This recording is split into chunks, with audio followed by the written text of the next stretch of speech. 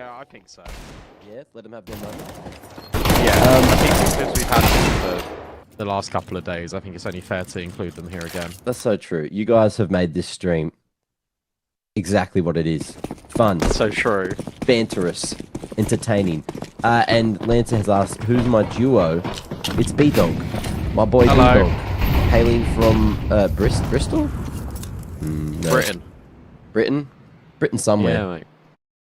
Myself. I don't I've want been to telling dox people myself, to no. come and see me in Malta. Like, someone even said my suburb's name.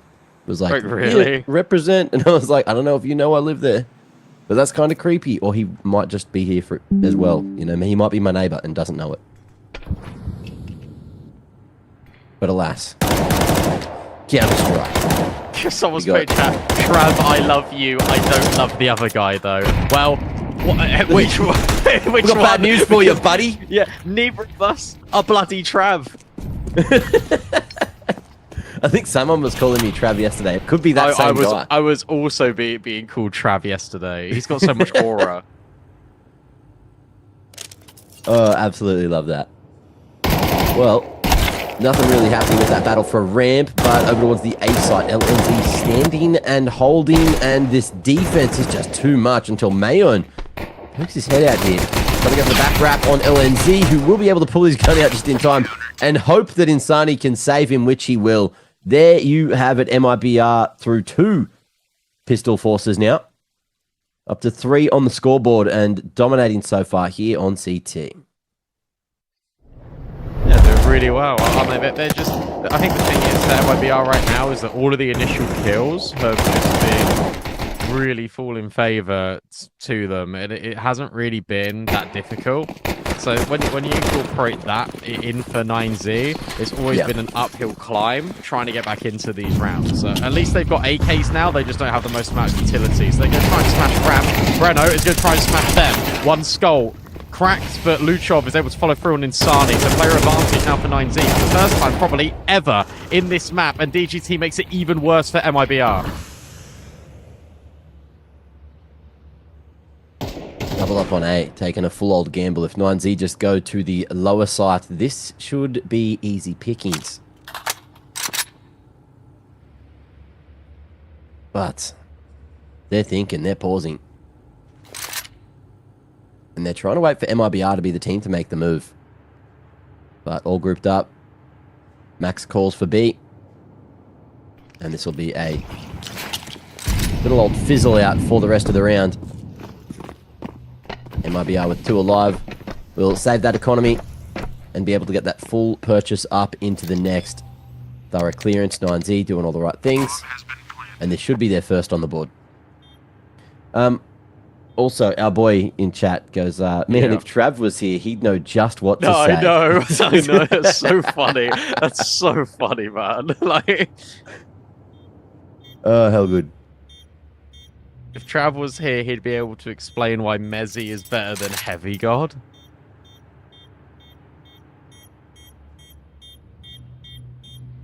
Well, one has all the trophies. Yeah. And the other one doesn't.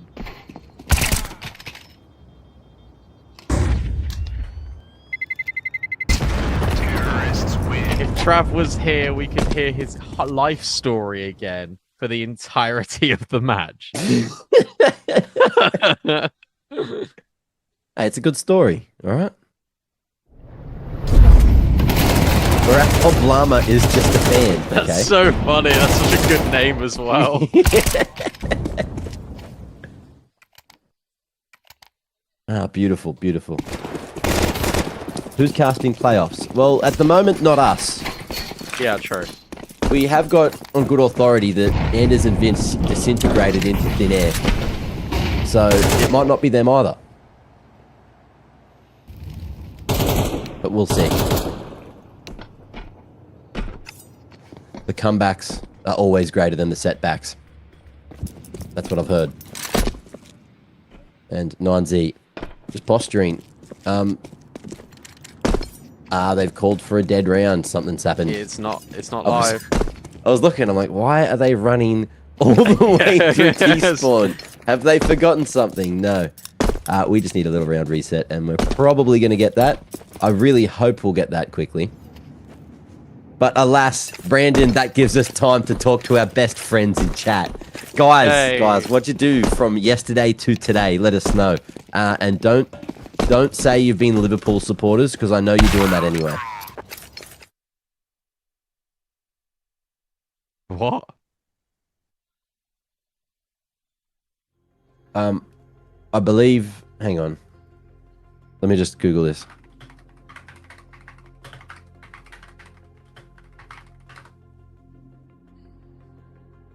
Liverpool viewers. Oh, Arsenal. Sorry. Oh. See, I don't watch footy. I don't watch footy that much, guys. That makes sense why people didn't get the joke yesterday, because I said the wrong team. Do you get what I mean now? Don't say that you're Arsenal supporters. Yeah. Do you know the name of an Arsenal supporter? Like the fans? Oh, a What gooner? they call themselves? Yes, Yeah. Gooners. Yep. That's me. I'm an Arsenal Are ya? fan. You're Yeah. a Gooner, are you? There I you am. go. I'm proud of you for that. It takes a real man to admit that out loud. Well, I'm sure Arsenal's a great team. Up the gunnies.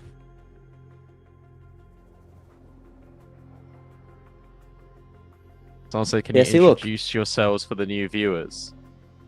Yep, Oh, you first. sure. My name's B-Dog. My real name's Brandon. It's nice to meet Dog. you all. I've been here the last week. And then we got Mac as well. You want to introduce yourself, Mac? Hey, yeah. So I'm a bit of a weirdo, but I like to have fun, and I am desperately missing the sunlight. We've had long days. Why'd you laugh at that? We've had very long... No, don't worry why I'm laughing.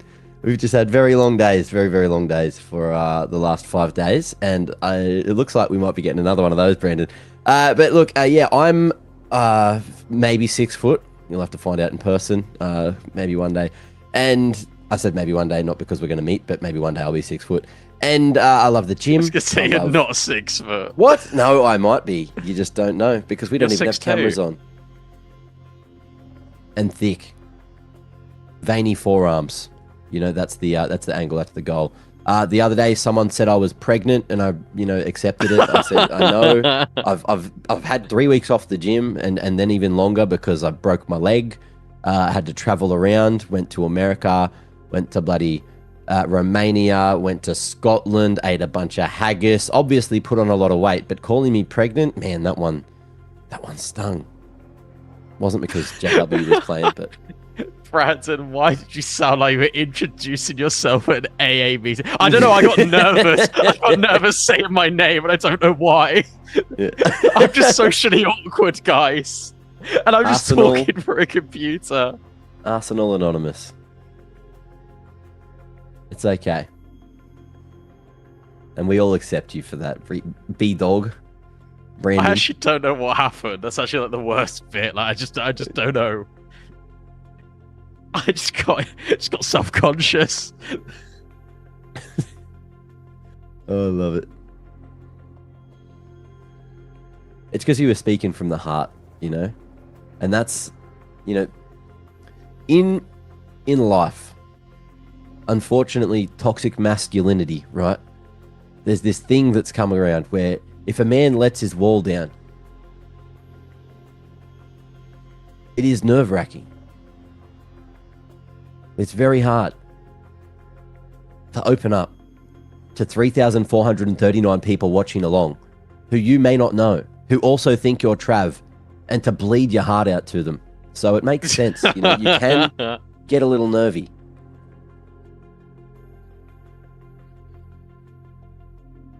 Wiggle woggle. You better believe I ate a corny in the USA. I swear they're in Europe. They're everywhere in Europe. Unless... Maybe it's just Malta. I swear I ate heaps here at Pro League when Pro League was on. They're good.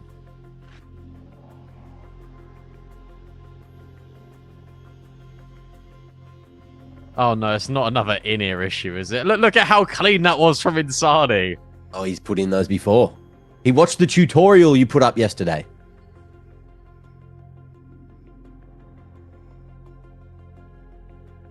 Oh, we're so back. I felt so final bad. questions. I felt so bad for Faven when that happened because they just didn't move off his POV. it was like watching Faven put on new in-ears for about 10 minutes. Yeah. There has been this one set of headphones where I've noticed this like ear cup come off multiple times. And all of them are staring at him like, are you good, bro?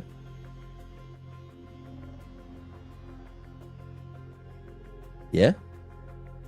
He nodded. Others good. In-ears are in. Cables all going to the right place. Monitor 1mm lower. And yeah, before we jump back in, the face when no tag F wants to know what are winters like in Malta. They're miserable. It's like you're living in Britain. It's just rainy. So rainy. And quite cold. Yeah, that sounds like Britain. Yeah. Oh, sound changing. Fist bumps. I like that. Perfect. Unpaused. Ooh, this is good. Let's go. They are on nuke. Oh no.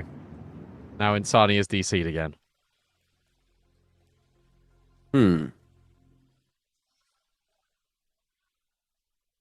You guys have just been absolutely baited.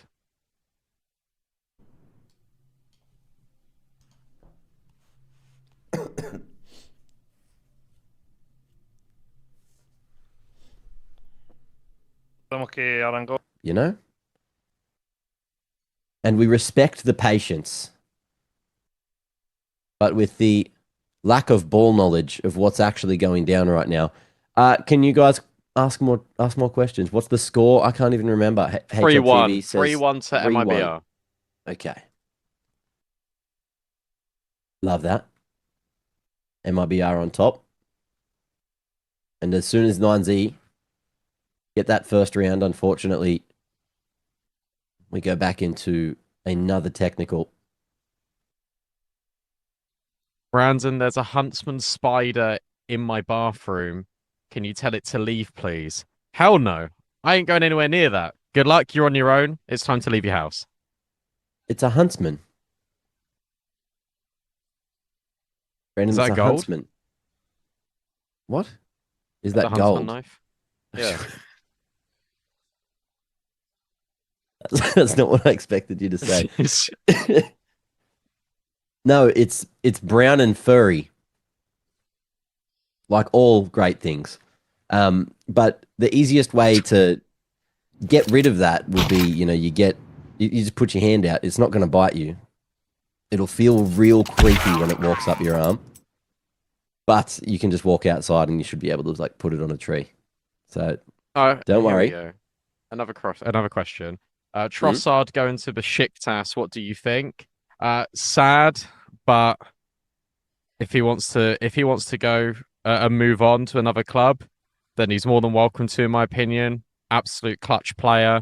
Saved us, 100 million on Mudryk, and then became one of the best cult heroes that we've had in recent memory. So I'm sad, but he can do whatever he wants at this point. He's a legend in my eyes. Just like you guys in Kick Chat, doing whatever the hell you want, and we love you for that. But we are so back. Gameplay. Here we go. Coming straight through. This is fast. This is quick. Straight out through the A site, dropping down to B.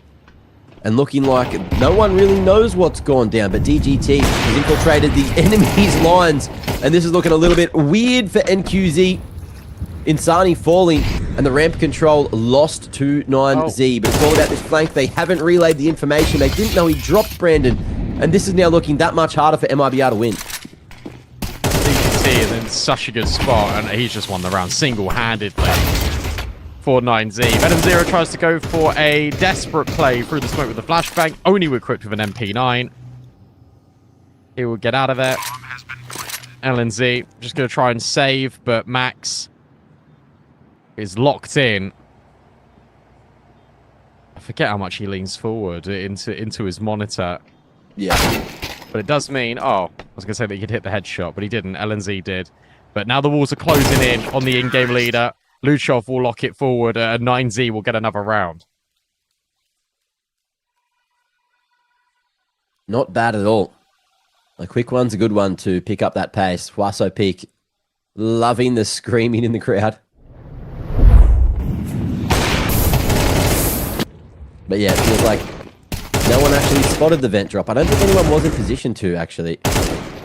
You do just run it back slightly. But that's going to be another one. 9Z happy. And the money now cracked for MIBR. USPs are plenty. And we're just going to see the A site stack. So 9Z need to flip a coin here. And speaking of flipping coins, guys, I just want you to know what Brandon's idea was the other day. We said, no. we'll flip a coin yeah, to see who does the A stream and the B stream. And I said, cool, we'll do it tomorrow. And then he's like, good. I was going to keep flipping until I got what you didn't say, and sent me a picture of heads. This little rat. Is this what it's like betting on Counter-Strike? Because this is I don't know. That's what you guys in chat make it feel like. MetaZero do anything with this USP? No, but NQZ can. He at least is able to find one. LNZ then jumps forward. NQZ has another opportunity, but as expected, the USPs do not find too much success. Insani dealt with by the lurking DGT outside. Damn, alright, that's passion. Is that the 9Z owner? I think it might be. I think so. Understandably happy. Obviously wants the boys to play into next week so he can continue enjoying China. You don't want to be going home too early here.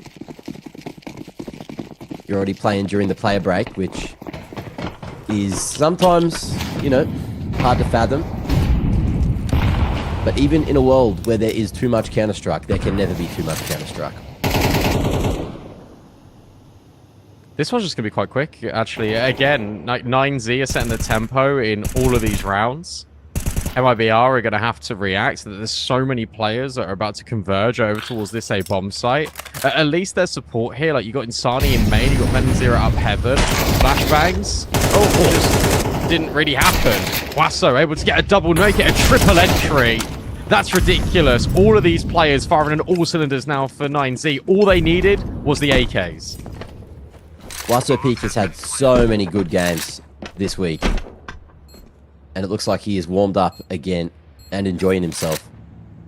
And yeah, you said the flashbangs didn't come, but this is one of the moments where it's good to go before the flashbangs, because as you could see, people were caught in transition. They didn't expect Waso to be so far out hut already. He just hit the go button before those flashes even came.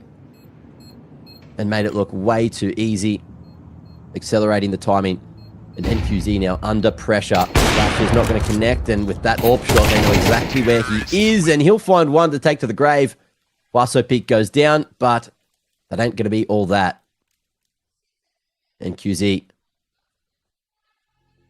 disallowed his life, and there will be nothing carried across to the next. Which means 9Z should have a bit of a freebie to make their way into 4 rounds.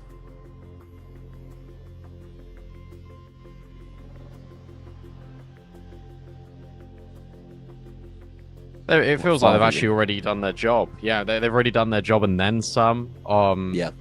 On this T side, it's really nice to see them get the ball rolling. It's also just really impressive how consistent the gun rounds have been. Seen a lot of variation, right? We saw that rushing towards ramp. Then we've seen the A hit. We've seen them go down secret. We've had the DGT drop in towards Ven and flank.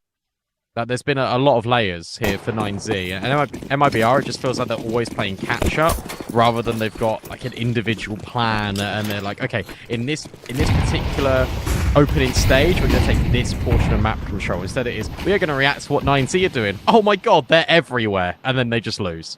Yeah.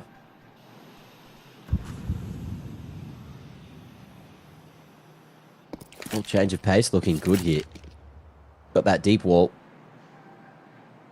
And Max has made his way, or DGT rather. No, Luchov the numbers. They're at least half the size of what they've been all week, and it's slightly throwing me off, but we are so back. It's okay. It's actually Luchov that's made his way to Secret, Brandon. I'm glad that we figured that one out together.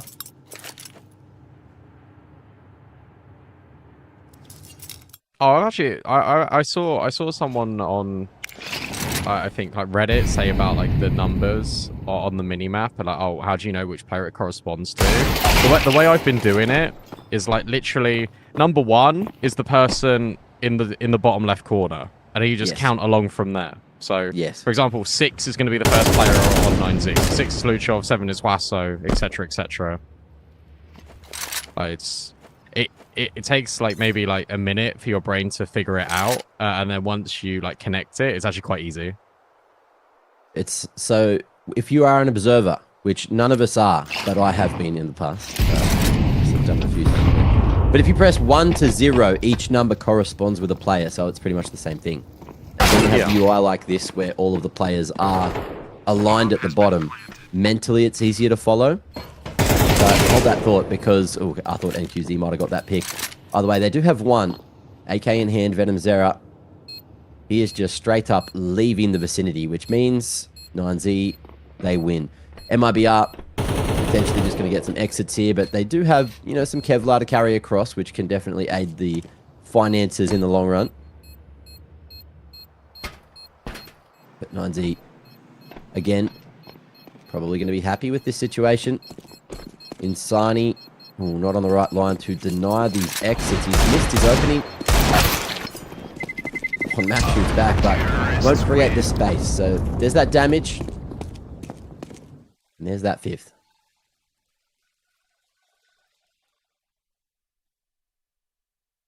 Yeah, it feels a lot more convincing now. And for MIBR, I just want to see them have a plan to do something when it comes to map control early. Like, I'd like to see maybe like one player start down secret. Maybe NQZ can get aggressive, probably not with this spawn, to have a peek outside. But I want to see initiative being taken, because right now they're in react mode. Like when it comes to like fight or flight, it's more like they're just fly into the scene rather than fighting with pure instinct. And 9Z, as a result, can just control all of the tempo. Still no AWP yet for 9Z. I think this just works brilliantly on the T side of Nuke, especially where they keep throwing different variations of rounds. Like, this is a nice idea now that they've got just outside smokes. They just throw the diagonal ones. They drop a molly in towards secret. And they break. Oh, that will spot out at least one player. But because they now know that, okay, well, 2 smokes we used to break, we can just cross safely. Now, all of the players for 9Z are going down secret. This is another change.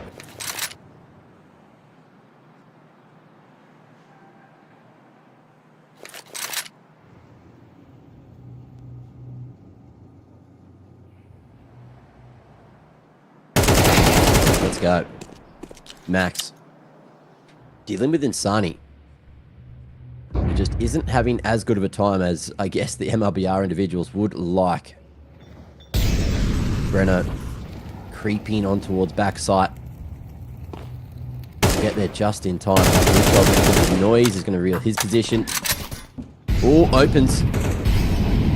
And spots Brenner here as well, but he's between a rock and a hard place. So many individuals just crunching onto the site now. Mayern able to finally deal with the B-site anchor. Go away? They can. Oh, Max on the lurk. Oh, in the vent. That timing. Get the bomb. Wow. It's being planted here on the B site. Mayern, if he misses that shot, then the bomb goes down and things get really bloody awkward. NQZ's position known and he's last alive. 9Z going to be very happy with how this play's gone. And NQZ, he is very aware that Max was lurking up a storm. It's just a matter of who makes that footstep first. I mean, let's be real. Mayern wins that entire round for 9Z because he gets such a brilliant angle on the player coming in towards decon and single door. And if he doesn't hit that headshot instantly, that bomb gets denied. That round is just over on the spot. So I think they actually get a little bit fortunate, 9Z, because it felt like for a moment they were considering going over towards that A bomb site with a massive lurker out of Max. They then go back in towards B. You've got to play Protect the President. And because the AWP was over at ramp, I suppose in a weird way, if you're May and you know that all the AWP is going to be doing is holding an angle. He's not going to push out towards ramp. Therefore, your life's not in danger. You can only focus on that single door. That was such an important kill. I cannot overstate how round winning that was. That one right there on Venom 0. Yeah. Job done. Well played. People in chat were giving Mayern the beans the other day in the bad way. The beans? Okay, rate beans with me quickly. What are the worst kinds of beans you can think of? Any of them. Oh, you're one of those, are you? Yeah. Apart from barbecue beans, they're really nice. Soybeans. Yeah, I feel like soybeans wouldn't taste good. Let's go with soybeans. So people in chat were giving him the soybeans when he needed like the pinto beans, like the good kind of beans, or the black beans even. And everyone was giving him shit, and I was like, man, why? Like every time I watch him, I feel like he's doing a good job. Sometimes his kills are like quite low, but in terms of impact, he does a great job for 90. And they're like, yeah, but his HLTV ratings, you're moving. And I'm like, oh, come on. Are you watching the games? Are you watching the games or not? Because I'm watching the bloody games. And I think my eye test is pretty good. Maybe not vision-wise, but in terms of Counter-Strike, yeah. The issue with Mayern is that he is a far superior rifler than he is AWPer. Yeah. The thing is, though, what's good about Mayern is that he is reliable. And what he does do, especially on the CT side when it comes to AWPing... Hang on a sec. I'll bring this train of thought back to just found DGT. Max, LNZ, there's just no comms here. Insani has found a triple. Eventually traded out by Luchov. This round now starts to get a little bit interesting. Molly up towards heaven. NQZ now stands in towards the vent, but the bomb is being planted. Mayern has now moved to a really prolific position because Breno won't see him as he comes through main. But Luchov's only on 11 HP. So this falls quite a lot, either on Luchov taking contact or Mayern finding a double. Up the vent slides NQZ. Mayern now gives away his position. They know about Breno in towards main because of the smoke trajectory. The molly is going to force him out, and now it is all on Luchov. That nade surely is going to finish the deal. NQZ is going to get that double, and MIBR are finally going to get around back on this CT side. But yeah, with Mayern, I think, yeah, the thing is, he's very stable as a player, and he's very consistent, very close there. Yeah. And on the AWP, he gives security because he's not one of those flashy players. He's just more like, I will hold an angle and do my job. And sometimes, like, I think 9Z just need that because they've got, like, the high explosiveness of Lasso or Luchov. So I think he actually brings a very good balance to the team, despite the numbers not always being there. But the thing is, hybrid AWPing is so important in CS2 that, I mean, he can do both. And I just think he's better with an AK. Yeah. Well, he's gone against the grain and picked up that big green. So let's see what he's going to be able to do with it. Up on top of Silo, there's no CTs for him to find. Insani playing unbreakable. And NQZ looking to maybe try and find a line across the top here if he can get to heaven in time. L-Smoke's going to be broken, but not leaving enough vision. Oh, and there's a chance. He has, and there's the connection. HE gives just enough of an opening. And 9Z lose Luchov. LNZ with a jump peek. HE to follow up on that contact is... Okay, gonna chunk down Huaso, who's so damn low now. Mayern with the AWP on the lurk. And DGT still locking down the lobby. This is an interesting way to approach this one. 2-3 split for the CTs. And there's that swing, but LNZ cannot connect on the readjustment. I think they are. They're posturing for it. Or are they just playing on B on their own? This is confusing. Oh, Insani's now just dropped down the vent. That's not quite the bomb. And I love this out of Insani. He's now just pushed the squeaky smoke. DGT is completely lost in the source. That is awesome. But there's Mayern finding the opening pick. He now knows there's a player up heaven, so he can molly to give space for this bomb to go down. Good molly placement to allow that one to happen. And still good utility for the rest of the 9Z individuals if they can live here. And they almost will. Mayon goes back for seconds and gets caught off. They know exactly where Max is, who's got the flash, got the molly, but takes the fight. And Venom Zera's crosshair is trained right on Tetris. And that'll be MIBR. Hitting back again. We've got a close game on our hands. 5-6 now. 1 round remaining for the half. How's that money? It's okay. Bomb plant was there. Money there. MIBR's won a couple of rounds. And 9Z will get that full buy going. So full gun round for everyone. Let's see what approach 9Z opt to take here. 9Z are overcomplicating things now. And that's why it looks a little bit all over the place. Really great round out of Insani. The fact that he goes down vent, gets the kill, goes back up the vent, just walks through the squeaky smoke. NQZ sees a shadow. They know that they're there. Nice shot out of Breno. Mayon will trade, but NQZ will then follow through. So the player advantage is now with MIBR, and it further extends. Insani will find Luchov. And what was looking to be a bit more of a disastrous half, you could argue it still is for MIBR because 9Z have 6 T rounds, but surely this scoreline is going to be even.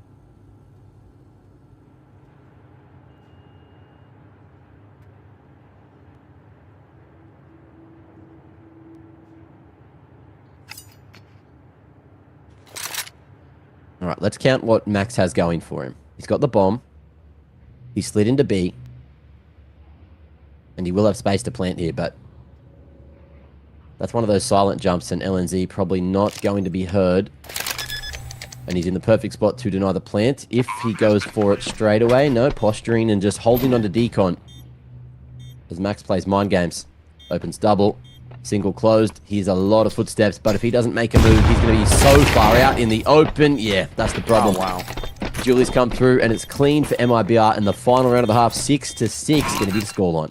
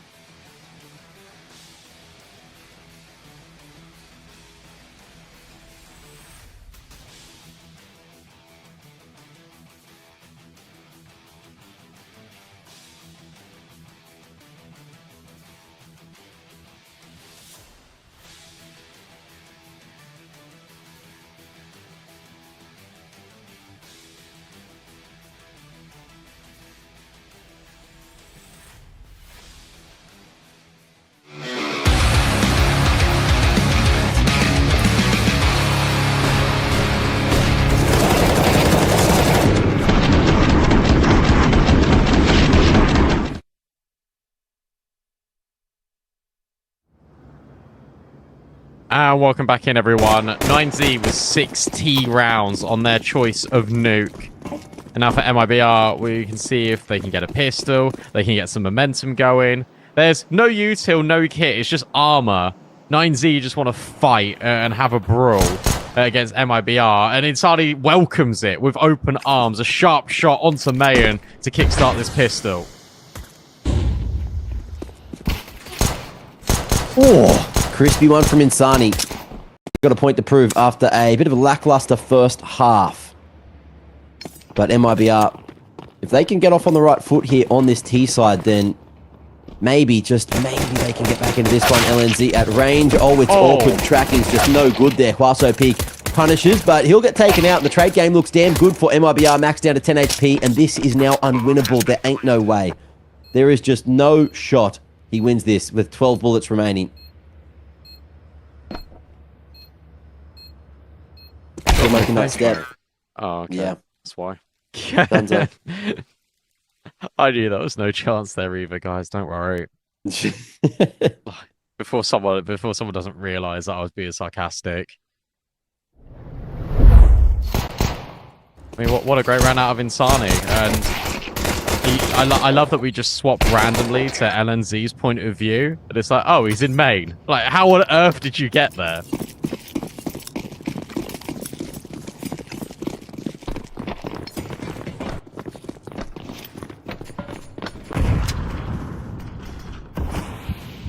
Well, let's see if this is going to be easy for anyone. 9Z on the horse.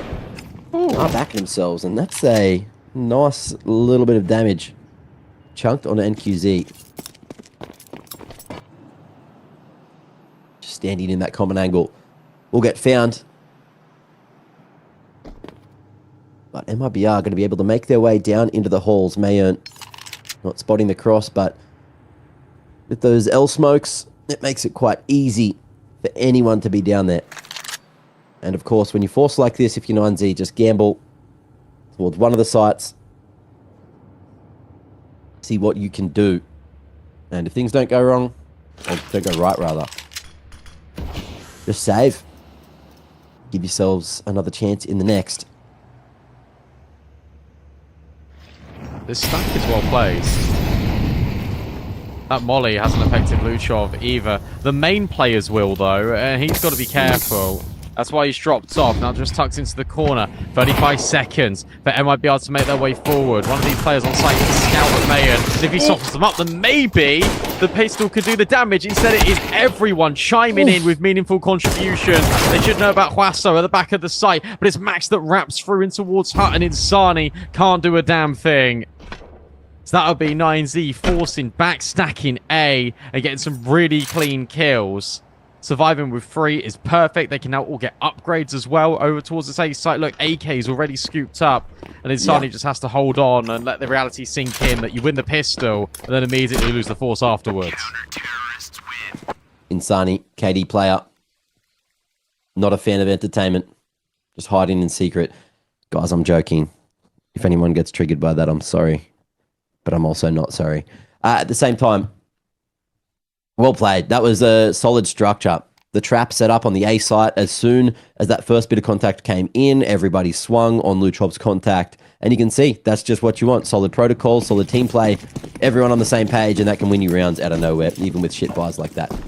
Now, into the 15th, MIBR still have that AK saved by Insani with a couple of pistols to complement. But can he, with the hero AK, make this one work? MIBR with the late outside smokes again. And with pistols, going through secret and in down to the halls is definitely going to be a solid decision. Ooh, but LNZ not going to make the pass.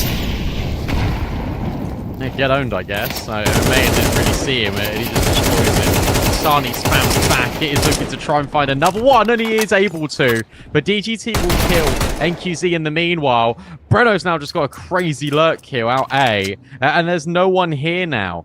49Z, Luchov in the vent. And surely you don't expect him if you're Insani. That comes right down to the wire, but 9Z just about able to hold on. Every single player gets a kill right when they need to.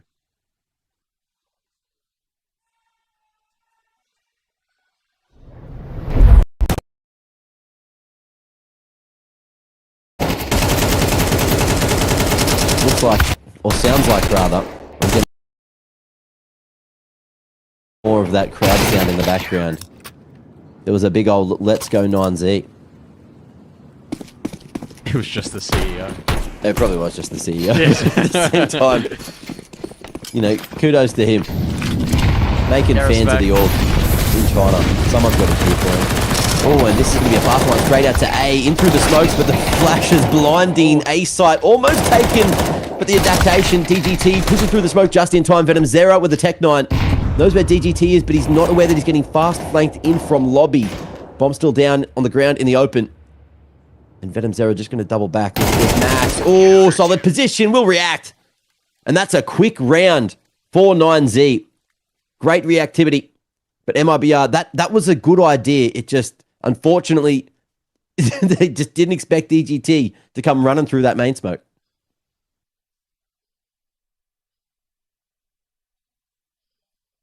Was that? They had an AK in the last round, right? Yeah. So they had AK Tech 9 in the last round, and rather than saving, they just I just realized they just rebought again. They've just completely messed up their money. 3 rounds in a row now. You're gonna be on pistols, MIBR. Oh, I don't know about that one. I know it came down to a 1v1. I kind of understand to a certain extent, but it really does feel like they're throwing their money away now. DGT will get the kill on LNZ at least, but Luchos now been caught off guard. Maybe they need pistols, mate. Maybe they just need pistols. Everything I've just said is completely irrelevant.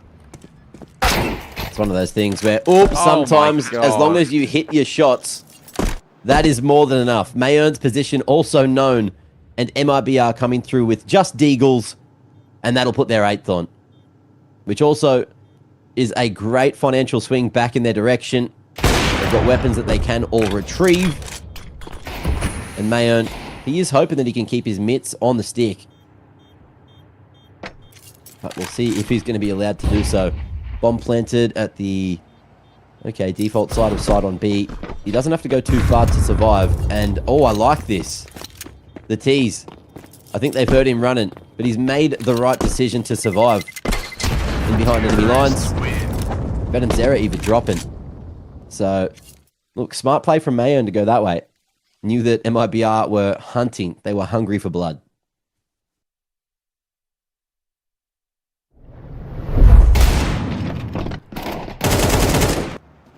That's the power of Deagles. I think it's so funny sometimes as well. Like, I'm not saying you guys specifically in chat, but just in general.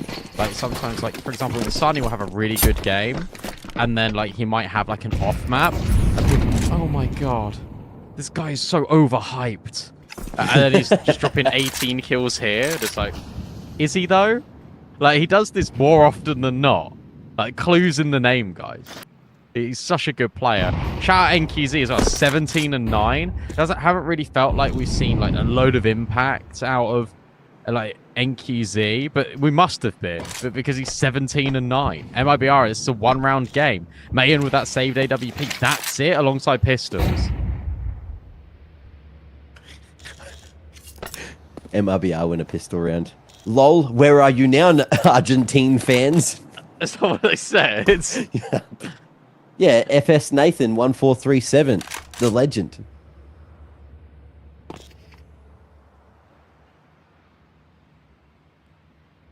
Just bloody chaos, isn't it? Well, 9Z, their turn to try and cause the upset here with what, Deagle in the hands of DGT, saved AWP from Mayern.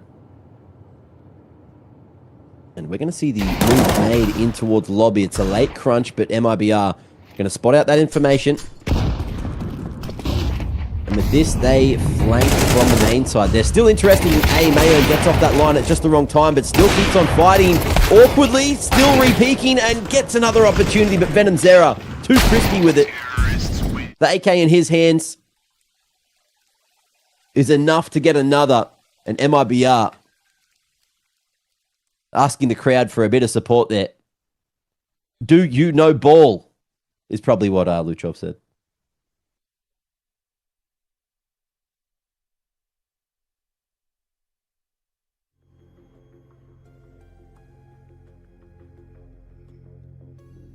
Someone said, "Why do these casters sound like they don't sleep?" Have you been paying attention to the last 5 days? Yeah, we should check how many hours we clocked up. B-stream was long yesterday and the day before. A-stream, though, has been relatively clean. So if we could just keep it like that today, guys, then boom, hell yeah. Also, it's early. You want us to peak now and not for the eyeballers FaZe game later? True. Like, do you want that 9 a.m. Riz from the boys? Like, I don't know if we got that, bro. We just woke up. We ain't rizzing anyone up. We're just here enjoying it, chill casting with our homies in chat who think we're asleep. Honk shoe. From where you'd rather be. Hongshu? What? Sound you make when you snore. Okay.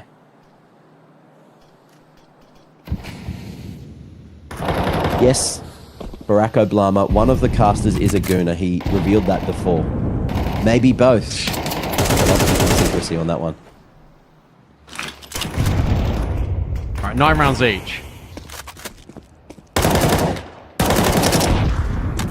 DGT will just spam out in Sunny. That is such a big kill to find. LNZ now searching for info. Flashbang will actually blind both him and Huaso. And now DGT will find another. This is all falling apart for MIBR. The opening kill goes the way of DGT, and then every domino starts to fall.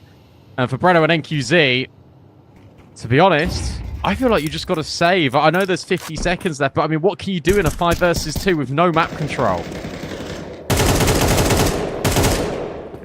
Save. That's it. 40 seconds of tucking your tail between your legs. And 9Z will edge out into the lead. At least with these 2 weapons saved, look, the money will be good for the next round and then a few more. But that is an early call.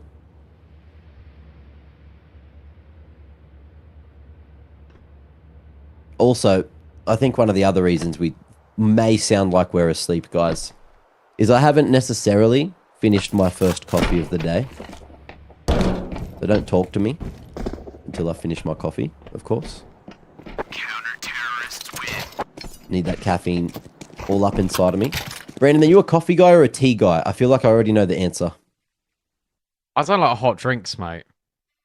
You don't. It doesn't need to be hot. You can have cold tea. You can have cold coffee. I prefer cold coffee. I hate hot coffee.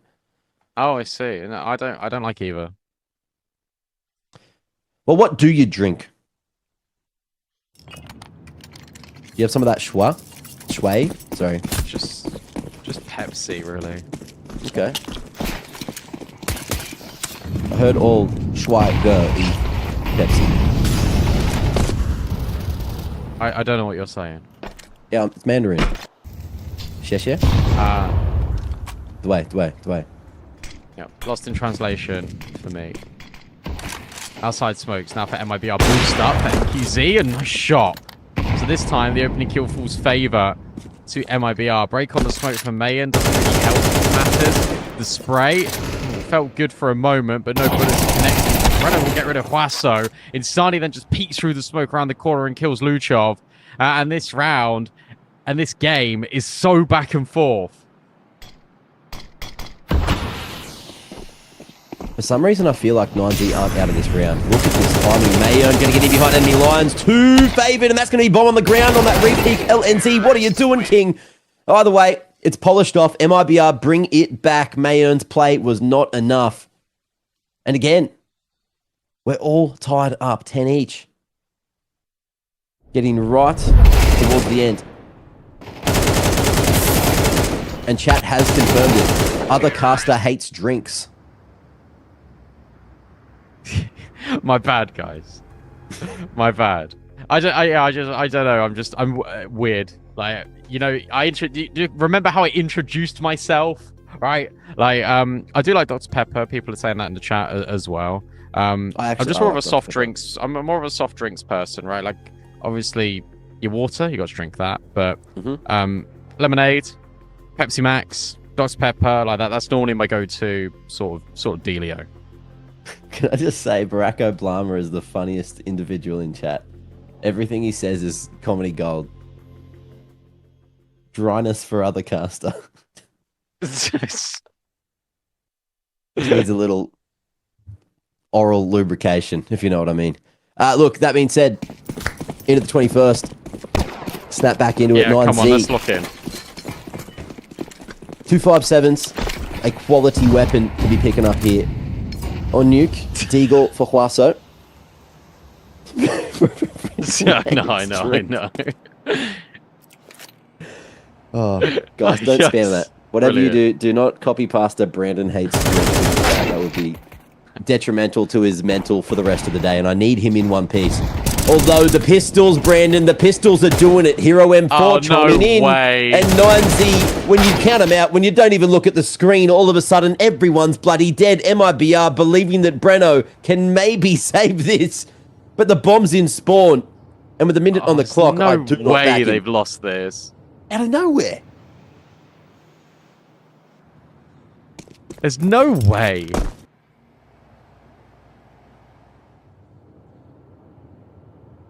And you're right, that's come out of absolutely nothing whatsoever.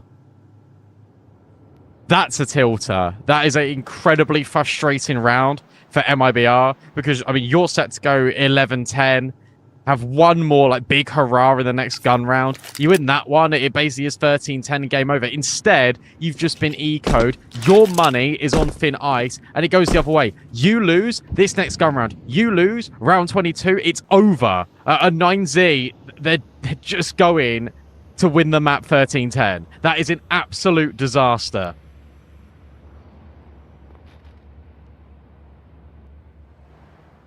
And yet, no matter what happens here, watch MIBR win the round in 30 seconds next round. We're going all the way to the end of regulation. The pure passion from these South American individuals is enough to carry this all the way to OT. We're going to go triple OT map 1, quadruple OT map 2, and then 30 in 1 map 3. Watch it happen.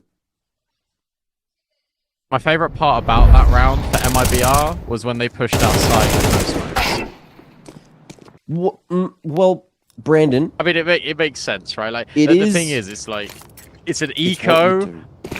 exactly. Like, you're using the range advantage. Like, it actually isn't like the worst thing in the world to do. Yeah. But to dry cross with no util is a little bit... I'm not too sure. First time we've seen DGT get incredibly aggro outside. Insani dropped. Max, wait patiently on the angle, but only good for a single kill. Is there any support? Yes, there is. Luchov now just stands and tries to battle Mayon. That's a quick shot onto NQZ. At least there's a trade. So the player advantage still remains with 9Z.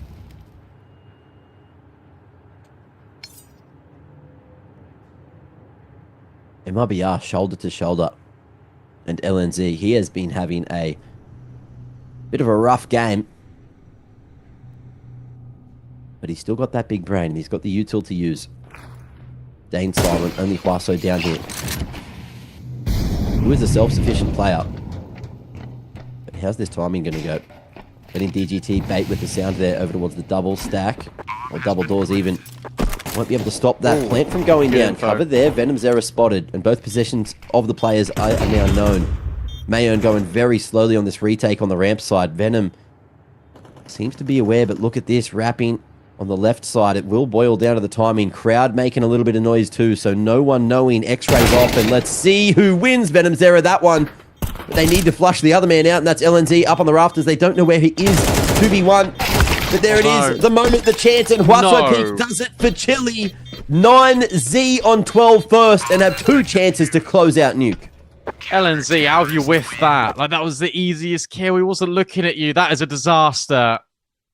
Venom Zero does the hard work. He gets the toughest kill and surely sets MIBR up for success. And instead, it goes the other way. Huaso Peak hits the shot. MIBR take a timeout, and they have been full eco'd and are now probably going to lose the map as a consequence of it. But LNZ should have got that kill. Yeah, it was a rough situation. He had just such a small window to get it. Maybe he could have peeked earlier. so many ifs and buts and different ways that the situation could have played out. But alas, you have to play it as it lies. And LNZ was, of course, worried about that player peeking at any moment over from the double door, so you can't go too wide. A position on rafters can be tricky. And this time, oh, that's a nice read. Early outside molly. And a fake from MIBR. They've got one player down in secret already. That's Insani making a solo play. The rest of them just hold in lobby. With this one set of util. LNZ, molly and flashes. You better believe it's going to be this late A pop. It's just about how much Insani can do. He's already made his way over towards control room. And could even flank ramp at any given moment. So let's see when they go, where they pop. But it seems with this much space for Insani, they haven't seen it again. They're just going to pause. This is an MIBR round. They're going to have B for free after this pick. Oh, no. Oh, no. Mayern just not reacting. The crowd going wild. And the B site may be locked in, but DGT already down here. Going to be able to cut them off at the pass for one. 3 more players scurrying their way down. Both for 9Z and MIBR. And Brendo with the Mac 10 up in their grills is not going to be enough. This could be the end, Brandon. It really could be. I mean, NQZ's on the rafter, but then he gets cleared by Luchov. And LNZ is nowhere near, and he's only equipped with a deagle, scoops up the AWP. But this is not the weapon for the job. In a 1 versus 3, where you have 25 seconds to go and get the bomb on the B site. And I think the reality is just setting in here for LNZ. Shot for the first, but then the swing will come in. Max makes it so. A 9Z against all odds will take nuke. It was dominant when the guns first came out on that T side. It took them a little bit to get going. It was so much back and forth in that second half. MIBR were really, really good up until the point that they got full eco. It is that small mistake that cascades into them losing the map. I can't wait to see what we get from the next one, but this one was insane and a very solid affair. I'm keen to see, you know, what goes down over on Mirage, because Nuke getting that active, being that chaotic, you can only believe a map like Mirage, which is a little more puggy, a little bit more individual based, may be exactly what MIBR need to get back into this game. You saw Insani, he's brought his A game, some of the other boys as well, doing everything they can and more. But hey, it's going to be a fun series, especially if we get a little bit more of that. Yeah, absolutely. We'll have to have a little look as to what's going on for Mirage as we look ahead. But for 9Z and MIBR, they're going to take a little bit of a break, and so are we. When we come back to be that second map, can 9Z get through to the playoffs in 2? We'll find out after this.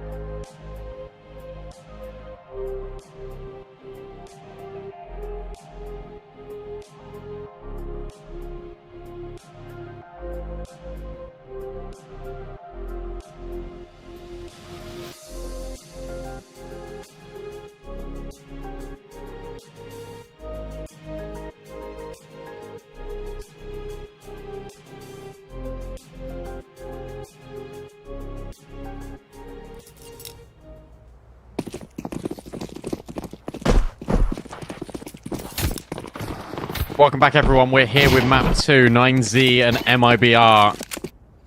9Z are able to take their choice of nuke. Now we go to Mirage. 9Z start on the CT side. Bomb left outside B for MIBR. But currently it doesn't look like that's going to be the commitment. It's just a collapse of info gathering. Over towards the B apartments, you got this lurk in Palace as well from NQZ. Bomb now gets scooped, and the T side can make a decision.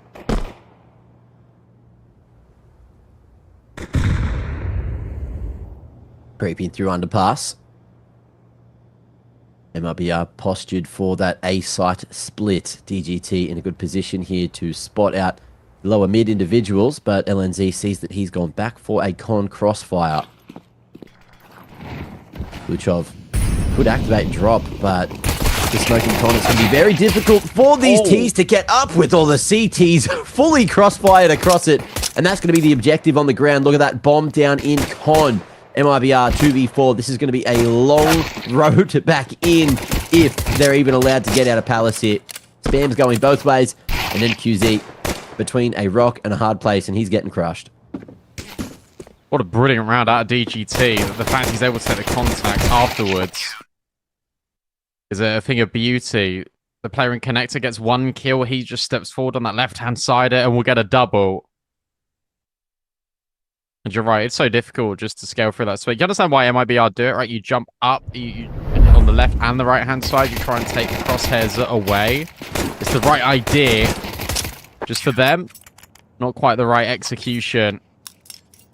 So 9Z will step into the lead. They'll take a pistol. I think this is their first pistol this series, if I'm not mistaken. Go double check. Yeah. It's the first pistol they've won, and they're already a map up.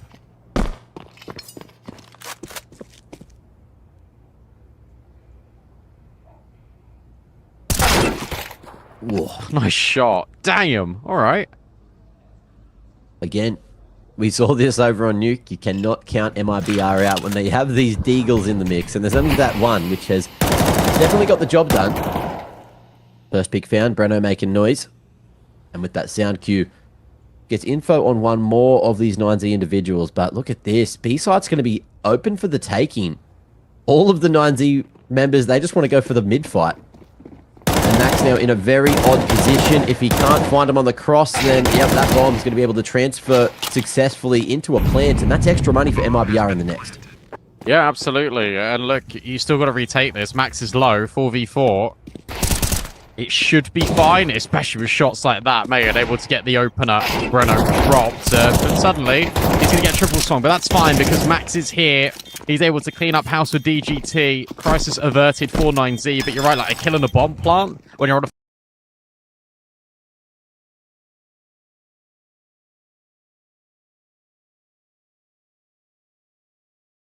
a best case scenario for MIBR in a round like this. Yeah, absolutely love to see it. 9Z, successful retake, but that money's going to be there.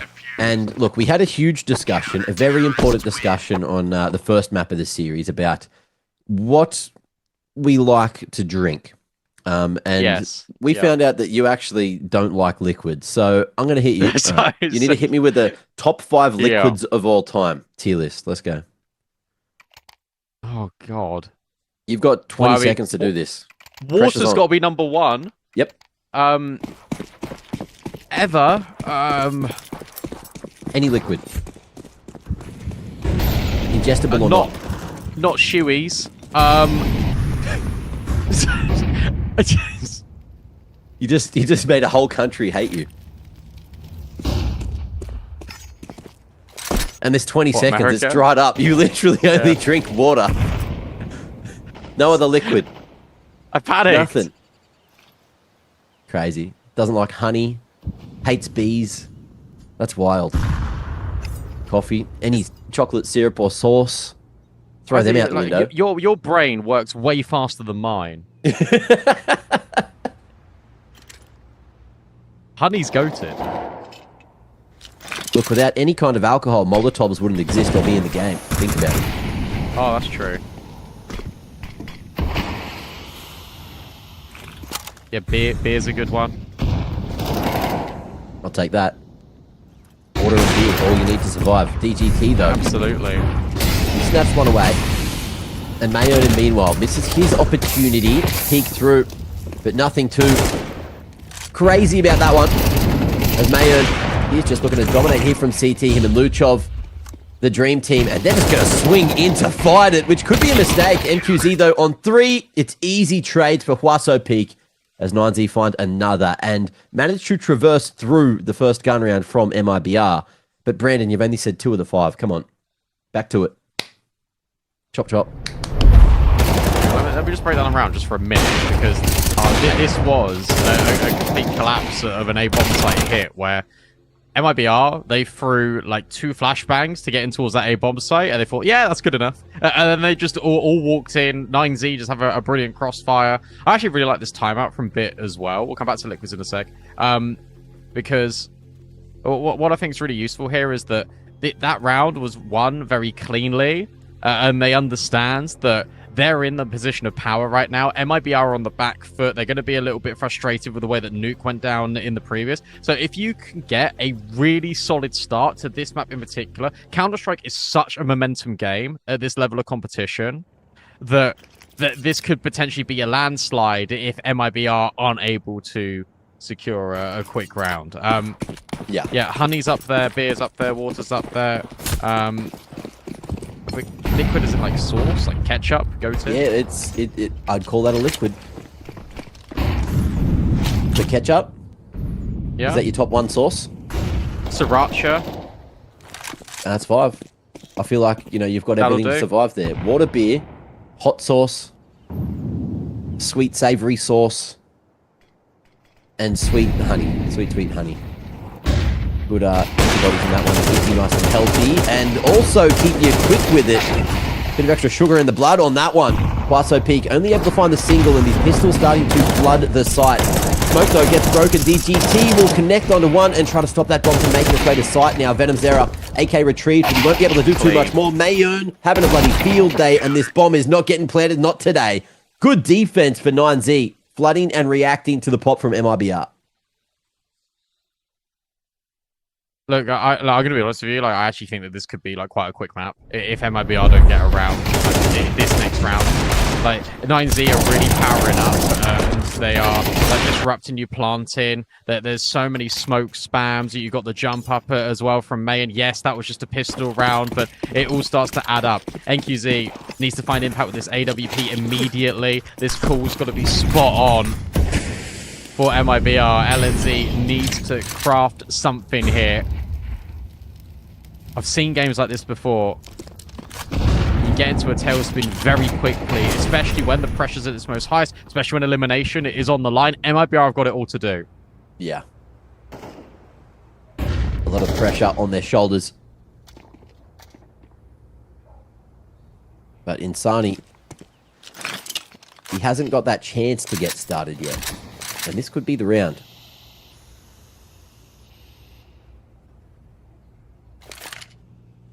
Incredible mechanics on him. We got a cheeky boost here, and Luchov thought maybe there was a world where he caught Breno, but MIBR hit the brakes, realized the danger of all those angles. Molly for ladder lined up, and now MIBR with the ladder control can split into B late or lurk, cut off the rotations if it is going to be this pump up con, which has been revealed. Mayon spotting that one, missed opportunity on the stairs cross, but Huaso is going to be able to fully control A-Ring. In comes DGT, him and Huaso connecting with the rifles. Brino trying to do as much as he can to get to site. They know that Mayon's here, and they know that DGT is still tucked away on site. Flash game's good, DGT down. And now maybe there's a chance, maybe there's a hole and space to get this one planted. Covers there. Incent is to force him out of the open, but it's good coverage. Breno really picking up the pieces, and QZ slides that one through. And Max, not a lot that he can do. 5-0. And a lurk behind him. MIBR are back. Yeah, they played that really well. There was a lot closer tether in there with the contact being made from MIBR. Like, it does get dicey. Like, 9-0 in a really good crossfire there. But MIBR do a really good job at making every single fight unfair because they pick and choose the gunfights on their terms. And 9-0, all they needed to do was try and group together and swing as one, but they couldn't do it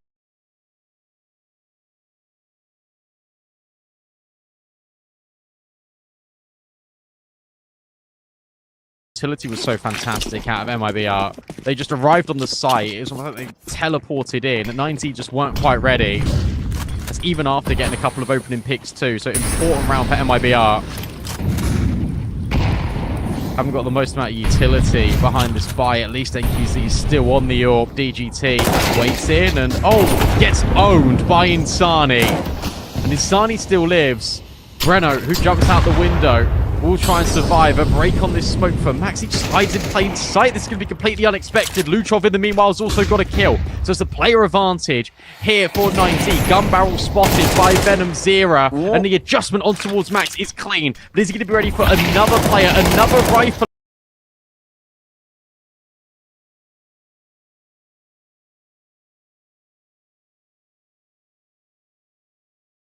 Might not matter. Huasso is actually able to hit the shot. And now it relies on the AWPer, the new kid on the block. Out, he's dealt with Huasso. And now he peeks on towards short. He sees Luchov. It's the instant headshot out of the rifler. 9Z able to just... Yeah, that's the main thing, though. You say it gets ever so close, and you look at the money. It wasn't MIBR. They're going to... game. They can still keep up.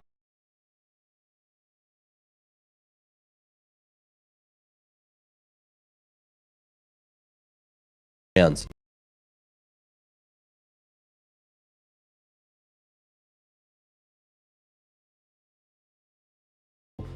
Let the coach have a yap. In the first half, because it's their map pick. Tell you what, though, as well, right? Like, this is actually a... because...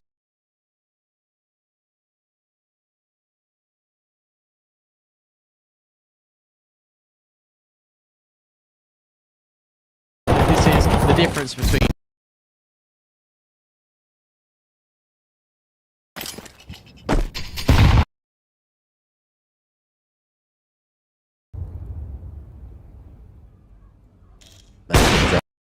seen, but not connected.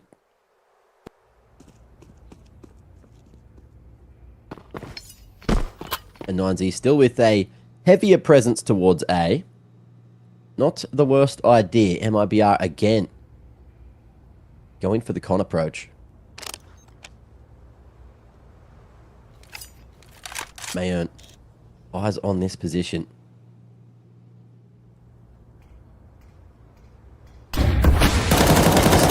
Up DGT, good info.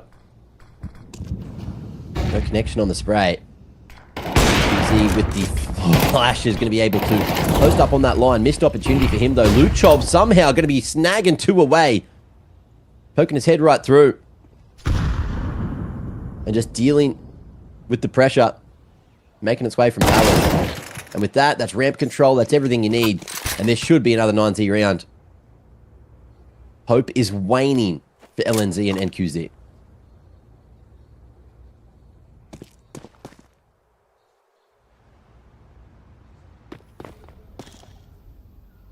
Tough one.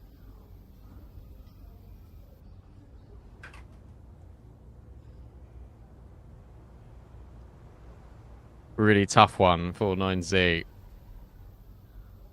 Not for 9Z. They're chilling. For MIBR. Counter-terrorists win. NQZ, can he hold on to the AWP? It looks likely.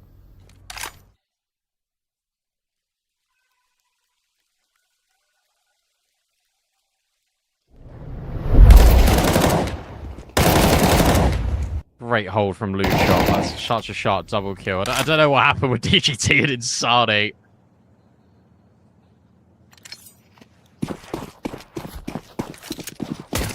DGT's just got his head on his shoulders today. He is reading everything that MIBR are throwing. Yeah, he's playing brilliantly. Whoa. And speaking of, that is an opening that you are going to be happy to take. Well, you got to go A now. That's the bottom line. You have to go A now within the next 10 seconds, because otherwise you're going to lose the timing, and they're going to rotate over. Look, you can already see Mayon is on his bike. DGT has rotated through from jungle, and oh, well, look, you've lost the timing. What do they got? 2 smokes, 1 flash. And one of those smokes is at mid. So that can maybe be thrown if he's got the lineup. But in the meanwhile, Max making a move, hearing this rotation. Should be able to catch Insani and the AWP. But plays the passive approach, and now they know it's A. It has to be. Every bit of information in the world. Smokes at least will come down. And the rest of the defenders just need to wait for Max to play. Man, this shot, but still baiting in Huaso. Nice shot out of Venom Zero, but traded immediately. Don't even need the max flank. And do you know what? That's probably fine for 9Z, because you never revealed that he did it, and he could probably go and do it again. Sneaky, sneaky. And yeah, the defense just able to play off one another well enough that MIBR got torn to bits. But that was the force bite. So now, what do you do? Insani. They're going to force back up again. Okay, I guess money's in like a weird way, and you've got max round loss bonus, so you can continue to put on these weird mixed bag rounds, LNZ, down to the MP7 just to get the extra util. And again, A-site's going to be the target. This time, though, they might go earlier, which wouldn't be a bad call. It's just Huaso here playing from Get Right. Moves back to the safety of default. And even with that flash, he's full blinded. He's full white. They've missed their moment. This is what they keep doing when they go in towards A. They throw flashbangs and then don't go. And then look, you've got no follow-up utility. We need more flashbangs here, MIBR. This is now just pure contact. Maybe they can catch the Palace player? Yeah, they can. Okay, that could be the way in. Nice shot out of Venom Zero. And fair enough, it works this time because Venom Zero has found an awesome sequence of kills. Max will eventually end his reign of terror, but it's too little too late. MIBR, the hands of Venom Zero, are able to make ends meet. I didn't like the contact, but fair play. Mayan wasn't looking at Palace. No one was looking at Palace, and that was the small window that they needed.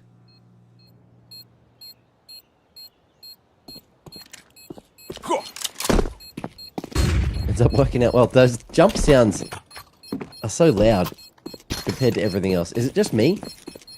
Yeah, it's sometimes when you you flip to the guy that's like throwing a jump. Like, you know when it's like the little grunt that they do when they jump, like, huh! Like yeah, it sound for some reason it sounds like it's been pitched up a little bit. Yeah. It might sound normal on stream, but for us it sounds different. Could be because we're playing in the Perfect World client. Yeah. Maybe they've got different sounds there. Oh, potentially. Yeah.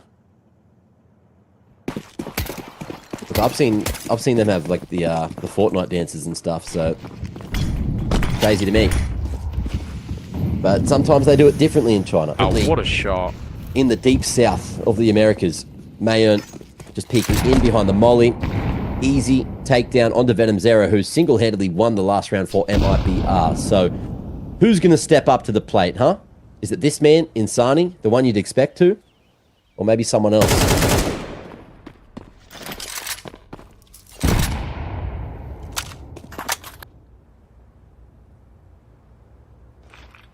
Well, you'd hope for Insani. I mean, he was ridiculously good on Nuke, and he's currently got 1 kill. That isn't enough when you're fighting for a playoff spot. When you're fighting for the chance to stay alive in the tournament. Venom Zero, the only one really doing the heavy lifting for MIBR. Max, surely, is going to kill Breno in a moment. Although Breno will look at the angle, but Max will get the spot first. And there's also a second player on this B bomb site too. DGT slides in and is able to spot LNZ, but it's a sharp shot. Now they're going to change tax, but Huaso says no. You can't come up here without paying the headshot tax.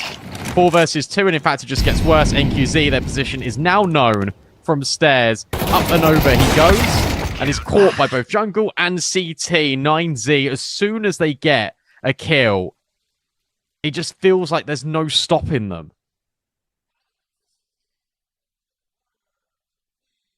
Just, yeah, too much for him to deal with. Especially given the weapon that he had. Again, 9Z, just flying picks all across the map. Tradesmen needed. And they are looking locked in. And like they really want to make their way into the playoffs and get it done quick, smart, 2-0. MIBR, a chance for 4. If they get a few more guns cranking here into round 11. Mid control going to be the protocol. Smoking con, smoke it mid. Oh, it's a B split. Finally, B site gets tested. Let's see how this one goes. Max going to be standing tall and looking to deliver. Has the helping hand from Mayo, not too far away, but the entry's working. No scope for Mayo, and almost turned it right on. It was just there. It was just there. Molly looking to dislodge Luchov. And in the meanwhile, LNZ going to be able to take another name. DGT, he's been phenomenal for 9Z. But can he win the clutch to put 9 on the board? Bomb right out in the open, just outside market door. And MIBR, they're going to squeeze every second to get the info. Fun fact, by the way, that tomato can that's put there, but because of the Magic's 1v4, if you headshot someone through that, it doesn't kill them. Yep. Shout out Valve. The best change to Mirage they've made in the last 20 years. They should make it like something that is like interactable, like you can like shoot it off, so it doesn't just permanently. Oh, can you? Yeah, I'm pretty. Actually, oh, I okay. could be wrong there. I could be wrong, but I'm pretty sure it's an interactable jar. Okay, cool. Like after that first shot, it disappears. But look, almost did give him the extra cover there. However, that'll be that. MIBR in with a third, a chance for 4, and an extra bit of space to breathe in that second half. But we'll see how this final round of the half goes. Of course, 9Z, plenty of cash to buy up yet again. And MIBR with 2 alive still will fashion a relatively good buy.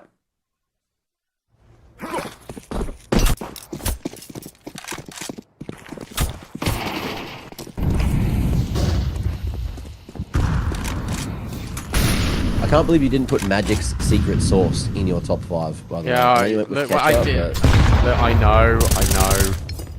My brain just wasn't working. I was also trying to think of like something funny to say, and then I also like when I said, yeah, and then when I said Shuey's liquid, when you said like, I'll give me like top 5 liquids, I was going to be like Elite Twists, and I was like, oh, that's kind of lame. And then I didn't commit to any of it, and then my brain was like, I'm just going to give up. That's literally all that happened. I'm just going to say 2. I'm just going to fail the task. We got there eventually. I can't believe we forgot juice, though. With so many good juices. Pineapple. Oh. That's nice. Cow juice, my favorite. Coconut water as well. That's actually really nice. No, it's not juice, but... Good electrolytes in that. Absolutely. DGT, what are you doing? He's just burnt himself. He's hungry. He's ready for lunch. And Insani going to be gobbling that one up. 2-man advantage to potentially stack on 4. Breno out on the B site. Misses the opportunity to take down Max, who's slicing this site in half. Jiggling and hoping that he can find a little bit more value. But he has bought time for the rotation. The cross, lovely shots. And 9Z from the 3v5 are coming right back into the round. Max being an absolute nuisance on the repeat game. And Insani, he has to be the hero. 1v3 to get it done. 20 seconds and the bomb on the ground in the open. There's no way. The setup, it's way too good. You swing off of Max's contact and you just cannot win this one. Insani going to give it a red hot crack, but it's too hot and he burns his hands. 8-3, 9-3 even at the half. Maths ain't mathin' and Mac ain't mackin', but I need a break to get my brain working and a bit more caffeine. You guys do the same. Stay hydrated, and we'll see you after the break.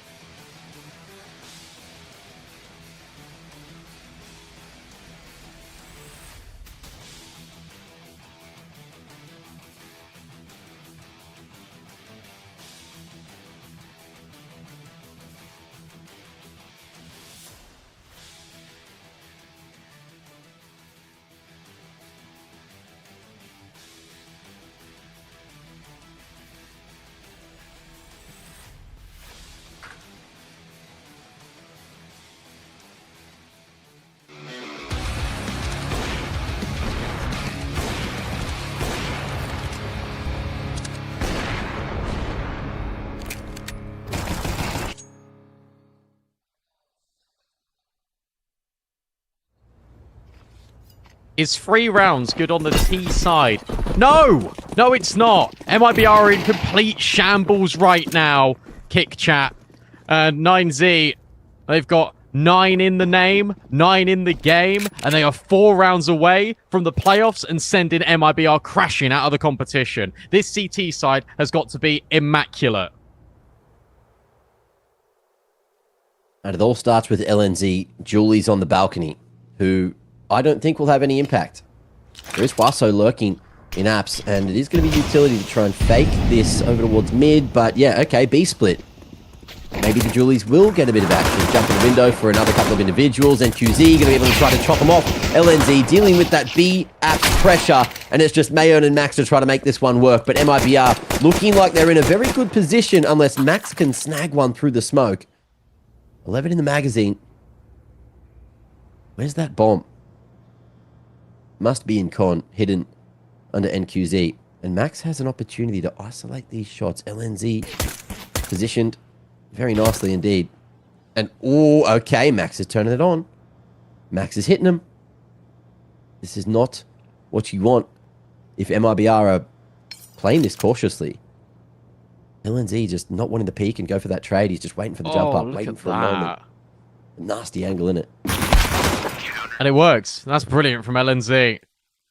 And QZ as well gets an important multi. 9Z not able to maybe put the final nail in the coffin just yet for MIBR. They're able to claim the pistol. Really well worked. Good setup for MIBR. The dualies go brr. And 9Z, no bomb plant, no money. It's just going to be an eco. They're not scared about letting MIBR have a comeback attempt yet. Instead, they're just going to say, this is going to be a little bit cosmetic. But don't worry, the guns are going to come out very much like they did on that Nuke T side. And then we're going to go and win from there. Other caster, just wanted to know. 1Q3ER5 asked, how come this caster never reads what I write? Can you explain yourself? I don't know what he said. Mum is angry, says, did caster sleep well after yesterday? I think that's to you. I slept reasonable. I had a huge sleep yesterday because Trav covered for me on the first game, actual legend. And then me, myself, other Trav and Trav 2, we had okay sleeps. So we're just sharing the load today.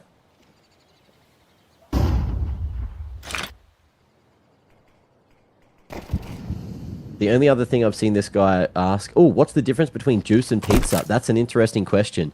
Well, one's fucking food and one's a fucking drink. Oh my god. Yeah.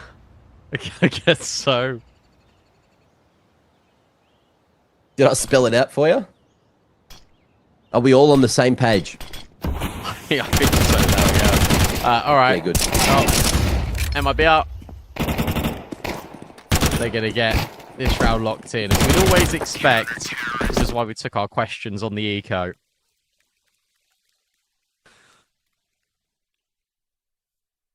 And before we get into the guns, I went over this yesterday. What's your favorite Chinese dish? Oh. Chat had some good ones. I like the shredded chili beef. That's one of my go-tos. I like that. Sounds I good, like, actually. like sweet sour chicken. Yep. Classic. Duck spring rolls as well. Can't forget about the sides. That's pretty good. Yeah. I don't know. Very, My very one was Chinese dishes. satay chicken wonton noodle soup. It's big soup. And, oh, it's so good. It's so good, Brendan. I can't describe how good it is. Almost as good as the KD from Insani when they make this comeback happen. Okay. I still believe. Mid control going to be there for 9Z though. Lots of pressure here. Lurk from Huaso in the Palace. And Insani going to be tested, but he doesn't have the best tools. The Famous here is not quite good enough, but no. DGT in the meanwhile going to be able to grab another. Venom Zera trying to stop this pressure in from Con. Nice. He gets to isolate all these fights, but he doesn't expect another. And Max going to be able to bring this one right back. LNZ down to the 1v1, and Huaso makes his way out. But again, he's got that time remaining. He's mollied the bottom of the pond, but there's a smoke there in the way. Crosshair trained straight on the head of LNZ, and 9Z do it again. They're on the board for the second half. What a shot out of Huaso. And it's his lurk out of Palace as well. All the contact is coming in from Connector right here, right now. And he just makes his way through. What a fantastic shot. And it's right, as soon as the guns come out for 9Z, they go back to winning ways. And it's so, the difference between 9Z's T side already compared to MIBR's is it's so decisive. They know exactly what they want to do. They've got a game plan in mind and they just go for it. And if something upsets them, they still commit to the plan. That lurk was really well placed out of Huaso. Can't stress how important that was. Double digits, double the scoreline for 9Z against MIBR. It was a little bit expensive, so the money is still going to be a little bit stressed for this T side. But MIBR are going to be feeling a little bit hot under the collar. Lose this, no money, game effectively over. Another slow early round. And 9Z this time just going to posture. Go for that B-split utility from mid. Only one player lurking here. 4 from apartments. A good timing on that block smoke. However, LNZ, he's not going to face it, so it should be easy for them just to run through. Look at that, splitting the wickets. Taking Huaso down, and meanwhile, NQZ chimes in, and this is looking like the B-site defense isn't going to crumble. Not yet anyway. 4v2. Max towards the bench. Ooh, and nice little stop in midair for Mayon to dodge that AWP shot. Plant down, and now he's going to be last alive to try and shut up all the haters. Smoke going to be in the way here over towards Get Right, and he's playing a dangerous game going through. Off in head, NQZ is going to be taken out. Peekaboo, back he goes, and oh, he's doing it! Oh my lord, he's almost done the whole damn thing. Mayon keeps MIBR guessing and keeps them honest with their economy. What a nice attempt. I'll be honest. I'll be that guy. Max, you are trolling in that round. you are... Why on earth are you peeking the AWPer from bench with a Mac 10? Like, what are you doing? That was ridiculous out of Mayon, but Max has just, like, completely sold the round.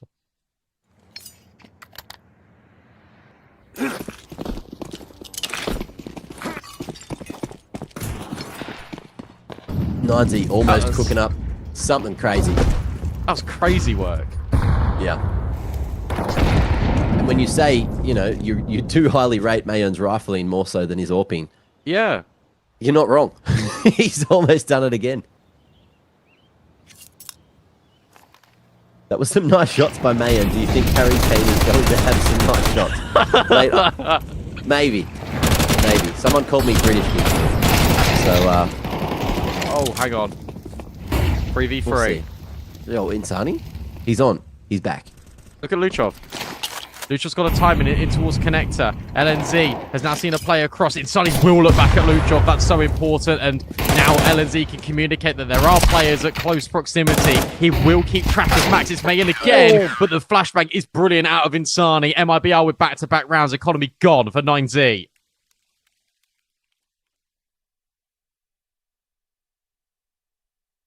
Do I sound English today?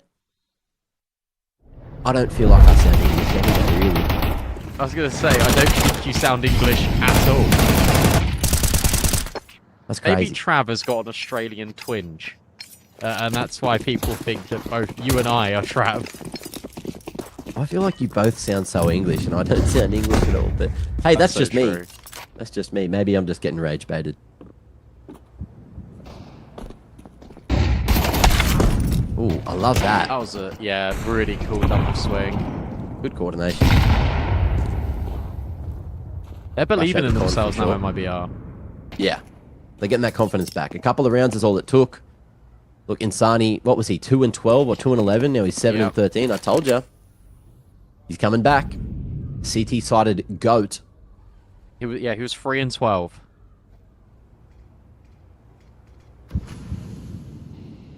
Mayon, T-sided GOAT. That's true. And he's still alive with the hero AK. And looking to lead the charge over to Con.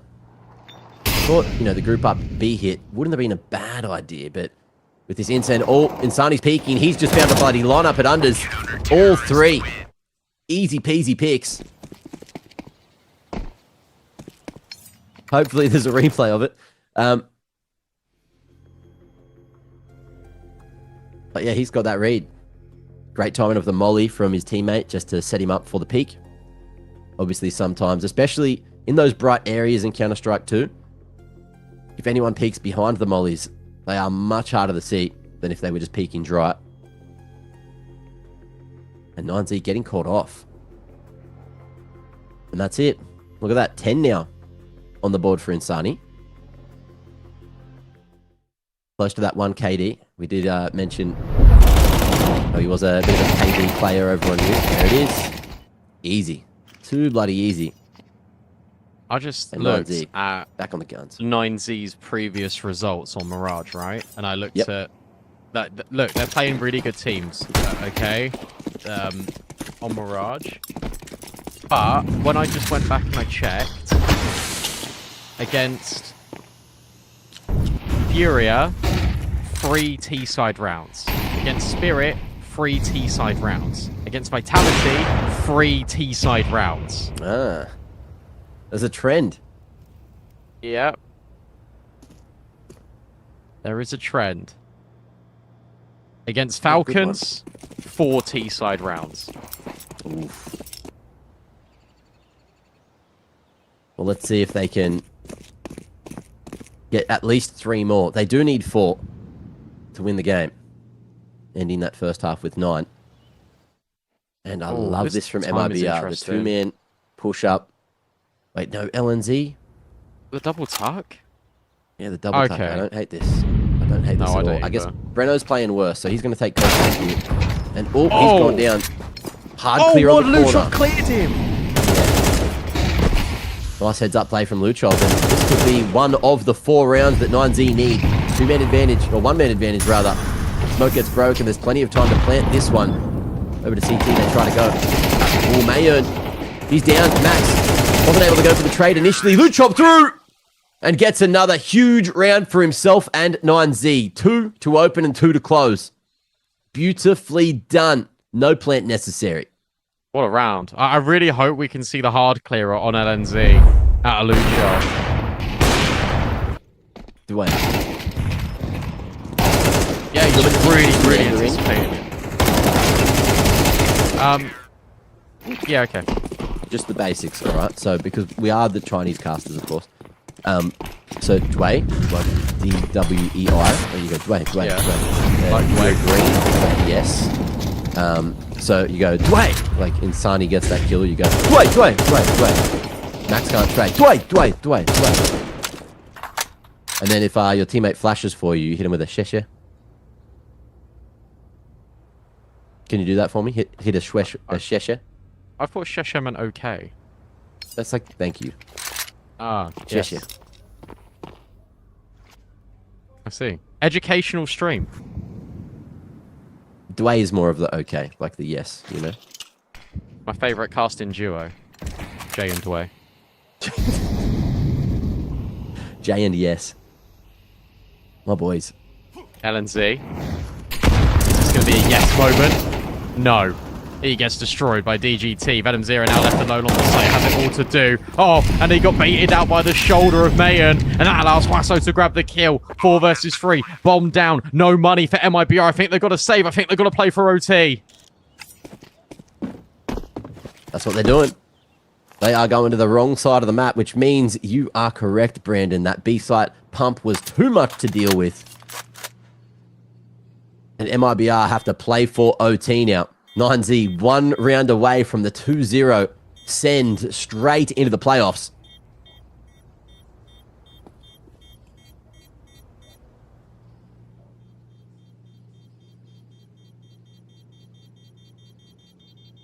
And we're getting right down to the pointy end.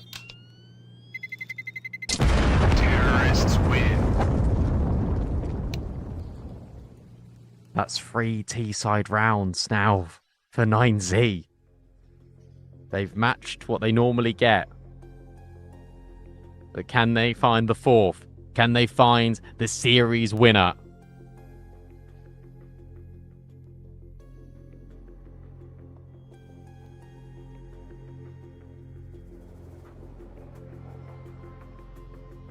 MIBR taking a tactical. Definitely the most important round of their tournaments so far.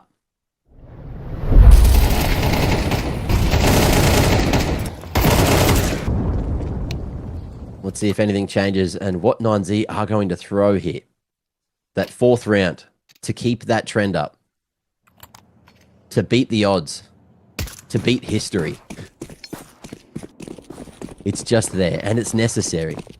MIBR, low buy in some regards, but utility all through. 3-1-1. And the bomb going early towards Apps again. Huaso Peak feeling himself with that front spawn. He's going to get HE down over towards mid-side. NQZ going to be cracking the AWP, but not connecting. It looked good, didn't it?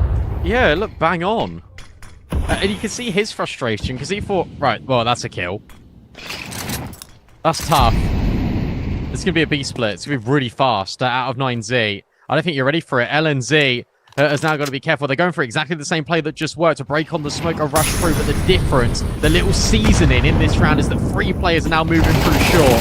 LNZ on the corner, but he's actually able to find a double. In comes the short contingent. Insani at the bench. LNZ known about, but Insani isn't. He's that hidden factor. MIBR are going to be able to weather the storm, you feel, unless Max and Lutrov are able to clutch. Insani now dealt with. LNZ still in the apartments. Bomb needs to be recovered, and Lutrov's found another kill. This isn't over yet, especially with the low HP of LNZ. But as long as he stays alive, with 45 seconds left, it means that Venom Zero and Breno can rotate in. And that's exactly what's happened. Here's the objective for 9Z. How on earth do you get this bomb? Well, LNZ is currently standing in a pretty safe position. I thought maybe there's a world where he could hit him with the wallbang, but it's just going to be play forward. Flash in, going to be more than enough, and now there's pressure coming out of market at the same time.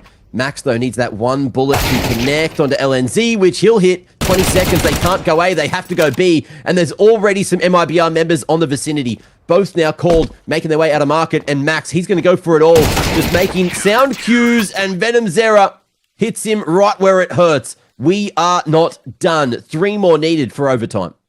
I'll tell you what, though, that's a 5v2. That's a 5 versus 2 that gets incredibly stressful. That's a 5 versus 2. Look at the money. Like, don't worry about LNZs, but look at the money for MIBR after the jumper. Like, it isn't going to be in the greatest state of affairs when you look at the cash in reserve. 9Z take a timeout. They know how close they just came. And after they get the kill on LNZ, you actually feel like they're winning the round. You feel like they're just going to get it sorted.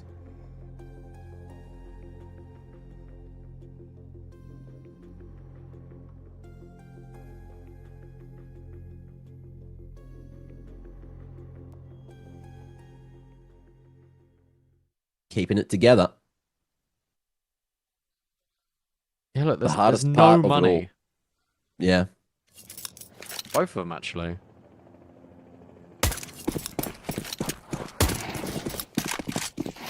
Well, without a plant, this could be the tricky one. If 9Z lose it. And no one getting too aggressive early on.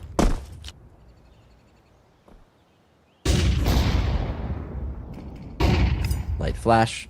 Don't know the AWP's at mid. And rotations will occur. LNZ on jump spot duty. That's getting listened to by Huaso Peak. He's just looking to catch the timing. Oh, and Lutrov not quite allowed around it. Insani catches him through the top of the smoke there. And that's going to keep Venom Zera alive. So reinforcing this D-site defense. And Venom Zera, he'll be able to activate. Good timing on that util just to split up the troops, and he's getting real awkward for 9Z, but Max going to be able to lurk up a storm, catches the short member, but LNZ still kicking, still holding, and has been solid on the anchor. Again, going to be able to find more value for money, and may earn in a 1v4, AWP in hand. Knows that there's not much of a chance left in this round, and will pack his bags back to safety. It's a save on his mind, and it's a save that he'll get. MIBR surely just going to handshake this one. Let him keep the AWP so they can take a 10th.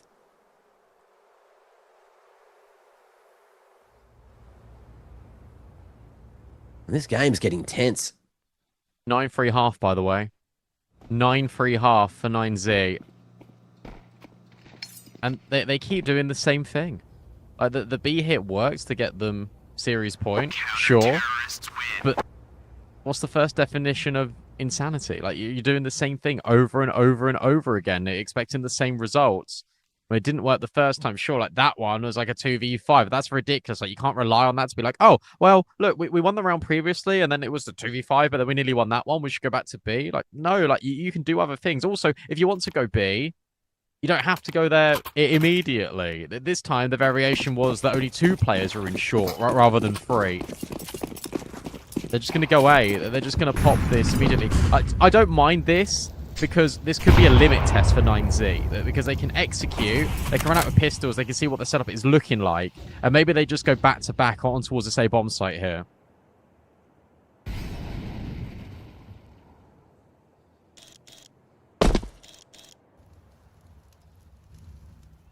That's the call. 2 smokes, 1 banger. Where does the util go? Right side smoke for 1. Flash there to just break the line. Breno goes away here. Over to a fire box. Things getting a little bit awkward, although NQZ kept alive by Breno, showing face. And the A-side defense is okay. Starting to get torn apart. Missed opportunities, NQZ. You can't afford those, but the secondaries, the Julies, they will save the day. And by time for Venom Zera to get activated, that's 11. 1 more. Just 1 more round. Surely MIBR don't fall at the final hurdle.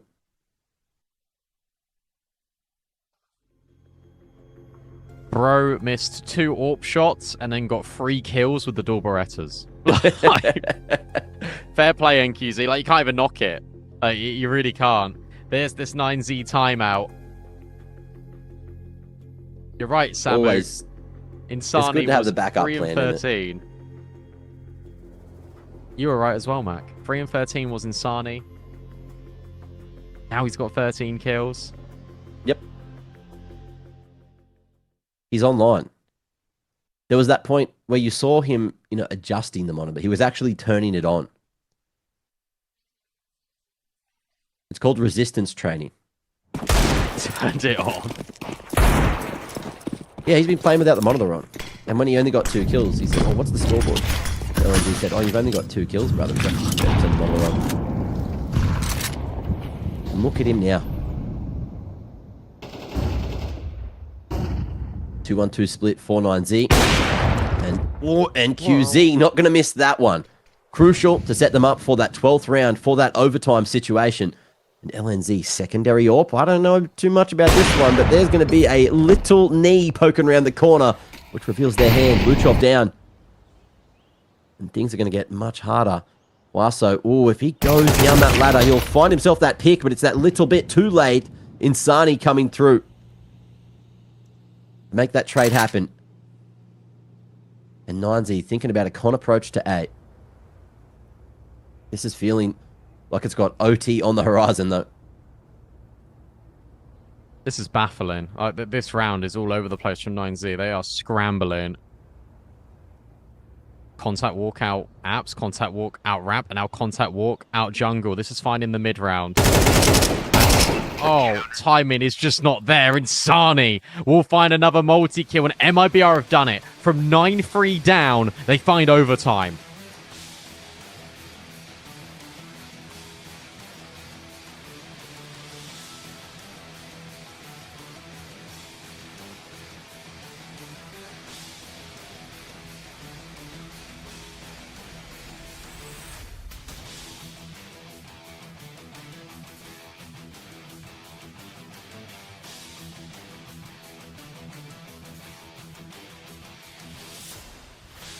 A valiant bloody comeback, that one was. Insane scenes. As, what was he? 2 kills at the half, now on 13, 16, something like that. Insani going crazy to drag that game right back. And even with those timings at the end. Nasty indeed. Who knows what's going to be happening here at OT. But we have a game absolutely cooked to the maximum. Not quite burnt out, but we'll see if MIBR are going to be able to, listen to everything they need to.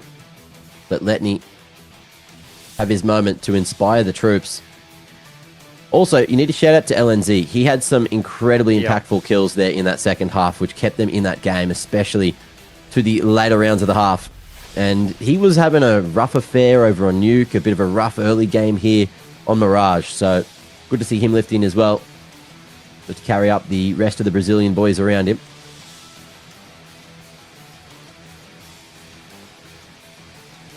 Yeah, that double MP9 kill springs to mind immediately when they were trying to pop it in towards B. Yeah. That was actually that 5v2 round. Like, LNZ gets that multi there, just shuts down like the main contingent of where the bomb's coming in from. Really tough scenes here for 9Z. At least there's smiles, but this has got to be stressful. This is also, by the way, just like a classic 9Z game. They do this all the time on LAN. I was watching them at Stake Ranked. Every game they played, they were winning, like, dominantly, and then it went OT. Like, every time.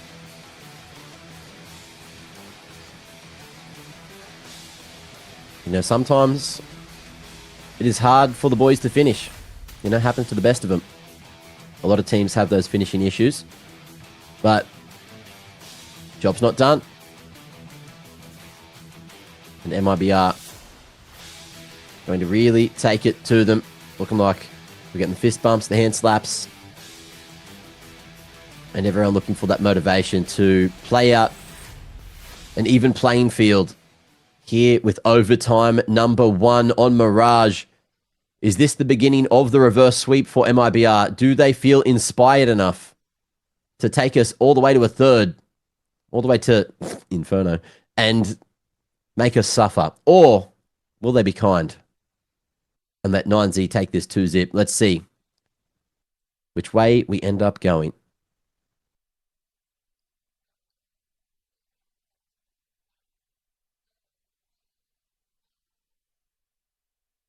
If the game starts. We had fist bumps, bro. I was ready. And the music stopped. Yeah. You had 3 minutes to figure out your issues. Wild.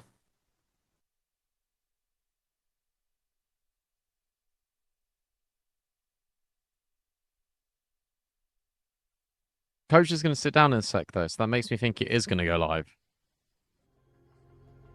Yeah, a bit. I actually think this pause favors 9Z more, by the way. That's true. Definitely a stunt to the momentum that MIBR worked up.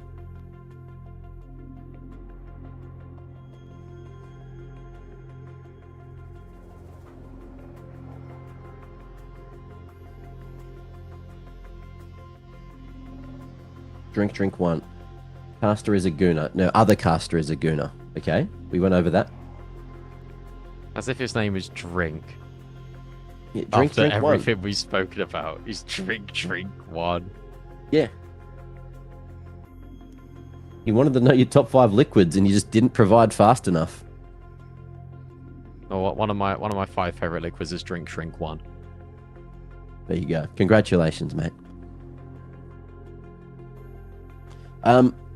So I think today, after the show, by the way, we're doing karaoke. Yeah.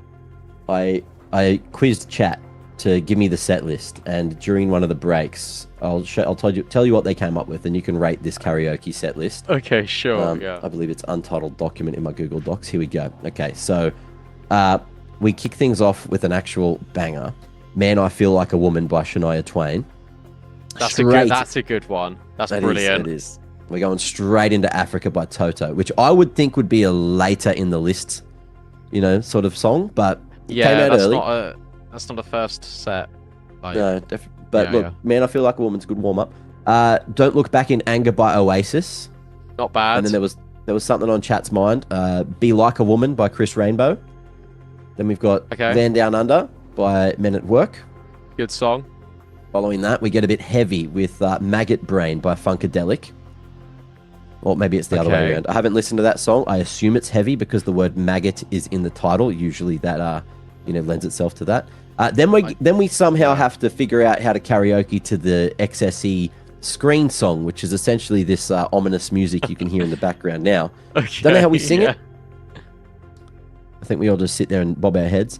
Then something by UJU or Uju, which I believe is an indie band. Someone said they got some good stuff. I haven't listened yet. Then anything by Kylie Minogue. So I was going to do like spinning around. That's there's a good amount of choice when you come to Kylie.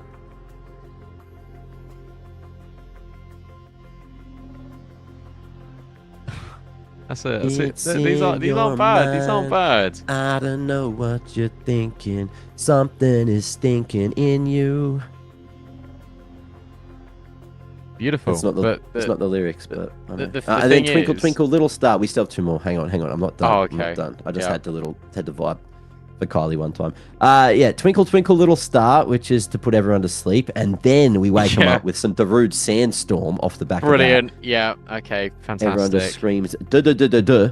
If we could get some duh duh duh duh duhs in chat to pay respects to Darude, our man, and then rounding it out, the last suggestion, which came in late by the way, Okay. was Yeah. Mbop by Hanson.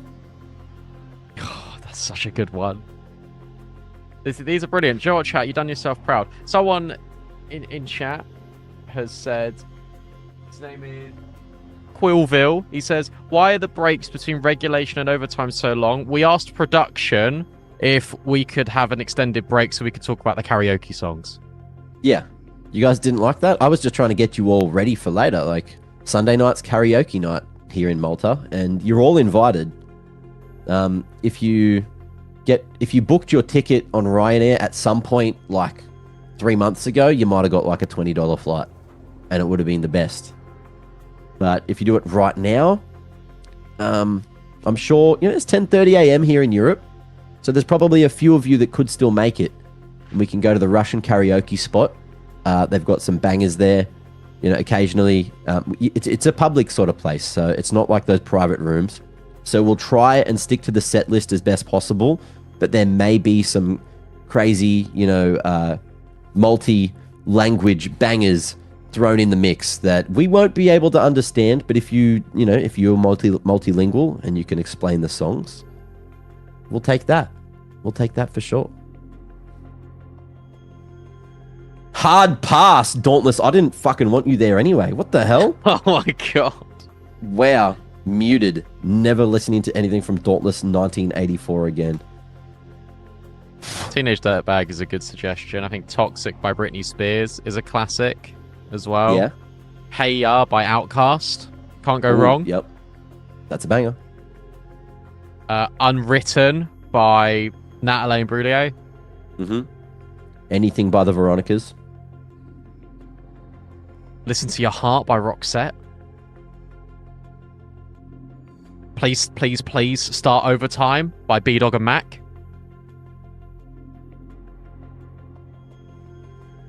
A classic.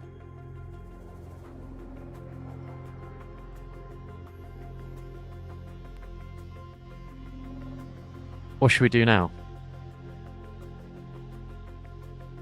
Guys, got any questions? Q&A?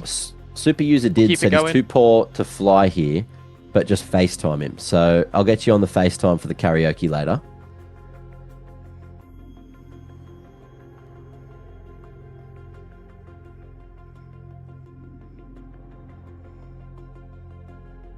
Wait, Twitch chat's fighting among themselves. Guys, Yeah, I don't We're know all why. here.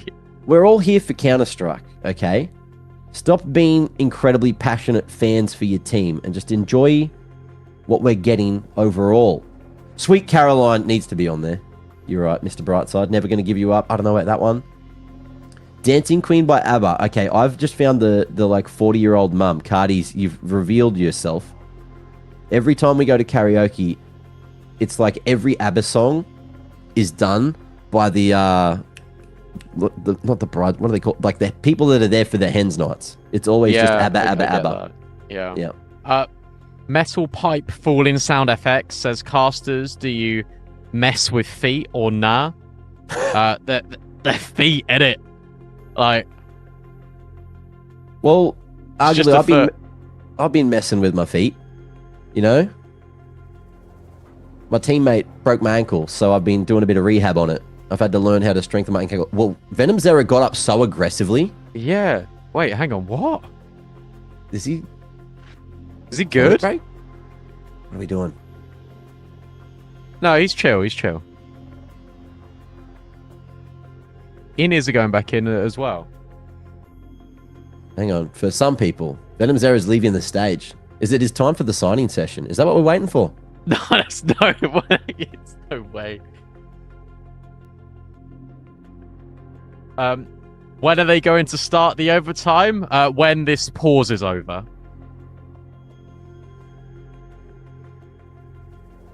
I think it's a hydration break or a dehydration break for Venom Zero. Looks like he's looking for the loo, I think.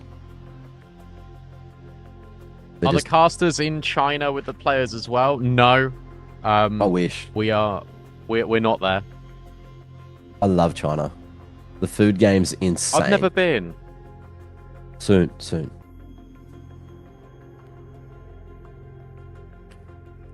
Do I prefer chicken breast or rump steak? Personally, I think we can have both. You know what I mean, Brandon? They both have incredible protein, good macros. I feel like, the chicken breast will always edge out a little bit more than the rump steak. But that being said, they both have their use cases. And you can't just eat chicken breast your whole life. Sometimes when you grow up and you mature, getting the good old rump steak in your mouth is always just going to hit different.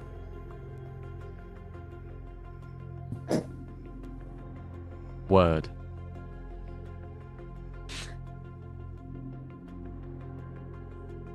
Where's Anders? I don't know. We've been looking for him for 4 days. That's the question, isn't it?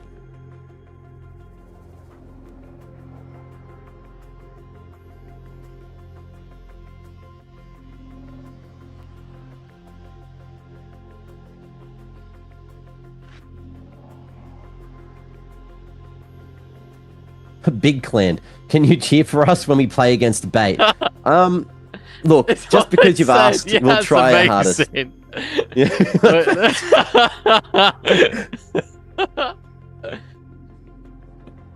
Thank you, Big. The thing is, we can't be biased when we commentate. Oh, we can. There's not actually a rule saying we can't, but we'll piss off at least 50% of Twitch chat. Oh, kick chat in this regard. Sometimes if you say something positive about a team, that will immediately, there'll be some people that just assume that you're being biased. It's like, actually, that's not how being biased works.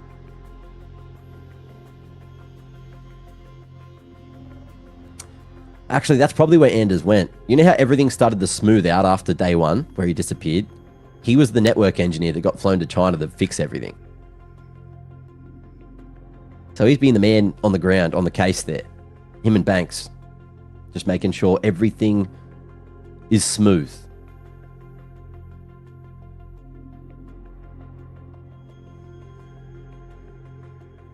Don't say the T word. Oh, Sorry, sorry, I almost said it again. Oops. It was because my eye was moving real quick. Just had my mind on it. Commentators, what do you think of 9Z? Right now, I felt like they should have closed out the game. But instead, they weren't able to do that. And we're now in overtime. And we're now in this tech pause because they couldn't close the map. This is punishment. Yeah, this specifically is... for 9Z. Were they? Oh, I think that's a full PC replacement. That's what's going down. Oh, okay, I see. I think we said enough for now. Are you but sure? the headset's coming back on, so we might. What I meant by that is, I think we said enough now, and the game's going to begin. I'm glad we're all on the same page.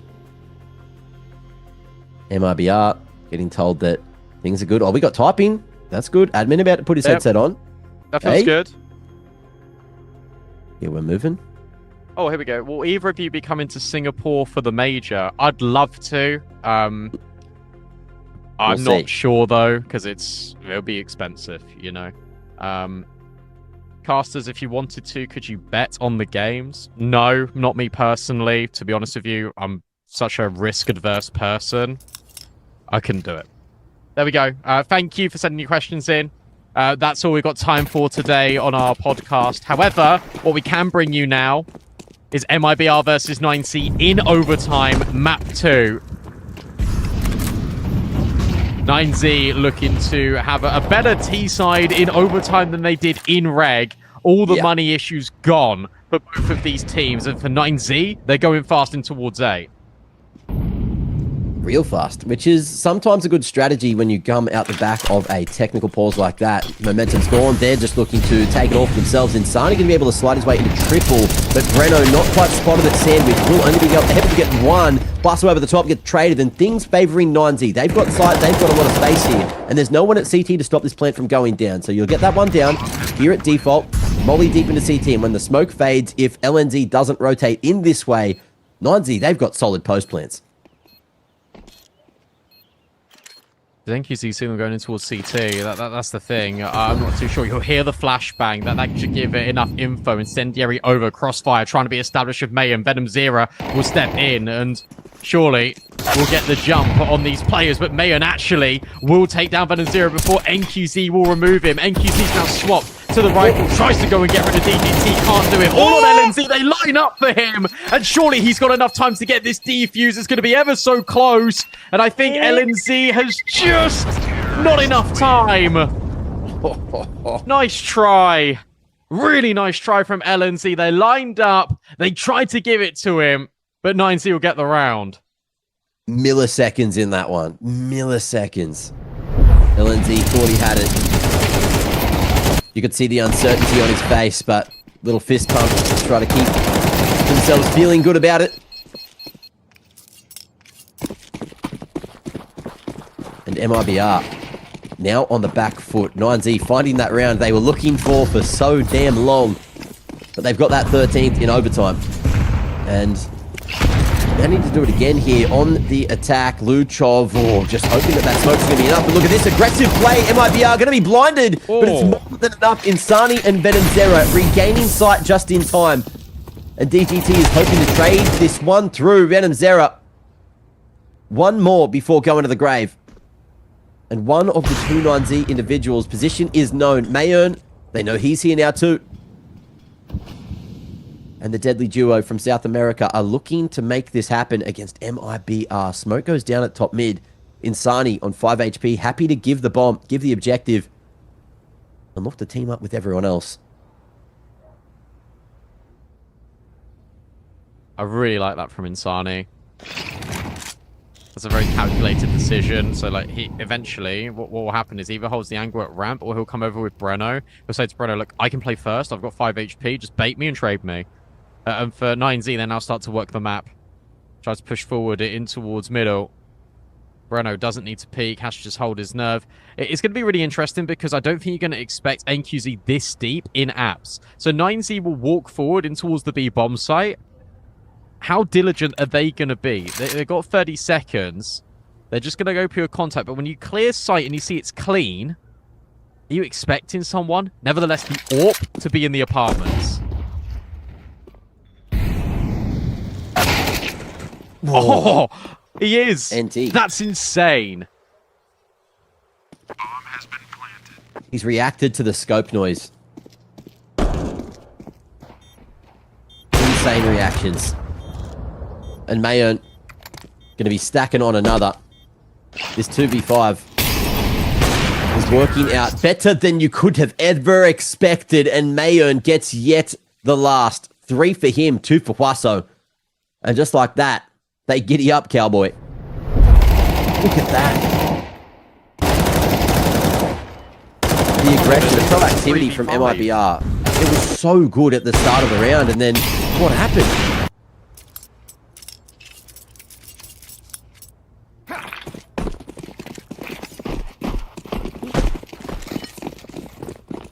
I'm not sure.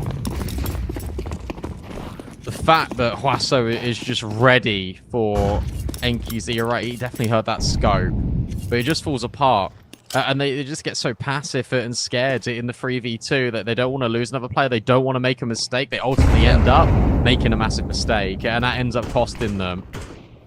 It was only 3 rounds for 9Z in regulation. They've already got 2 of them in overtime. That feels like more than enough.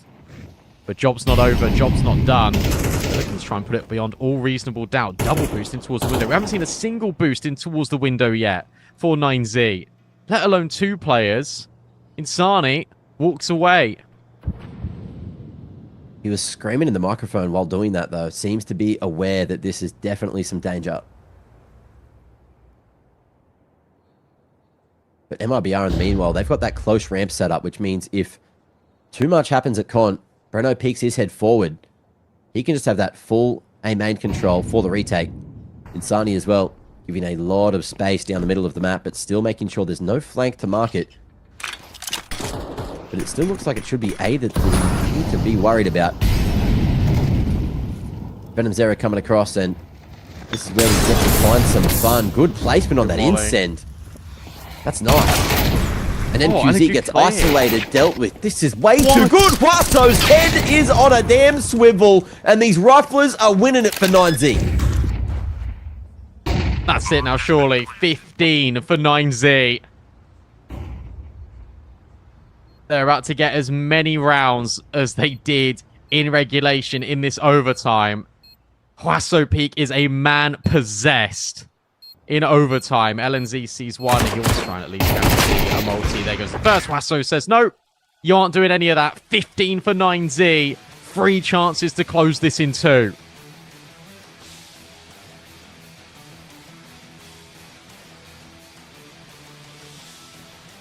And of course, they give us a little bit of time to chit-chat between the halves here as well. So guys, let me know. Is it over? Have 9Z done it? Or do we believe in MIBR's T-side as well? They need to keep it clean for another set of overtime, but there's a bit of worry on those faces to the look of it.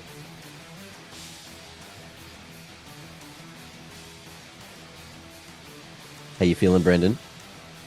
Are we done? Should be, to be honest. Like, with the way that that T-side went too, they just got completely blown out the water.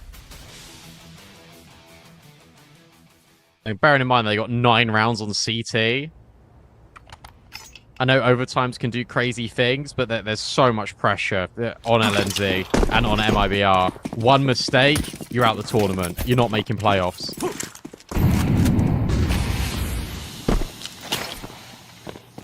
Let's see if that pressure can shape some diamonds here.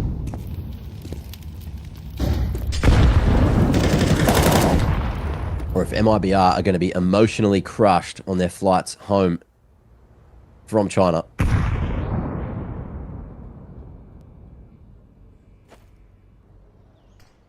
B-site seems to be the target. Oh, look at this. Insani. And making his move. Good info on these individuals.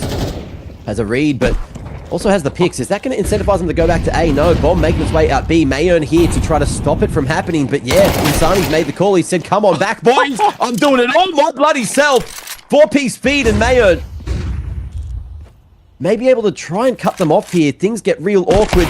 Drops down, gets right up in the grills of NQZ, who hits him with the no-scoper. And there's the Insani we've been waiting for. That one's going to give him some confidence back. Oh, let's see that back on the replay, if we've got it. Incredible from Insani. He just takes the lurk to a whole nother dimension. How many players can stop Insani? Well, the answer, we don't know if it's 5 or not, because he killed 4 pretty instantaneously. 22 and 19. Remember, guys, he was 3 and 13 when the second half began. He has really turned it around. MIBR look to go A. This could be quite fast. And if they go soon, rather than later, Quasso's going to be completely by himself. Tuck away triple, though. Going to be able to double down. Beautifully done with the spray transfer up to down. Insani finds him through the wall. And we're back to the 3v3, but look at this. Luchov, he is getting frisky with it. Eyes on his position. He'll go forward, and Insani goes down. There's the Rage Boss in the ground, and no, we are maybe just done. NQZ praying that there's something. There's a way back in, but the swing is too much for him. The number's too strong, and 9Z will get that one round that they were looking for so damn long. 16-13. 9Z win it 2-0 and secure their place in the playoffs. Quasso Peak wins it for 9Z. Quasso Peak puts 9Z in that spot for playoffs. Luchov makes the craziest play in the world, hits a ridiculous timing, walks through the smoke, gets a double. You feel like they deserved it with the way that they've been playing, especially off the back of that major playoffs performance. Really impressive stuff from 9Z. For MIBR, it does look like there are improvements. NQZ looked phenomenal. Was really impressed with NQZ on his debut tournament. MIBR will be back stronger, but for now, we've got James Banks on the sidelines with 9Z who have just made the playoffs here.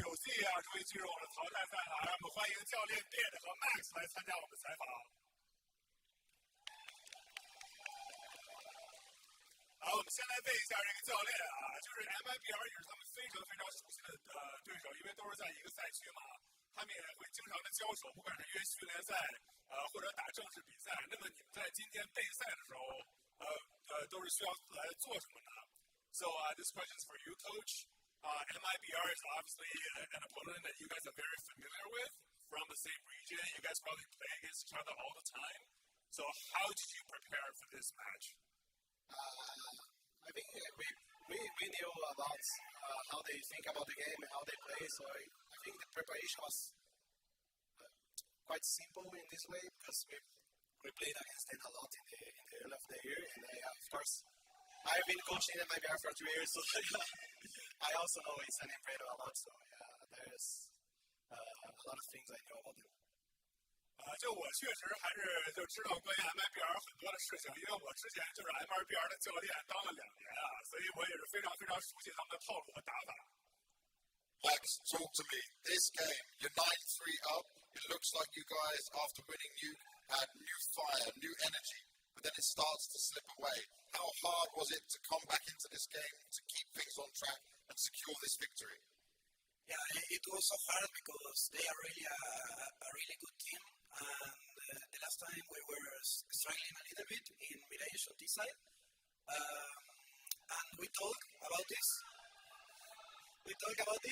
And when we get to overtime, we say we need just 1 or 2 rounds, and we can close it on city side. And it was like that. 就是我们 Mirage 这张图，其实一开始领先也很多嘛，但是最后来被翻回来了。就我们当匪其实打得不是很顺利，然后后来被拖进加时之后呢，我就跟队员们说，我们上半场当匪，加时赛我们就拿1-2局就好了，然后我们当 CT 的时候就能获得胜利。Bit for you, you're watching, you're behind, you're seeing everything. What is going on with the team right now for maybe not being able to be at the same level we saw back at the major? Because you guys came into this tournament as potential favourites to win the whole thing. So is that still a possibility? What needs to change? Yeah, I mean, I think every defeat we have in this team, I think we always learn something. And I think yesterday it was a very stressful match for us because obviously you want to win. You know that we know that we can win this tournament, but when we start losing to teams that maybe we think we should not lose, then things gets hard, you know. And today we had the mindset to not let things go the same way it was yesterday. And I think that helped us a lot today because I think even though we're losing every round, I don't remember anyone complaining at any point. So I think this was the main point for us to keep the heads in the game and to come back in the D side when we go to the overtime. 我们队作为 Major 的8强队伍，我们感觉现在就是来到这些比赛的状态，可能确实没有之前那么好。我觉得我们可能输了一些我们不应该输的比赛，但是即便这样呢，就算我们输了比赛，我的队员们也没有去抱怨，或者没有就是心情不好或者什么的。尤其是昨天的比赛之后，然后呢，我们今天就获得了胜利。And Max, for you, you made it to the arena, you go to playoffs now, you're going to get a few days break. What are you going to be working on, getting some extra practice in and making sure you guys are at your best? Yeah, now we are thinking maybe get one day off and meet the city, know the how things here work. And after that we will practice. Yeah, focus on the maps. We are not playing good. Maybe one of them Mirage, Cash, every map at least. I'm so happy to play with all the crowd in the whole stadium. So let's go and see, bro. 我们现在进了淘汰赛了，我们也是非常的开心啊。然后现在我们有几天的这个休息的时间，我们觉得先休一天吧，先休一天，然后可以在广州四处转一转，然后我们就要开始刻苦的训练了，就比如什么 Mirage 啊、叉车啊，我们打的不是很好的图，我们要好好练一下啊。Well, they're through to the playoffs, so let's hear it for 9Z, Max and Bits!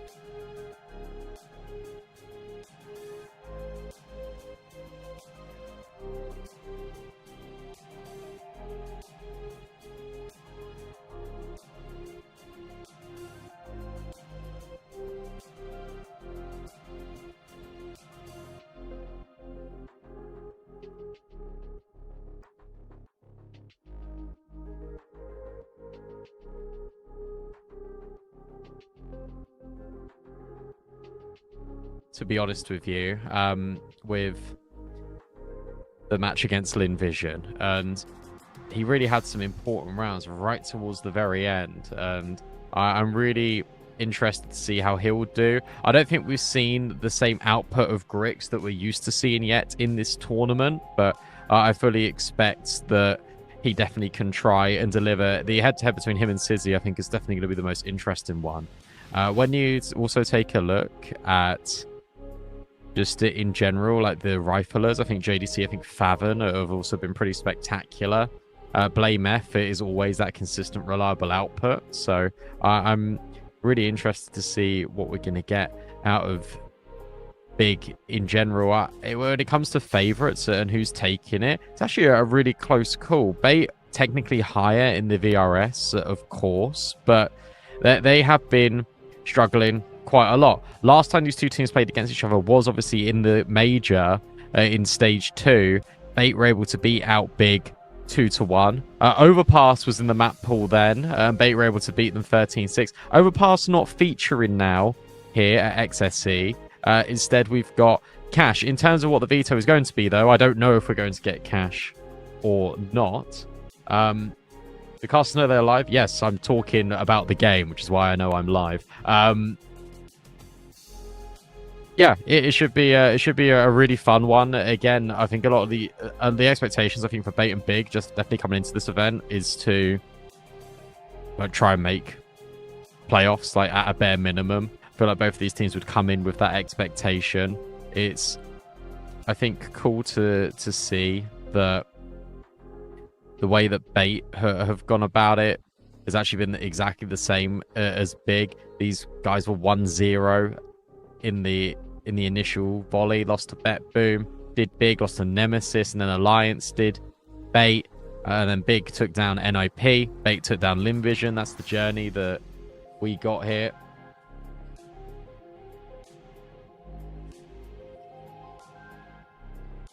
When it comes to veto, I'm not sure what it's going to be. Good morning, everyone. I would like to see Cash. I don't think we're going to see Cash, unfortunately. On HLTV, the backdrop of map 1 is Inferno. So I know that Mac will be really happy to hear that it's going to be Inferno. He'll be joining us in just a moment. In terms of the rest of the maps, I don't know. 8 must be the youngest team. Average age of 20.6. So I imagine you're onto something there.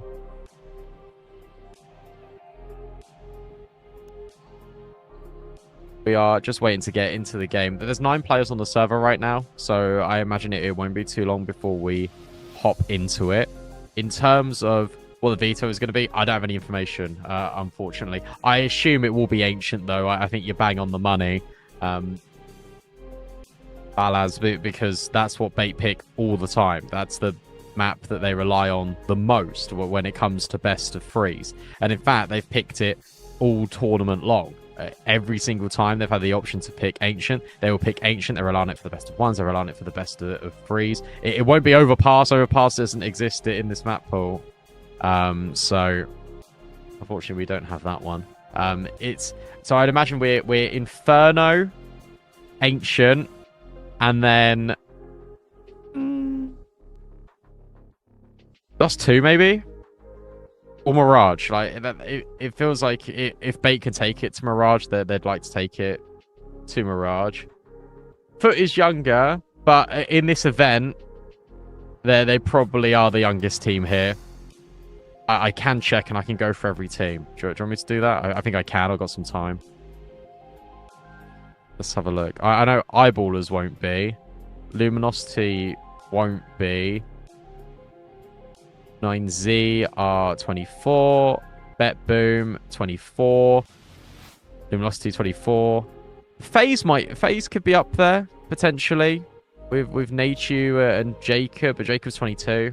I know Jay Bowen is a little bit younger. Paravision got Hobbit and Jay. I'm not even going to click on that one.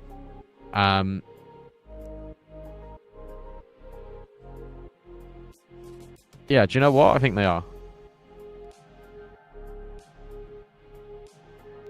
Nemesis coming in at 21. Wow, what intense analysis from all of us. But you're right. At this event, Bait is the youngest team here. I still don't know what the veto is. I still don't know when the game is going to go live. And with all that in mind, I think I'm going to throw it to a little bit of a short breather, guys. But when we come back, I'll have Mac with me, and we can jump straight into Inferno between Bait and Big. One of these teams will make it through to the playoffs. One of these teams gets eliminated. Don't go too far, and hopefully the game will start in just a few minutes.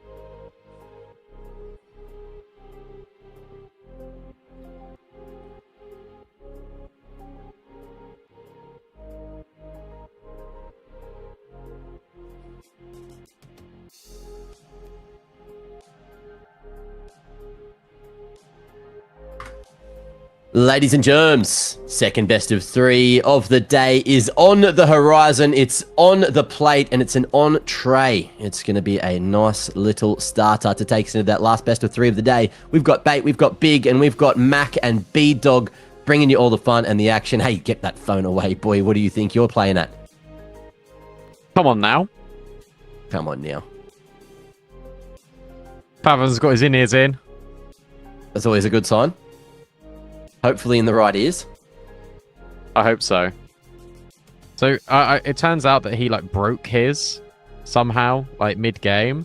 Yeah. So he got given a spare like set, and it just confused him. Yeah. He's maybe just one of the classic in-ear guys, not one of the over-ear, in-ear enjoyers. So yeah, it was confusing everyone. That clip though of Tabson just trying to talk him through it was gold. Comedy gold. But they got there eventually. And look, we already did the fist bumps. We did the cheeky slaps. So the game cannot be too far away. Got the veto now as well. Certainly do. Inferno picked by Big. Ancient, who surprised no one, picked by Bait. And Dust 2 as a decider. We'll take that. Keish got floated again. Again. I have a good feeling. I have a really good feeling that we're going to get cash between Eyeballers and FaZe. Eyeballers picked I think they're against going to pick Tyloo it earlier. too. Yeah, I think they're going to pick it as well. I think FaZe have been floating it. I think they've been cracking it. So I'm hoping that we get it there. I'm hoping Eyeballers back themselves and, you know, think that they fixed the issues from the other day. Because that'll be a classic. Gotta go quick into the mental archives, remember all the call-outs. That's right. We can go over it together. We also need to inform chat because they've probably got some new gen weird calls. And then also That's we're going to true. have the issue where you're from here and I'm from there. So some of my calls are probably going to be different to your calls too. There is no diggity on cash, you know, so you got that going for you. I remember when Lucy first told me about that on Inferno, and I was still confused what she was talking about. It's just short. It's just like It's that like quad bit. It's like on Dust 2 as well, like you call the long doors bedroom. Yeah. Why? Because you can just pitch a tent and sleep in there, mate. It's just like a little room, little bedroom. You know? I don't know about Go in that there, one. it's dark, you're hidden from the sun, you can take a little nap. It's also a boring place to play if no one comes that direction and you have full bedroom control. You know what I mean? Oh, I see. Okay. That makes more Yeah. sense. Yeah. Resident Sleeper-esque. But no more sleeping on Big or Bait. Let's have a look at what we're going to be getting here. These two tier 2 powerhouses from the EU region looking to battle it out here in China, in Guangzhou, to see who is getting eliminated and who is going to be joining everyone else so far in the playoffs. B-site looking like it will be under fire. Alex on the D. What can he do with it? He's got to make it work crazy style, because otherwise, you're going to be in a lot of trouble. Those rotates going to be very far away. Spam over the top of the smoke doesn't quite work. JDC will spot him, but I mean, this is just an open plant now. Tabson's going to get a rude awakening right about now. Oh, there's 3 players here. Quick run. He immediately just sets his sights on going in towards Coffins and taking that control. Good answer here from Big. They don't really need to push into it, but they're deciding to. Alex, 666 waiting with open arms, but Grix will find the opener. Hoping for a follow through. It's Sizzy on the dualies, and he is actually able to get the first. Blame F with the trade immediately. There's so many kills coming in a matter of moments. 2 versus 2. They don't know about JDC, and he plays his time into perfection. That second shot is beautiful, and Big are going to get the pistol. That's some German engineering right there. Closing things out. Blame as well. Getting some crispy kills in the mix with all that DM he's been playing. Of course, the brains as well as the brawn sometimes for BIG, also known as Big, also known as Built in Germany, also known as Belgium International Gaming, or Berlin International Gaming even. Belgium, obviously, different goddamn country. Actually, look, it's the same flag. It's just turned on its side. If we want to be real, guys, has anyone not pointed that out before? Has no one noticed that? Are we all just going to act like they just ran out of ideas for a flag? It was like, let's just get Germany. Let's turn it on the side. No one will know. No one will ever know. Crazy. Kind of like we hid your flag in our flag and just made it better with stars. Have you ever noticed that one? No. No? That Union Jack, you don't see it, you know, it's just hidden at the top left of the Aussie flag, you know? Oh, yes. Yeah. I Yeah, have you get noticed that, multiple actually. flags for some reason. It's a bit weird. Yeah, I don't know. Greedy buggers. I'll tell you what was But- cool. The Cologne Major, that the team flags. I know that's a massive tangent, but I really I like that. thought that was cool. They were very nice indeed. But FaZe all in with the force. HE placement. Beautiful. Look at the chunk of damage there onto Big, but they're going to fight through regardless. Straight through the smokes they come. Tabs and Babin both going to be cracking open the site, and Essential is going to be left here all alone for the moment. Kensazor a while away. That spam is just off to the left side. And Tabson punishes on that reload. No chance for Kensazor. He'll pick up that scout and fall the hell away. Big. They are lucky that no more fell than just one. They are extremely fortunate. Yeah, you bang on. Like there's so many things that could have gone wrong in that round, and they just don't for Big, and that's fantastic. That's exactly what you want if you're Big, especially in a round like that. Especially when you get naded down to such low HP. I mean, look at the health bars. Like, that could have been an absolute disaster, but instead they're able to overwhelm the odds. And dare I say it, Inferno, these first couple of rounds have been enjoyable to watch.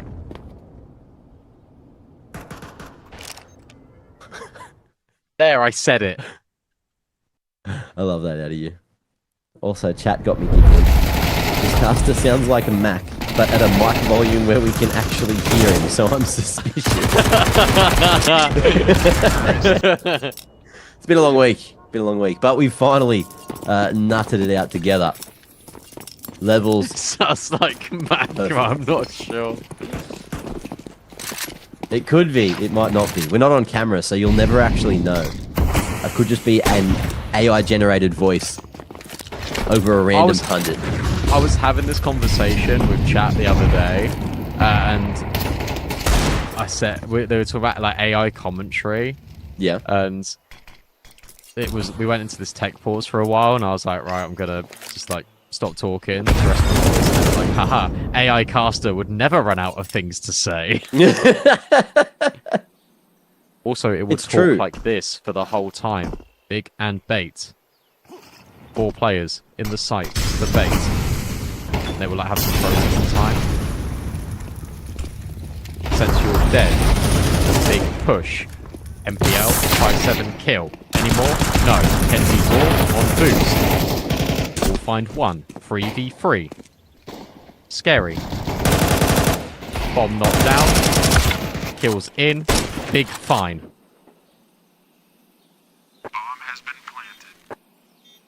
Now, that's a really good cast, but I'm just going to let you think for a second, because it sounds like you need a breath.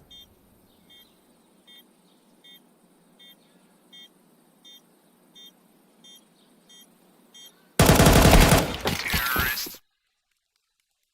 Round complete.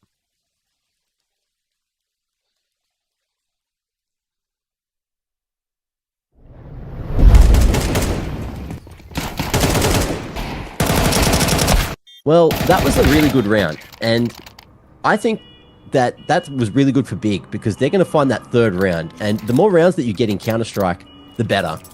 I think the goal's 13, but let me just check. Okay, that's, Yeah, okay. that's 13 quite good, rounds okay. is the goal in all of these Counter-Strike games. So if you That's could way just better than mine. go on and make sure that you can continue to cast the game, then chat will be happy. Bro is talking like a bot. That's the point! That was the whole bit!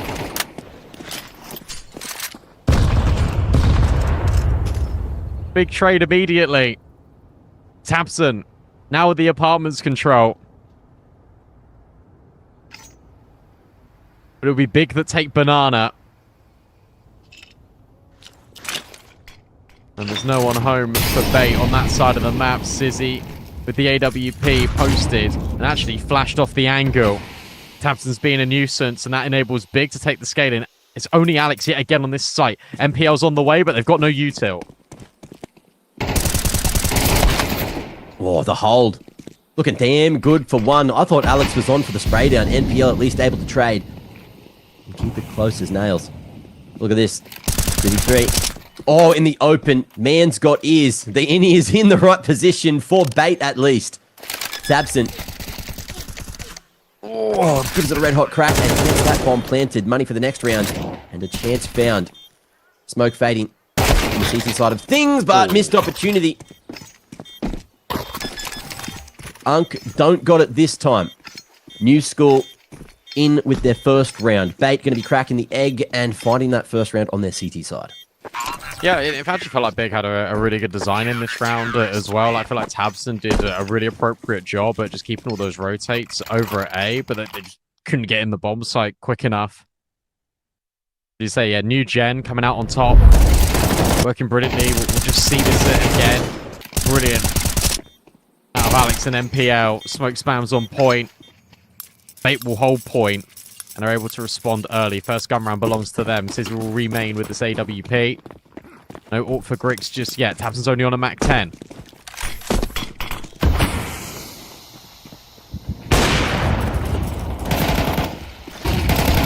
Action straight at Banana. Getting a little bit crazy. JDC holding W like an absolute champion. Won't be able to find a Senthiel who has that cover, doesn't overstep or overpeak. And will block it with smoke control by the time. Big in a difficult position, but not unwinnable by any means. Still plenty of util to play the late round. No one at CT to catch that HE. It's Bait going double in on sight. Have a look at this too. NPL's got that flash. If Essential really wants to, after this smoke, he could get flashed forward. But they're just going to hold a little safer for now. They don't need to do that. Like, you really don't need to do that, especially with the player advantage. Right now, like, that can be the way to allow Big back in. I like this flashbang. Essential needs support, doesn't get it. That flashbang's a little bit too late, so it's JDC with the opener. It's good util. Out of Big, break on the smoke. And Sizzy's going to drop the incendiary, and, oh, actually, this lineup from MPL, yet again, could be brilliant. Is he able to spam? Not quite, but I mean, smoke fade is good enough. And same too over at CT. Sizzy will find JDC, and this time it is up to Flame F. Try and clutch a 1v3, and he can't even get by the AWPer. Sizzy's on fire, and now Big are terrified. 2 rounds in a row. It is the bomb plant yet again, but the money starts to look a little bit sour.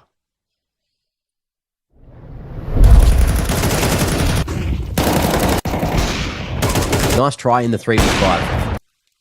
They did manage to almost bring that the whole way back.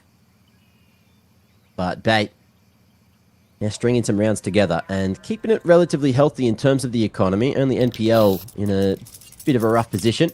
Big, on the other hand, won't buy down too far. Only with a 2-round loss bonus, they can buy for the next. So upgraded pistols will be what we see. And it looks like second mid is going to be the angle. Sizzy missed a shot. He has been quite impressive in every game I've watched from Bait so far. And keen to see what he's going to be able to do today. Already 5-3, AWPing on this CT side of Inferno. And I dare say we'll see him fire up a little more once Ancient or Dust 2 is required if we get to 3. Poised. Ready. And Tabson put on the skewer. Maybe, or maybe not. There you go. Tabson takes down the young gun. And through the molly, the flood comes through. Big with a lackluster bite. Have not won the round yet, but they've got full sight control. Fastest curse I've ever seen it. Sizzy looking really impressive. Misses one shot, gets annihilated by Tabson. And then they just run through the molly. They make the decision. They want the space. Tabson then caught with util. Hot hands, but Grix faster with the AWP reply. The scavenged AWP doing all the legwork. And now if you're Alex666, there's no way into this. Sure, there's loads of kits all over the shop, but getting into the bomb site, finding all 3 kills, that feels like a death wish. So he'll just tuck, he'll look for exits on the way through, and he'll find one onto Blame F. That will do nicely, but the AWP gets recovered, and Big will snatch a round out of nowhere.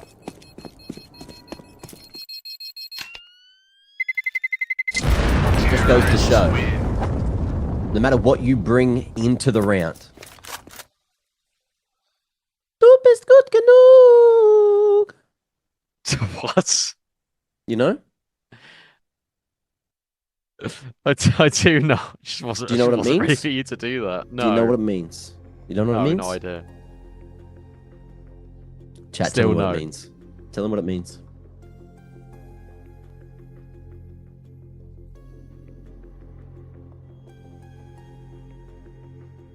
It means you are enough.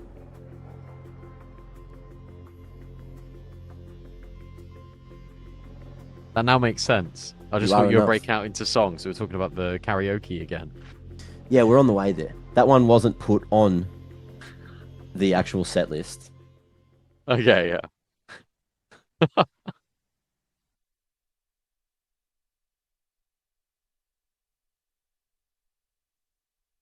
And to be fair, I thought I'd see more cringes in the chat for that. But we had a good ratio. Like 1 to 20 Keck W's. That's pretty good. Yeah, so, someone said WTF destroying the beautiful game, which I think is a little bit of an overreaction, personally.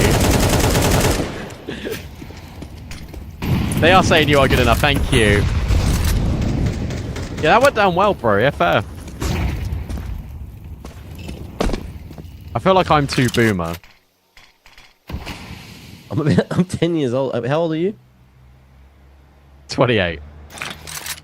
All right, I'm 6 years older. That's almost 10. But obviously, way too much brain rot going on for myself.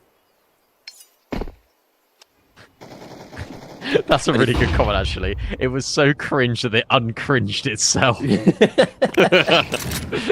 All right, lock At in. any point that's ever allowed to be done in Counter-Strike, it's when Big's playing. It's the only time.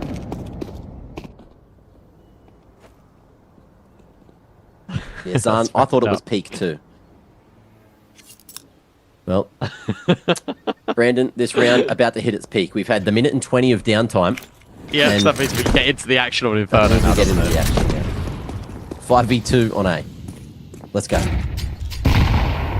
Break on the smoke for Sizzy, and oh, I don't think he spotted them, but you can certainly hear them. If you're MPL, Flashbang being primed for Kenzie's orb, but he's being naded. He's under a lot of damage, and in fact, he now has to relocate from his position, and Favon's going to get rid of him. And now MPL struggling on the site. How many can he take with him? 2 feels like good enough. Any more would be an overcompensation. 3 versus 3, and then Blame F out of nowhere is just destroying these rotates. Sizzy will get the reply. Jump spot is brilliant because then he can find Grix. He's doing everything, and he's really heating up. JDC maybe understands that Sizzy is low. I might just take the swing on him. Sizzy ready, anticipating that there could be a swing coming. Kit on him, time, advantage, but the HP certainly not. He creeps in closer.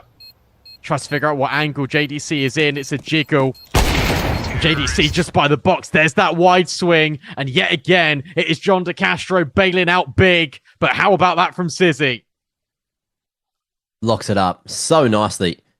And you can see that standoff as well. Sizzy expecting JDC to swing. JDC just not quite stepping over that dangerous boundary. And plays that to perfection in the 1v1.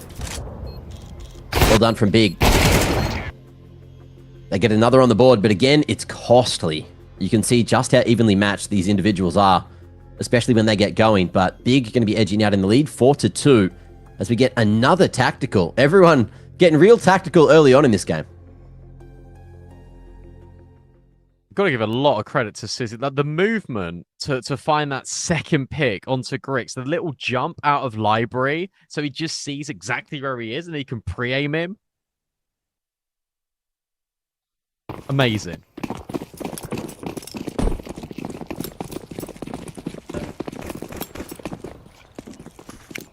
Hey, deep. see if Big can keep on stringing them. Or if we're going to get yet another pistol round. We've had a couple go favourable for the boys on pistols today. Blame F though. Sending Alex packing. And with the B site completely open for the taking, Big are hesitant. It could be that stack. They don't have the information. So they'll group. And see if they can get past Sentinel, who's gone for the jiggle. One man seen. But re-peeking into the AWP is not generally one of the smarter options. But you got to peek to get those kills, don't you? And Bait finding that one out the hard way. Big, very, very cautious with this entrance towards the bomb site, keeping the spacing good, making sure that no one's going to go down for free. But they're chasing ghosts. Bait just looking for exits, going down second, saving what, the armor there for NPL, a couple of deagles and secondaries for the next. And if they can find some exits, that's where they can change and swing the finances. Yeah, you're right. Like that'll put a nicer complexion on this for Bait, because these rounds have been close. They've just been swinging Big's way when it comes to the pendulum. Tabson. Oh, we'll just mop them up. In fact, Kensington will get MPL. That's a bargain bucket for Tabson. Nice flashbang.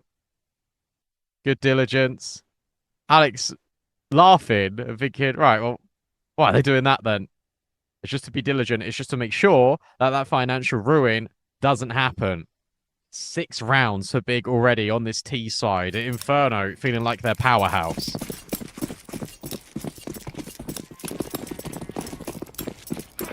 And we do have a question from the audience, but this is a gun round, and you know what that means? It's Inferno, so we have... Oh. Well, I was going to say save it for the eco, but we do have a whole minute to chill with. So, as someone... Have you been to Australia before? No. No? Never. Well, I'd like to one day. Out of... As someone that's not been to Australia, what is your least favourite Australian city? Out of all of the cities? How many can you even name? Sydney, Melbourne, Canberra. Oh. Perth? Well, that's in Sydney, I suppose. Is that count? No, it's not. I don't know. It's on the polar opposite side of the country to Sydney. Oh, is it? Yeah. Okay. I got a few there. Yeah, you did. You did. Queensland? That's a state, but yeah. Oh, okay. It's something. You know? I'm gonna stop now. That's good, how that's many good. I've got. But out of them, which is your least favourite? You've got about 10 seconds.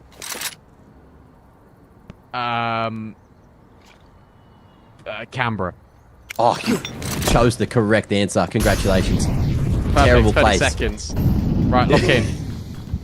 Focus, because Sizzy? there's going to be another long wrap. Sizzy. Oh, no. He did lock in, but maybe he gets another chance. Tabson removed, another swing, but they can't kill him, and that means you're giving him chances. Blame F will find him finally. 2 versus 4. Out-freaks Favon from the apps, but MPL is going to be able to trade. Big hold from Bait. It is pretty much one-directional from Big, and they just couldn't kill Sizzy. And that's it. That's that flashy gameplay that we were mentioning before. He's impressive when he needs to be. The problem is, Bait are still on the back foot. They are still down here on the CT side. And Big, if they get too many more on the T side, then that's when things get very difficult for Bait moving forward. Obviously, Inferno is Big's map pick. But we'll see what happens in the second half. And we'll see if Bait is going to be able to try to stabilize this economy with a clean round soon. Big, however, at least one more buy brought in here.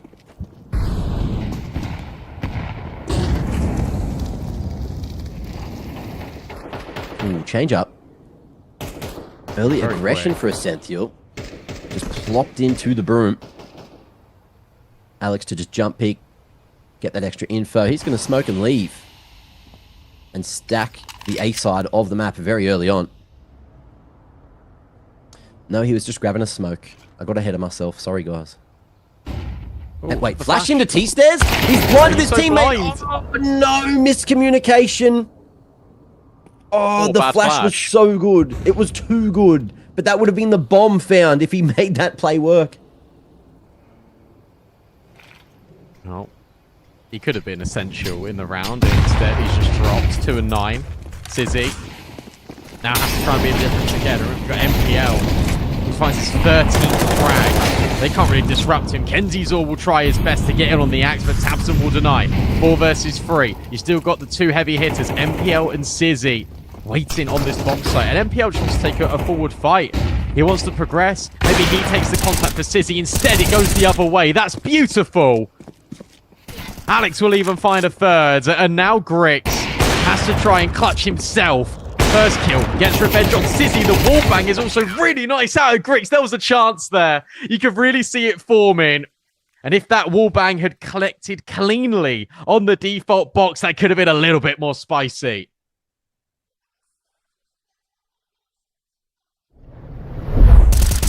Getting real frisky with it.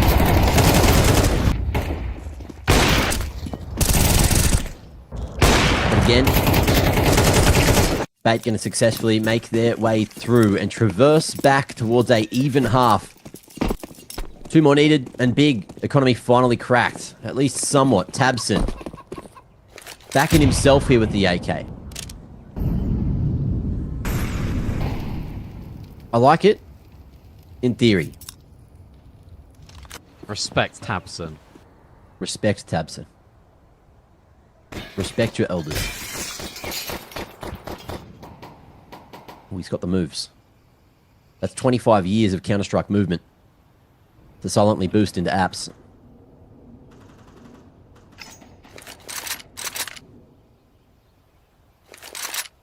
Let's see if the president of German Counter-Strike is going to be able to open this round up for big. The godfather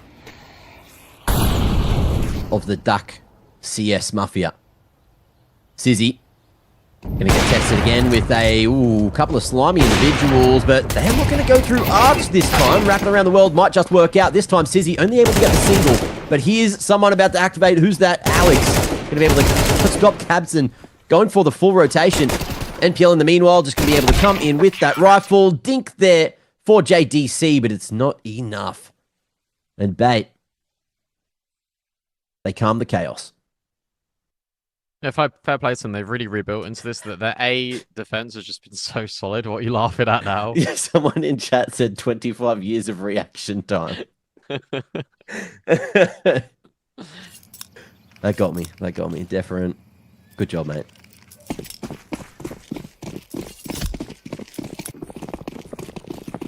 I feel like it would be upsetting for Big if they ended up 6-6 considering how much of an advantage they were in. Grix had such a good opportunity there to find the opening kill. Doesn't happen. The Tech 9 out of tabseN. God, rush of blood to the head as his feet get a little bit hot.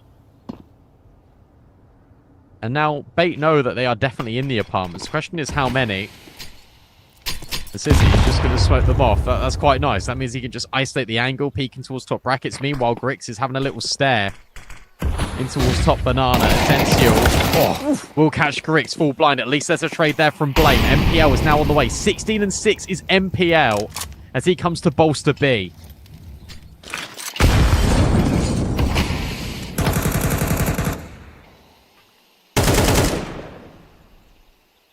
Blocked.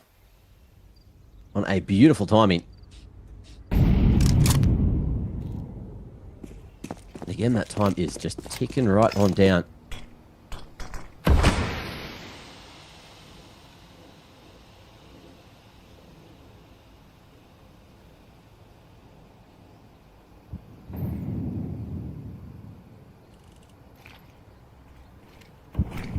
In come the tells, in come the troops, and in comes an attempt for Sizzy to make a play and hold on. Wow.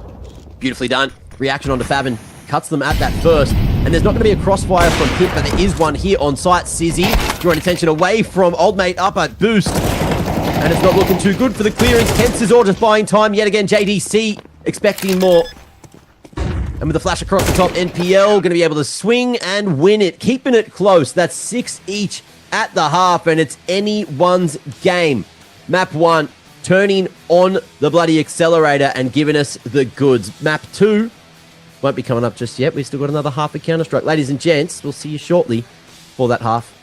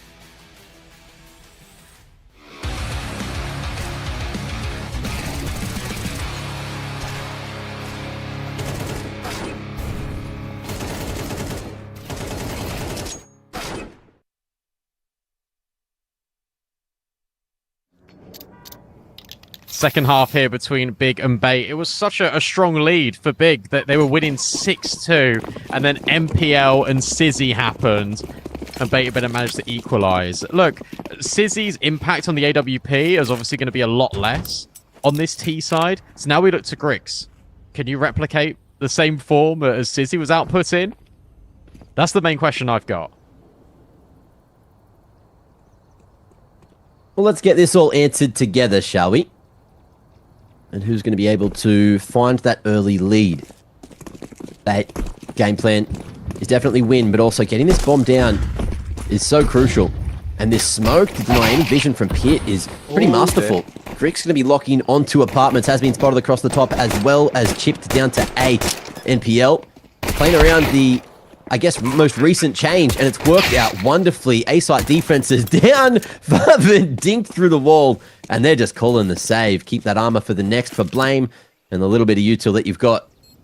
But Bait, just calling the perfect strat for the job. That was a masterful smoker, as you say, because it just isolates angles. Grix just blissfully unaware of what's going on. Like, there has to be miscoms there between him and JDC, because he gets dinked in towards the apartments where he knows much about it. Sharp shot from Tabson on the way out. It's all inconsequential. In fact, what sucks for Big as well is Blame F is the only one with armor that's saving. Tabson and Faven don't have any, but Bait are going to step into the lead. With the util, though, you know, it's not the worst idea to force. Inferno is one of the maps, especially where you go for those 5.7s, you go for those low buy weapons, and you can still have some crazy kind of impact. And you're going to see just that. Blame F gets that $350 helmet to add to that Kev. On top of that, with the MP9, he's able to pass across the Julies to Grix, and, you know, you can fashion something here. Tabson giving the util to the B-side individual. That's JDC taking those reins. And Big going for a 4-man stack at the top of mid. Good thing about gambling in this scenario with that stack is that if things don't go right, you can just generally save 4 pieces of that puzzle and give it a good crack into that next round. So we'll see what Bait's going to be able to do to get past all this danger. JDC with the nade lined up. Looked good on paper, nothing. but yeah, Bait just read what was coming their direction. If he throws another one now, it would be better.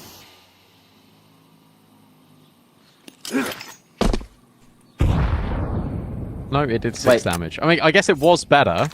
Hang on. You've got a couple of seconds here. What's the score? 6-7. Did you do the Grow hands? up. Did you No, do the hands? grow up. I bet you did the bloody hands, didn't you? Well, the handout from JDC is what we're going to be getting here. Over towards B. Tabson. After Big Johnny's fallen, he's just going to get out of dodge. And this is what we were talking about. That's the round. 1 pick. And that's all we'll see.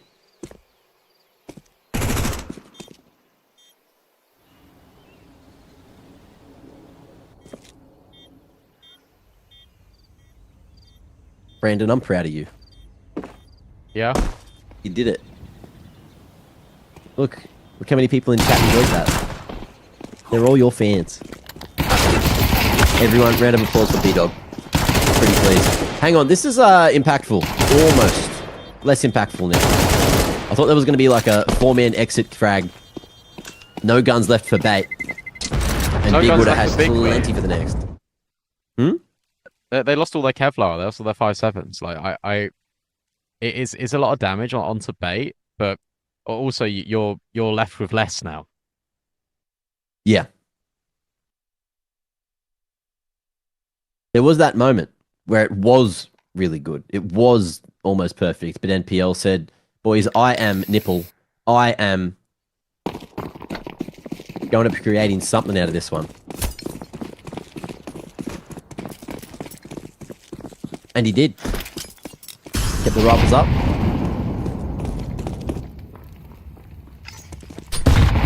Turns that heat down. Staying stiff and stoic.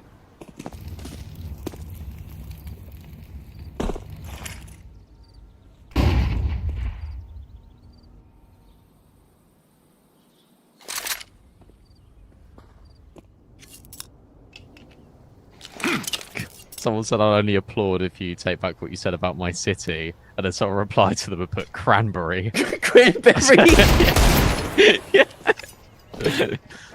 Ugh. In their head. In their head. Is what I'm saying.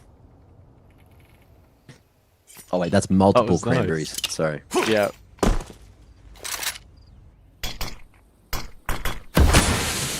Still got good Ganook on my brain. Look, alright. I'm sorry about that. It was just there. It was so free. It was good. It was really good. Oh, I've got the giggles now. Bait have got the A-bomb site completely free for the take-in. It'll be another one of these rounds in which Big will try and do economic damage. It doesn't matter if they die this time, because they're going to buy into the next anyway, but I guess Grix, Blame F, and Fathom want to save their armor.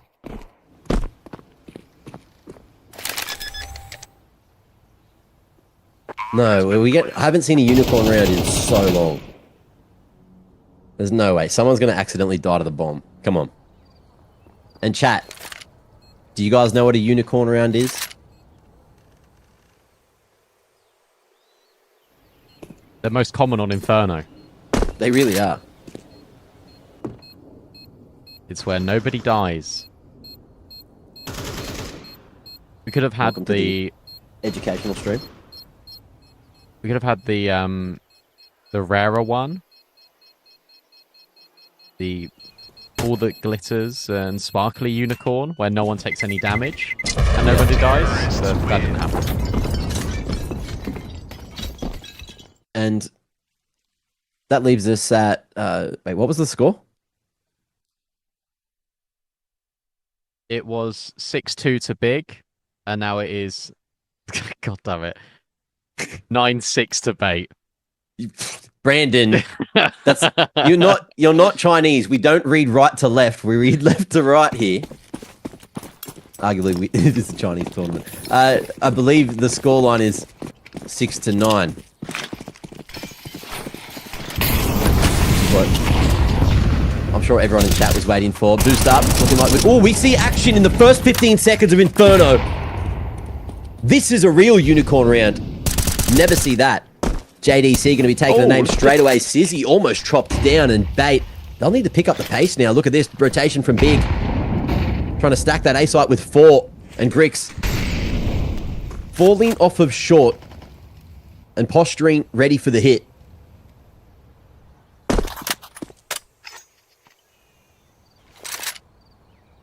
There's actually only one player on B right now. JDC, a little bit brazen in Banana. Thankful that the smoke is actually doing a lot of the preventative measure. He's still got one incendiary, and Big need to rotate. JDC needs to be coming this over. Look at this from Bait. They've just made the call that this is going to be only one defender here. JDC can get one, but it's only the low HP as Sizzy. They're in 4v3. At least the rotates are somewhat fast, but MPL trying to get ahead of the curve. Tabson's got no idea. That is an awesome kill, but Blame F finds back one through the smoke. 3 versus 2, still the advantage with MPL low. A chance. But it's going to take a heroic effort here from Alex666. Has the power of the pillar in front of him. But that flash will break the line out in the open. Ooh, gets back into the corner, but there's going to be the HE to finish him off. Not enough health there to play with. And Big make it happen to stop that streak and finally win that first gun round, which it feels like it's been a while since they've had.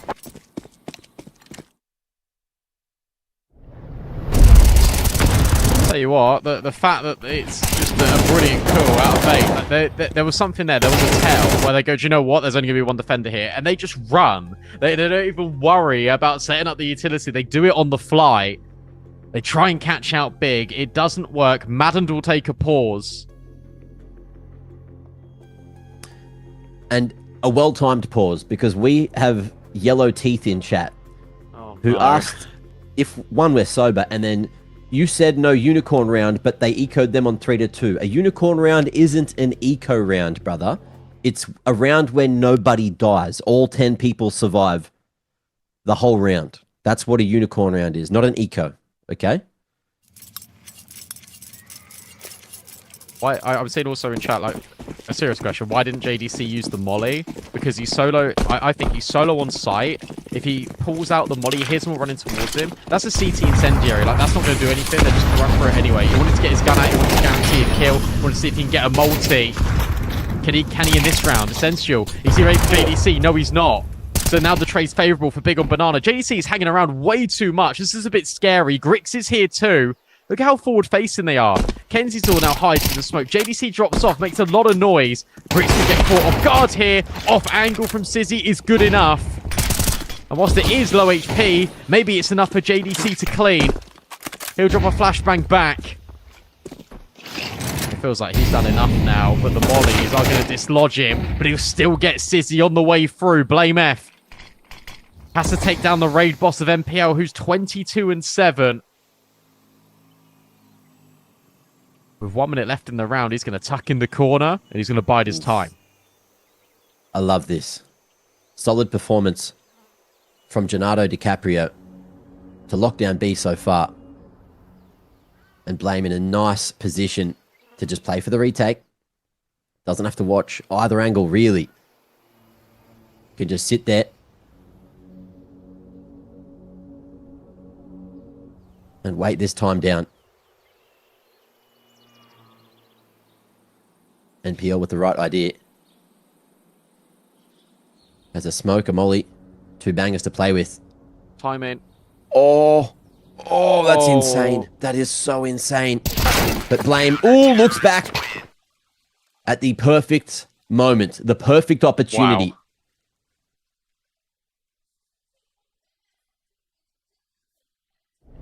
And there you have it.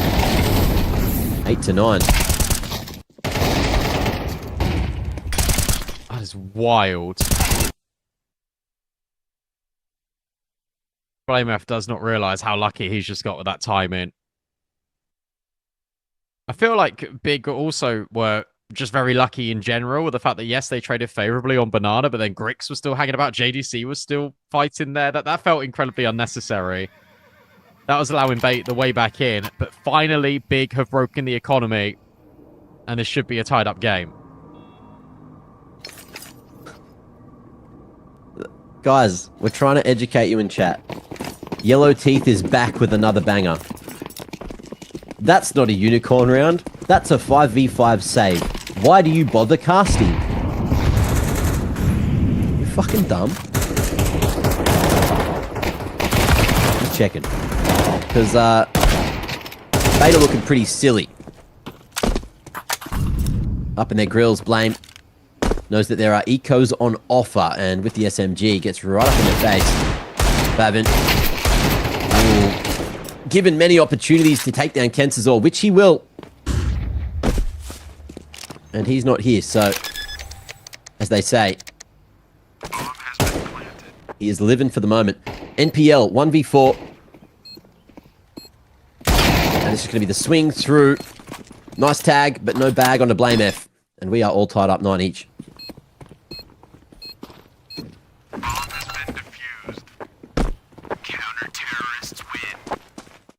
Wait, Now chat just finds. admitted that they don't want to know ball, Brandon.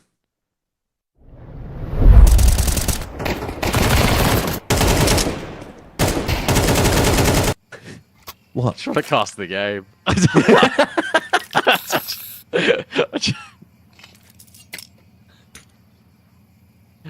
This is too much for me. It's okay. So the thing is, right, let's talk about like this. Let's talk about pacing in casting. It's map 1 of the series. No one can actually get eliminated yet. So the stakes are still relatively low. And it's Inferno. And chat's having fun with it. They're doing tricks on it, I heard. So we have fun now. And then next map, when a team can either start a reverse sweep, which then makes it 10 times more interesting, or is about to get eliminated. You know? I'll tell you the real problem. The real problem is I've been solo casting for like, what, 2 days now? And my brain is just in yap mode. Like pure yapaholicness. Yeah, I see that. It's all good. Yeah, a little bit. Kenzie's all nearly felt the smoke wall. Stopped in his tracks. It's because it was just over the minute mark, so he didn't really want to quite go through. Bait have actually made the right decision, though. In all seriousness, for 2 seconds, because there is 3 players on A. The rotates are actually quite far away. And yeah, again, look at this pacing. Tabson, completely by himself. Spam, pretty good in terms of the damage onto MPL. Blame F will find Alex in the meanwhile. And Sizzy will plant. 5v4, they throw forward. That does a little tiny bit of more damage towards Sizzy, but the rotations, as mentioned, a little bit further apart.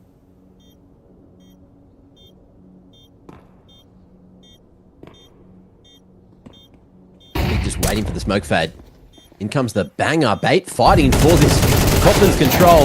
Ooh, and it's going to be an absolute bloodbath, but it works out for Big. 3v1, but that time is ticking, and Sizzy, the young gun, can maybe make this work. Oh, hits that first one, but not the second. Trade there, and time. And there's kits on both of them. Big going to finally find that lead with 4 rounds back-to-back. These retakes have been really good out of Big. Like, this is another one where it felt really disadvantageous. Bait make the right read again. This immediate acceleration in towards the site. I think they've got to tell on Big that there's normally only one defender on the B bomb site, and they're typically playing in towards CT. So they just smoke, they just cross, they just get the bomb down, they try to set up the retake as fast as possible. because they know that Big are going to take time getting there. So they're hoping to shave as much off the clock. Maybe get forward into further positions. But they can't stick the landing. They're doing everything brilliantly up until they get right to the end point. And then it is retake central for Big.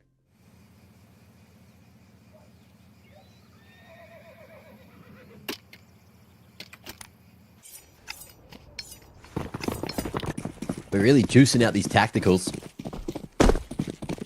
But Big, happy to have a little powwow themselves. Car, disregarded. JDC going straight on in, and he wants to play fight fire with fire, but the flash is that little bit too strong. The Sentinel down, taps it on the trade game, too good. And with that, they'll fall back. Tabson lucky to be alive, just escaping those HEs. And Big, now in that 2-2 defensive setup, giving Banana, still keeping eyes on mid.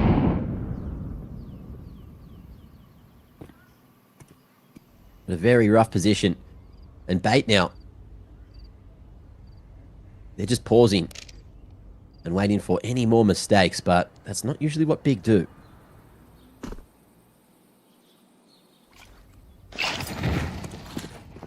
Briggs got to be careful. Forced back by the incendiary. Bait are making the right decision again. Every single time they go to a bomb site, there's only one defender there. So all eyes on Favant. As Bait evacuate Banana. Smokes are now being set up. Big, they're going to try and get the info now, but it's going to be too late. And yet again, we're in a position where rotates are so far away. Favant needs help now. Otherwise, it's going to be really tricky. He needs to at least get a kill too. I love this angle, because now we can look at the site cross and also the apartments. What's the timing like? Not very good. He hears a step onto the balcony, but Alex will just round the corner.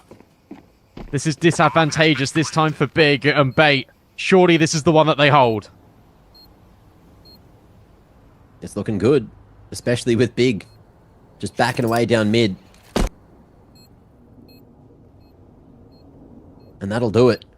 Finally, an end to the streak of Big's tirade. Rix. Whoa.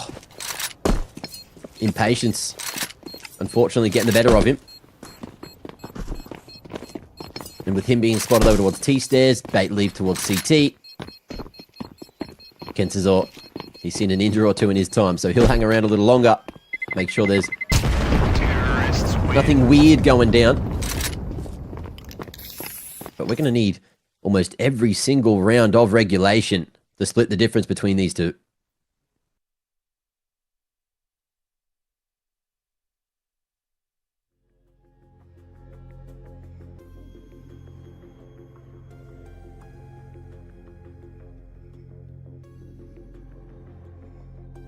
Why are there so many gamble stacks? It's Inferno. We're reliving the heroic meta. But every round? Every single round that there is either a triple lean A, which I mean, obviously like quite common for Inferno, right? But like, okay, like solo player B or solo player A. Like there's no in between. I'm really curious what the methodology is here.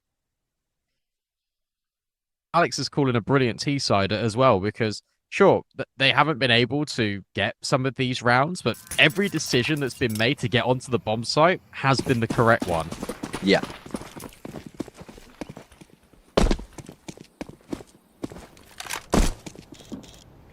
Ooh. Rix. Peeking through. This time, pace change straight up Banana.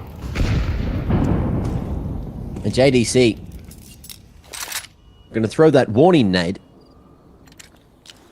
Bait lucky not to run straight into it. Tabson with the flash to clear close. And Bait shift that pace right back.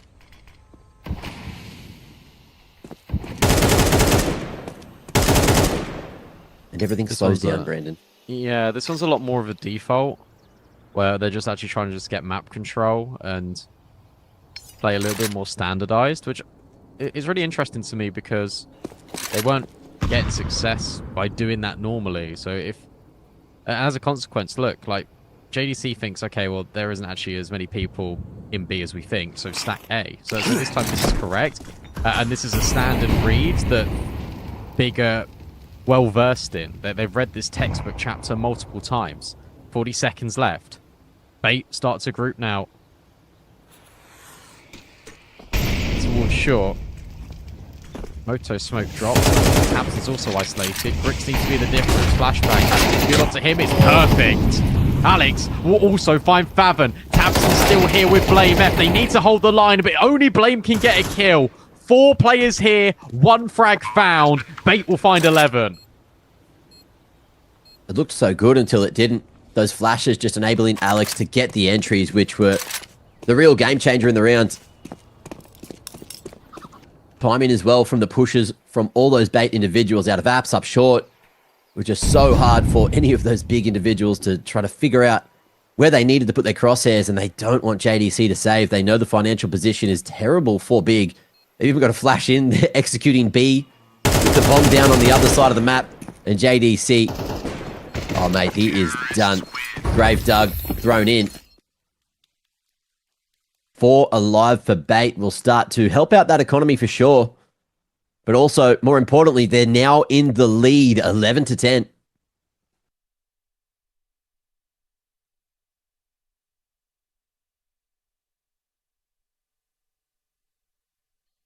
Money at breaking point. Double AWP?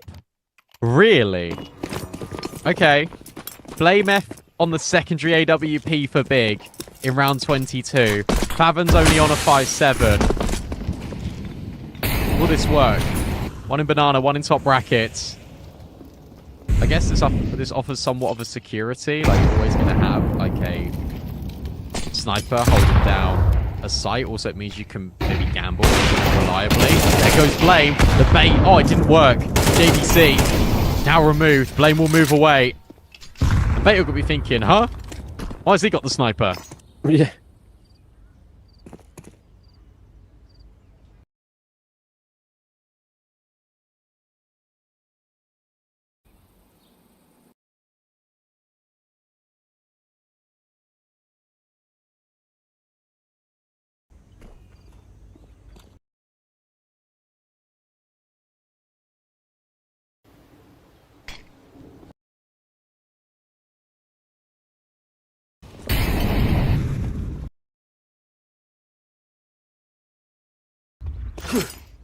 Oh. Damage. It looked good. Okay, so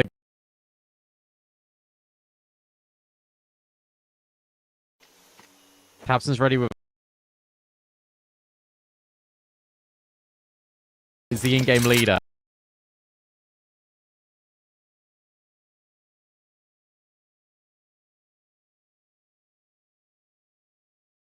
The enemy, but won't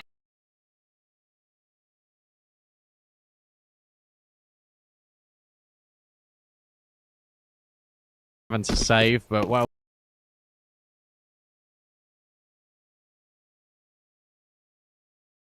Pick. Oh dear.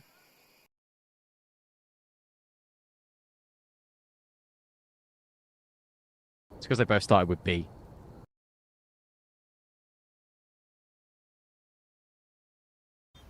I rate it.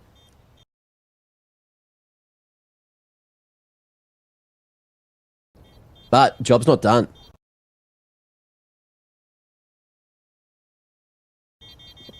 Job is certainly not done. Good picks to find, but yeah, Big. Safer pastures over there. But time for Big. And Bait need just 1 more to close it out in reg.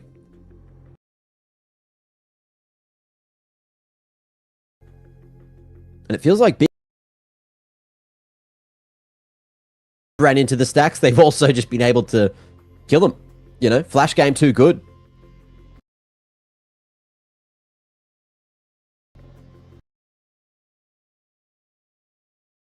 Because it's not even like bigger take We haven't seen double apartment set up. We've not seen a push into second middle. We've not seen a push down, but normal bits of Inferno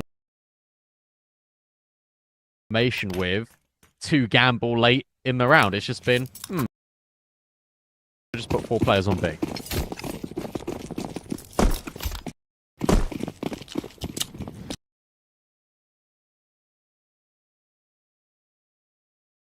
Absent. Look at this lead. All the way. No damage.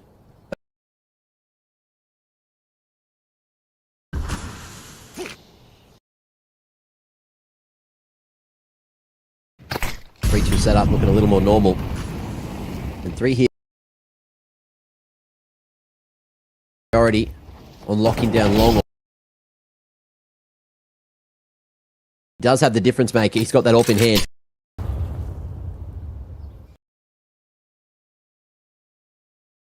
The AWP is. And that's going to de-incentivize bait away from A. And try to go for the full wrap, but it's now banana to walk straight into the crosshair.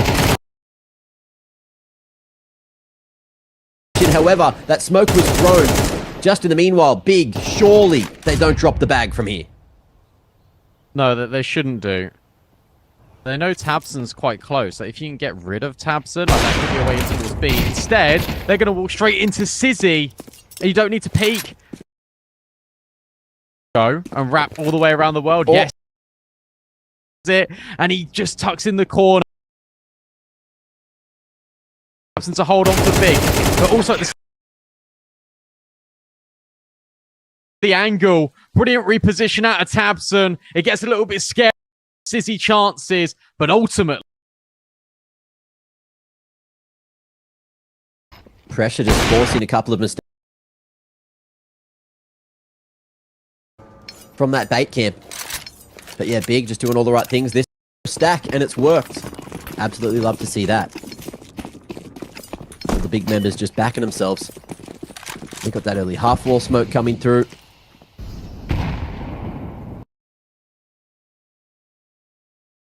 To deter any of the bait individuals from going too aggressive.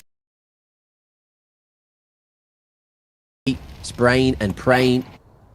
With no one tagged. Set up for Big.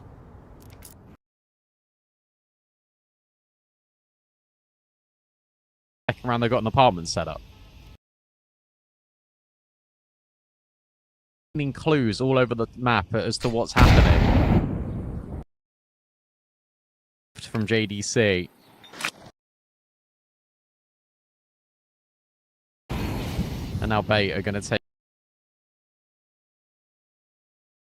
on the half wall. Does the molly force them into the moment? Tabson rotates over. JDC's still got more utility. Softens them up just a little. Surely, in comes the execute. Big. One final stand to make on this B bomb site if they want overtime, but Tabson's already been in his full blind. He can't see anything, and now he's been spotted getting in towards the corner. Still finds Essential. No, it's so quick. Bomb has been planted. Blame F and Favor. This is going to have any idea? No, it's done. It will be overtime. They do it by the skin of their teeth. They start getting results. Extra time, a necessity. As Big lock in right at the end to keep themselves in it.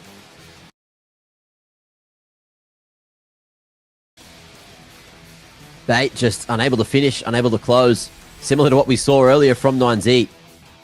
This time, however, of course, it is still the first map of the series, so no matter which left. Yeah, that's something. Yuists? I don't know who that guy is. Chat, who's Yui? Is he like a Mandarin streamer? This guy's put himself in the Astralis photo.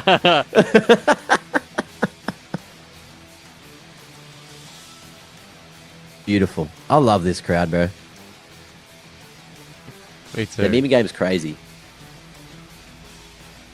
Oh.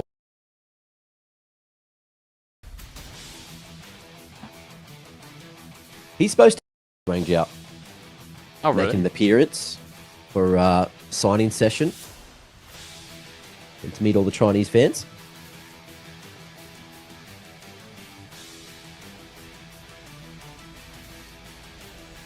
Was he just showing us the time? 6 p.m., baby. 8 past 6.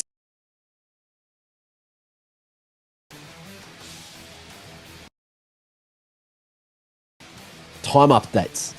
He's letting us know. That's what we're all here for, really. Is it going to be a time, do you reckon? At the moment, yeah.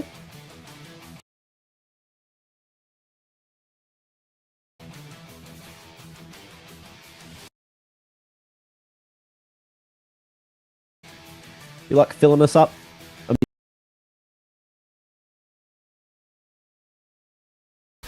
Happens.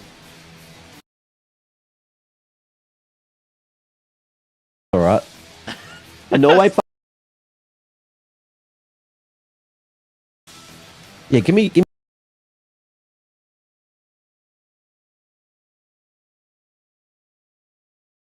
Brazil, Norway. That's going to be a bang. Even watch soccer, but I'll do it.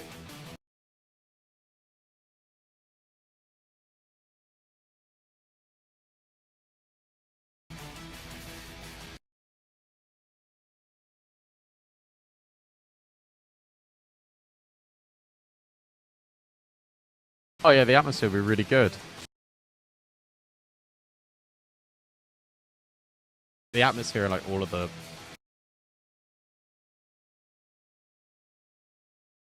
Yeah. It really does bring sort of...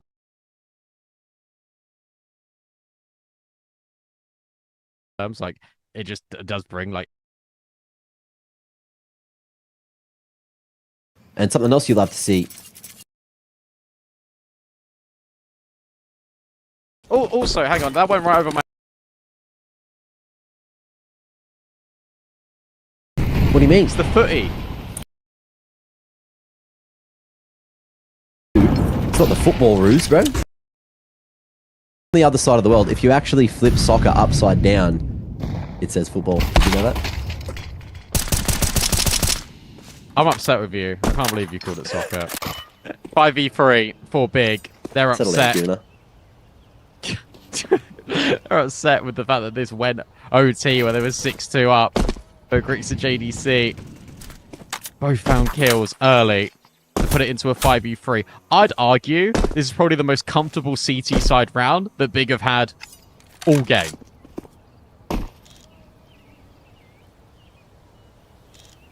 Oof. Oh, I thought he was going to hit that. I backed you, Sizzy. I just want you to know that. You had my energy for that one. Unfortunately, it was not enough. But just remember, you are always enough. I can't do it again. Not mid-round. Alex going to be able to do the numbers here on the B side and maybe crack that one through the smoke. Oh, it's awkward, but Tabson, he will lock it down. 30 seconds. Crack Unk. And just absolutely no shot for Sizzy here. 1v4. You're looking to save that AWP to the next. Look at the money. It's not great. And in OT, if you lose 2 and you don't save any of these weapons, you put yourselves in a very bad position. Favant was spotted, but there's no way. There's no angle here, right? No angle. Smoke down. 7 seconds. And Favant will execute it. I couldn't hit the Dubist Gutgenug mid-round. I just couldn't do it. As much as I wanted to. We couldn't do it again. No, you couldn't. You couldn't. I think that would have literally just derailed the entire thing. I just don't think you would. I don't think either of us would have been able to cast the rest of the round. There's not much railings left here, right? Like, we have been off the rails. Yeah. We? I'm dragging you down with me. Right, okay. Oh dear. We're in this together, buddy. That was we are for better or worse. For richer As the or time I poorer. get rolled in for bait. Look, that was just the cleanest round that we've seen so far on the CT side. There we go. There's the jump throw out of Favon. MPL was really called off. I think he was 17 and 6. And look, it's impressive. He's still got 23 kills. But Blame F has now pushed mid, and they just weren't expecting that. Essential will trade, but the damage has already been done. 4 versus 3, still the player advantage. Kenzizor now looks to get a time in. Tabson needs to be aware. There's that 25 years of experience shining through. Sizzy and Essential now stuck in a really difficult spot above her. A 4 versus 2. And Sizzy must clear this corner. But instead it is just JDC that owns him. And now Bait have to swallow and accept the harsh reality that this is going to be 14-13 to Big. Stepping up to the plate. And a quick one too for Big to find 14.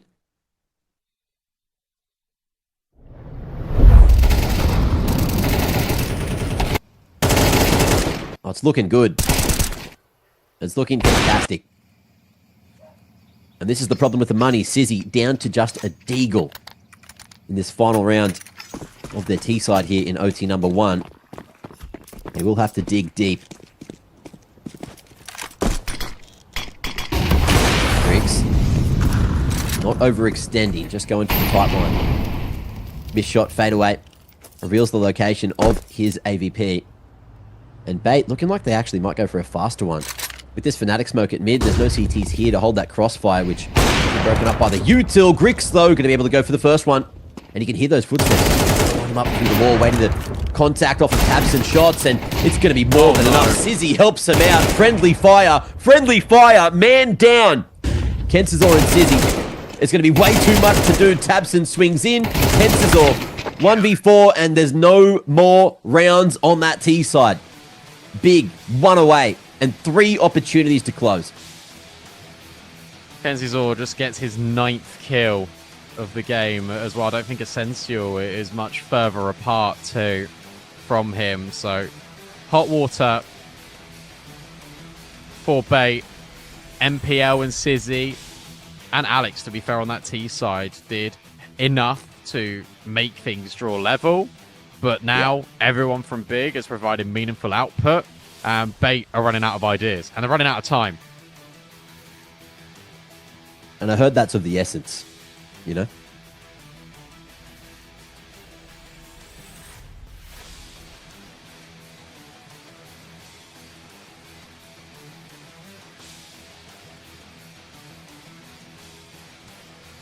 Essence seal. That's the one. Is that what you were doing? No. It's Oh, time. Time is okay. of the essence. Yeah, that's the saying. Chat was asking who's railing the broadcast, and it's us. We're back on it. Back on the rails. Okay. Yeah. See, we locked in. We locked in for those rounds. Yeah. We are capable. We are enough.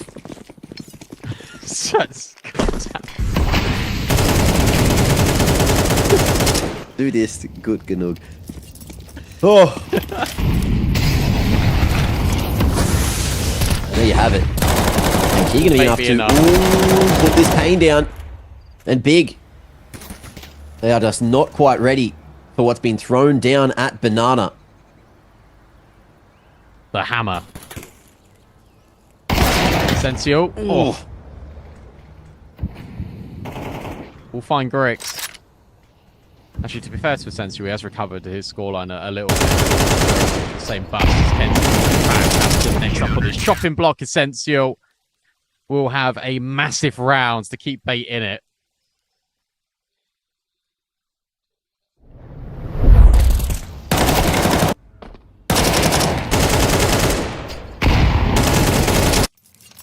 All right, 2 more shots. At the dub here on Inferno for Big. But Bait, as you can see, they are here to play. They don't want to be going home crying. R4 smoke coming through. Take that control of banana. De-escalate any early aggression and make sure bait don't make their way towards that broom control too early. Bait as well. Just going for that 3-2 split, 3 towards 8. And no one up in apartments. Big have got a good amount of control already. Long smoke up. Flashes over. I'm loving these double bangers. They're going over short as well as mid at the same time. And Big will find brackets for free. It's going to be a nice progression smoke as well to try to make their way up long. NPL with the break. We'll let that one re-bloom and then go through, but the flash forward. Oh, it's awkward. NPL only gets one, but the info is huge. Essential, not going to be able to find any safe pasture around the side of the smoke there. Plays a dangerous game with that one. There's a 3v2 on A, but if they wrap to B, if they find Sizzy, that B site is very takeable. Look at Grix, though. He's ready for Alex. No, he's not, but he's still just in time. Massive shot. But surely, if you weren't really ready for Alex and he's pushing by himself, are you going to be ready for Kenzizor? Just tucked in towards Mini Pit. He waits patiently.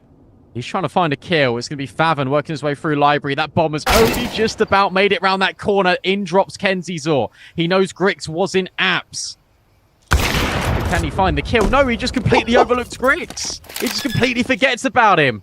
He was still there the whole time. And now Sizzy, for as good as he was on that CT side, he can't do anything against the Grix AWP. A massive triple kill for the Belarusian.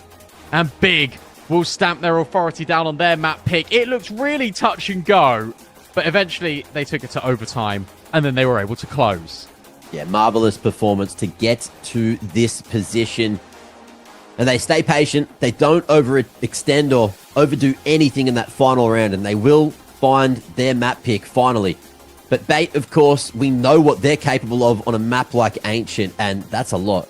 They're sharp. You can see, everyone's fragging, everyone's here. A few individuals could probably be asked a little bit more of.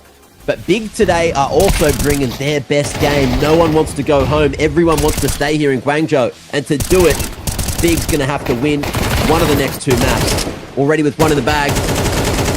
And Bait as well, a reverse sweep angle will be necessary. But to get there, ladies and gentlemen, tell me exactly what's going to be going down on that second map of the series. Tell me exactly what you want to see out of Ancient. And tell me your favorite liquid. And I'll come back and answer you all just after this shot.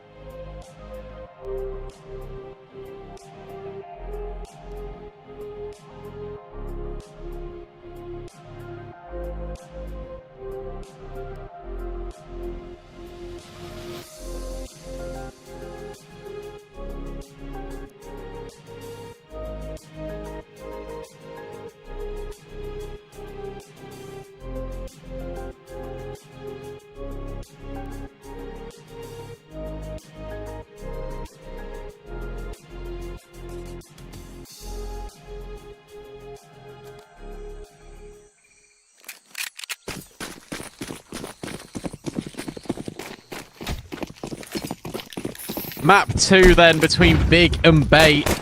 It's on Bait's pick of Ancient. Maybe Big started on the CT side. Bait, they took mid. Now they backed out. Will it be enough? Incredible question, Brandon. And I don't know the answer. But chat may. Do they have it? Do they have the reins on this one? And will that weird smoke be enough as well? JDC going to be able to drop himself a defensive one and look to try to play around it. In comes the push. Look at Kensazor going straight in behind enemy lines. Man is in behind all three CTs. He's just not gone forward yet. There's the play, but he's dropped the ball. He's missed the moment. Plant goes down, but that's all they'll get. Pavin, in the meanwhile, gets a knife onto the planter. And the round is Big's for the taking. But remember, they got the plant. They should be buying into the next. I can't believe he knifed him. Like, that came out of nowhere. I really was watching Kensazor. I thought, wow, okay, like, this is a really good opportunity for him. And then all the kills came on his teammates, and then there was nowhere else to look for Big. So, of course, they're going to consider the smoke.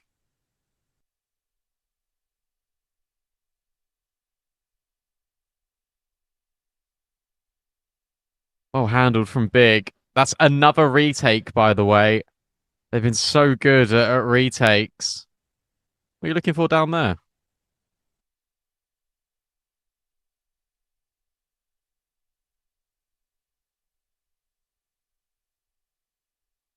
Might have just dropped his wallet. Needs that to buy into the next one. Looks like we do have a... Oh, no, we don't have a pause. Love that. Absolutely love to see that, chat. But we do have a second round of Counter-Strike. Let's see if Bates on the buy is going to be able to have full faith in Kensazor to be the difference maker. Hero AK handed across to him. Mac 10 for Alex. Good utility. And I dare say, oh, I thought they were going to go B. But they've got that mid spawn.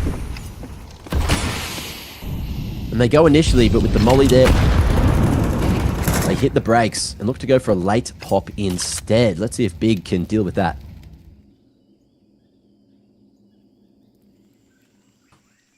Should be able to with this boost.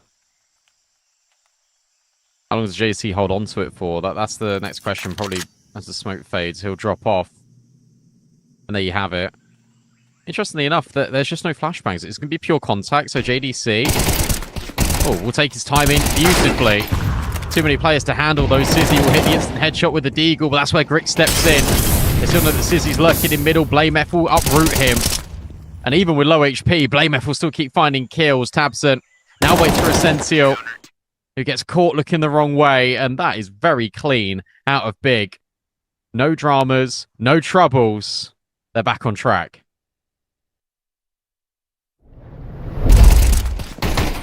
Have a look at that one again.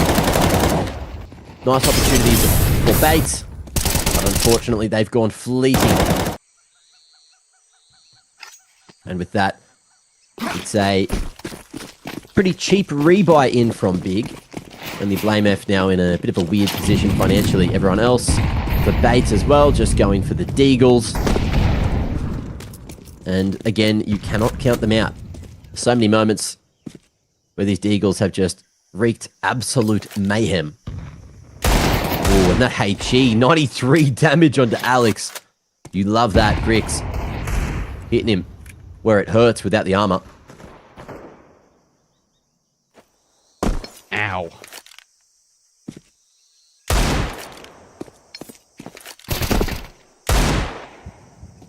What, because it's an eco. Maybe we can get a little bit silly with it. Continue. Yeah, alright, deco. Sorry. God. Chat, I'm right? What? It's a deco, right? Yeah, you're right. You're okay, like, Yeah. you're right. Thanks. I didn't expect you of all people to be so pedantic. You know?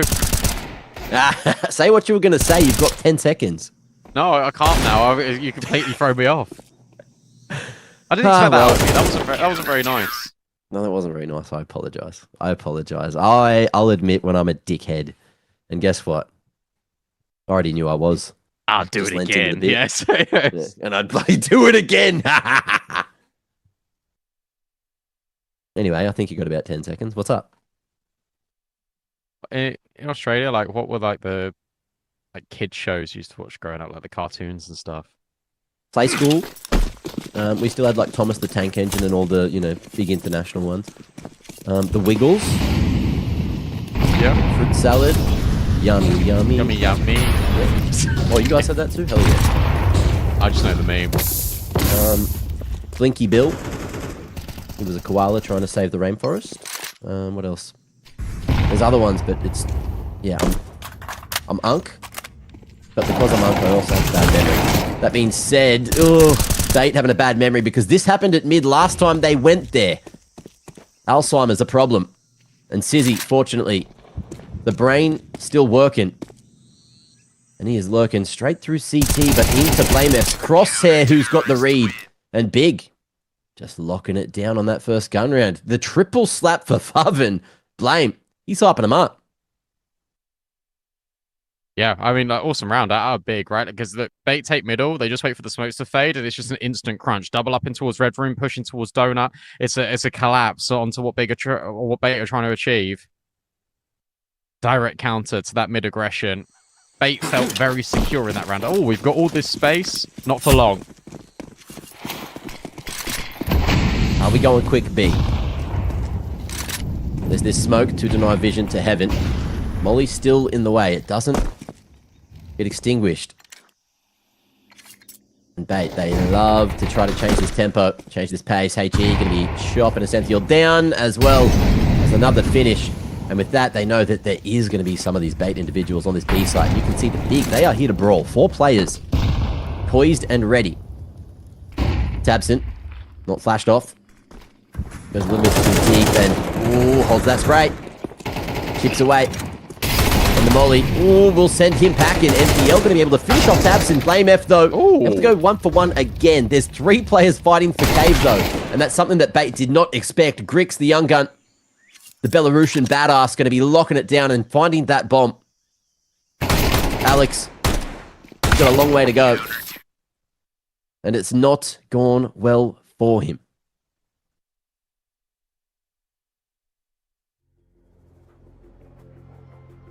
That might be one of the rare instances that a gamble stack has worked for Big in this series. Yeah, true. Timeout now being taken for Bait. Remember, look, we've been here before, right? Like, Big got off to a very good start on the T side of Inferno. Bait were able to make it a 6-6 half. Here, Big have got off to a very good start. 5-0 on the CT side of Ancient. That there's still time in this half. Like, Bait should be remembering that. Hopefully that's what some of the allocated seconds in the pause are used to speak about. Don't need to get down in the dumps just yet. Yeah.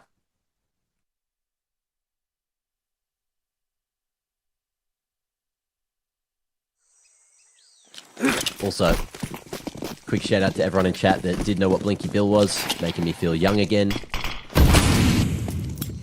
Chads. You say that He's was going the round koala though. one? Yeah, it's a koala one. The Oh, koala. cute. Yeah. Bricks. On top of his perch, shadow spotted. Yeah. Info already gains. Is there going to be a flashbang for them? No, instead it's just a jiggle. Bricks with the repeat will get rid of Alex. Going to be blamed to actually take down MPL before Grix is able to slide at a second kill. Volleys are fine because there's a counter incendiary for Big, so Grix can escape. But actually, he wants the trouble. He wants the danger. And that's because he is the danger. Jump forward for Sizzy. He gets legged. Grix now needs to stick a new fresh mag in the bullets. Very awkward. And in fact, there's just no way through. They can't get out of A main. And yeah, I realised I just said it needs a fresh mag to put in the bullets. I messed up. It was That's happening okay. too quick. It's okay. Big. The actual Berlin Wall. Not letting anyone through towards that A side. That defense. Bloody penetrable. Counter-terrorists win. I can't believe they failed the boost twice as well. Yeah, it's true. But the pressure gets better of them, and it's going to be a fast-paced change out mid they go, but Big just keep on winning. Lame and JDC laying down the law here. And Bait are just not allowed to play the game any of these rounds.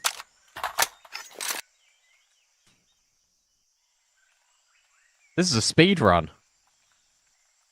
Well, compared to Inferno, I think most of them have to feel that way, don't they? Oh, yeah. It's a but nice come change. on. Oh, by the way, Bait have got 6 kills total in this entire game. Nearly everyone from Big, bar Favon and Tabson, have got They've more. cloned James Bond as well. That's wild.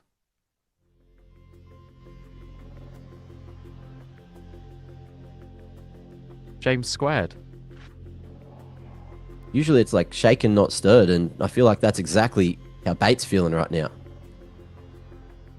Shook.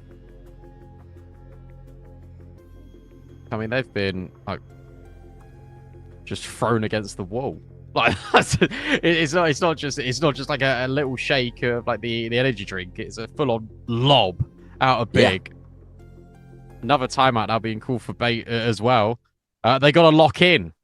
That has to be the sentiment. Otherwise, you're going home.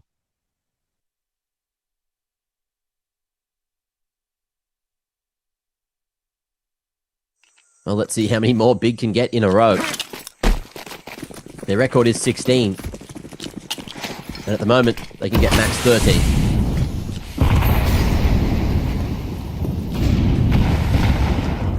Oh, HE's devastating on Defensor, and I don't know if this round's going to get much better. There's the greedy Tabson hears him and smacks him with the wallbang. Mid control will be taken by Bait for now. But again, that smoke getting broken. And look at Big. 4 players here just looking to brawl consistently, round after round. And it's working. Smoke's fading. Bait just unable to have the protocols to even react to what's going down. Sizzy can finally slice him, but he's last alive. And there's just too much to slice on the chopping board.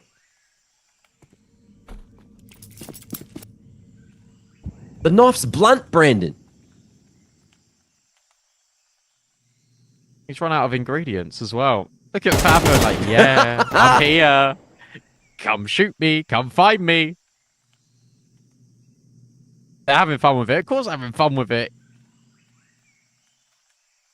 This is a dismantling.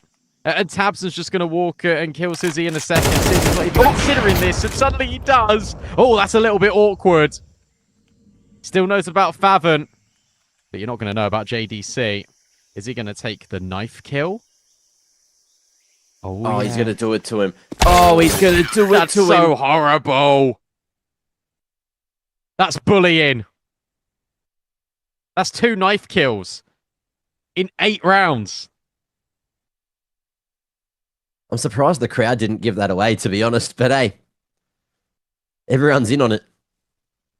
And Bait are getting bullied.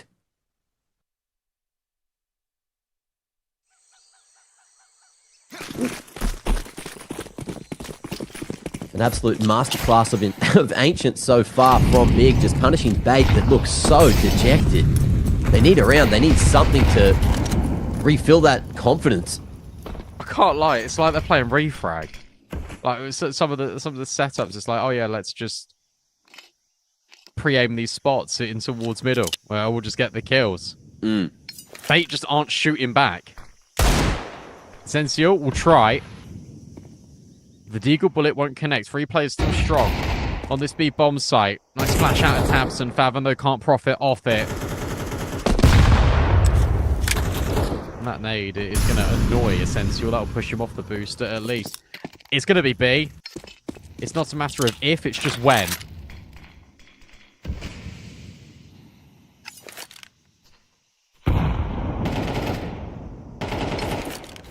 And just keeping it slow. No one wanting to make that first mistake.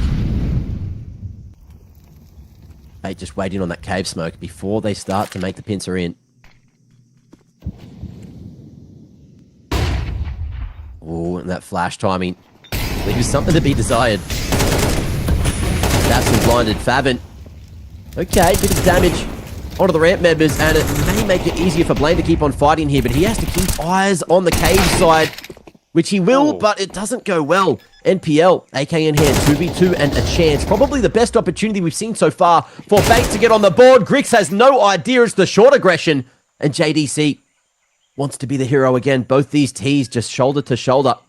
Ring around the rosy, and they're about to finally find that first round that was so desperately needed. Finally, there's that breakthrough. It comes off Tech 9s. It comes off a 4 versus 5. And it's AKs being picked up by MPL in Cave. And from there, it's just individual gunfight after individual gunfight. And sure, like, Big are having fun with it, but they got way too comfortable. You can understand why. Bricks just had no idea that there could be a player in towards short.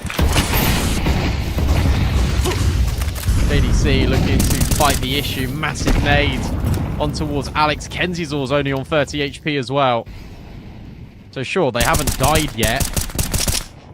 But there's a lot of damage. It's not far away. And Kenzizor, nothing's going right for him. So why not take the risk? Why not just push in through red? Sizzy, in the meanwhile, gets caught. Maybe in pre-scope there if the smoke faded, but the bomb's still down all the way back towards T-spawn. So even if you do get a flank off towards A or B, no matter where you go, that's ridiculous. Wow. JDC's reacted to that. He's so locked in. A-site's still he's looking, ooh, no way. Unfathomable.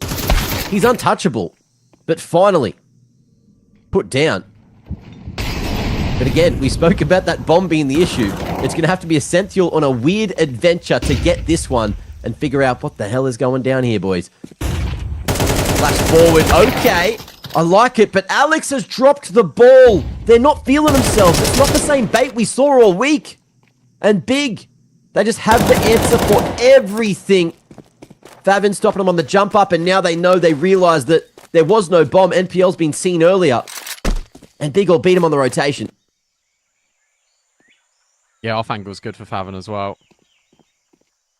He just tucks in. And he'll catch MPL before he can even plant.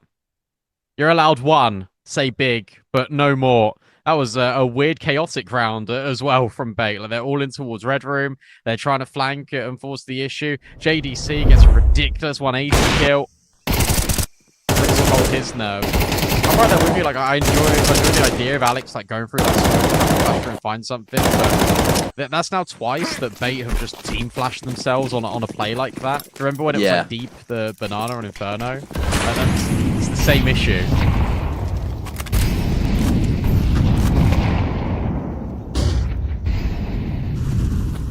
Certainly worrying.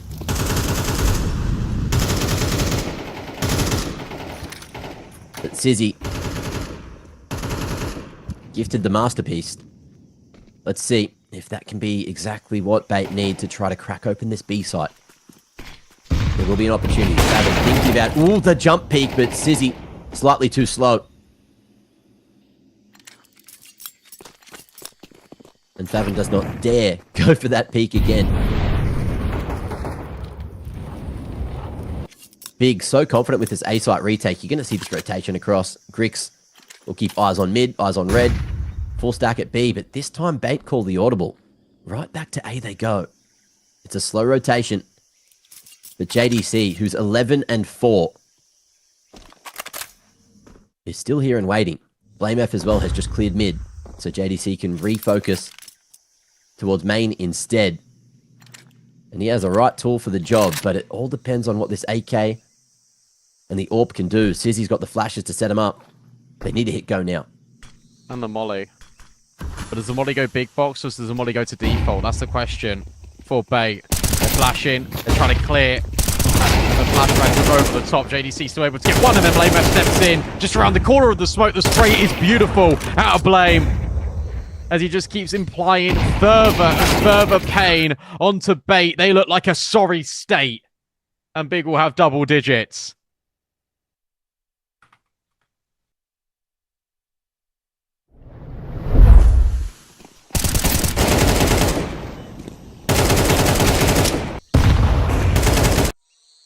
This is not what I expected to see from Big on No. Ancient. After how close Inferno was. What the hell? They must have had some of Magic's secret sauce between the breaks. Potential for 11 on the CT side and pure domination to book their ticket to the playoffs. Bait need to dig deeper than they've ever dug before. With that smoke break, maybe there was an angle, but Kensizor is just on a different planet today. Yeah, I actually think this might be Kenzizor's, like, one of his worst rated series ever. He's just not at the races. Everyone from Big is. Yeah. Favon was 3 and 2. Everyone else was like on double digits, and he's caught up to them. Bless him. He didn't want to be left out. And now they got this double setup in towards Cave. As soon as I say that, they will creep closer. Nice shot out potential. Is he ready for Favon? Yes, but he can't handle him. And Favon, oh, I love that. He faked the runaway. He faked back the runaway, and now MPL is his next victim. Oof. And it just doesn't get any better. Alex, a chance. One bullet. Double his kills. And somehow, some way, he's not been able to hit that one still. In a rough way. And how's the clearance? Sizzy. He's young. His protocols are good, but not good enough. And Blame was thinking about a knife, thinking about the disrespect, but allows him that stab in the back with the M4 instead. 11-1. Brandon, I do not see a world where this gets better for Bait. I do not see it happening, but I do see Fort Minor, remember the name, with Kensizor's name on it. Let's see if that's going to be happening just after the break.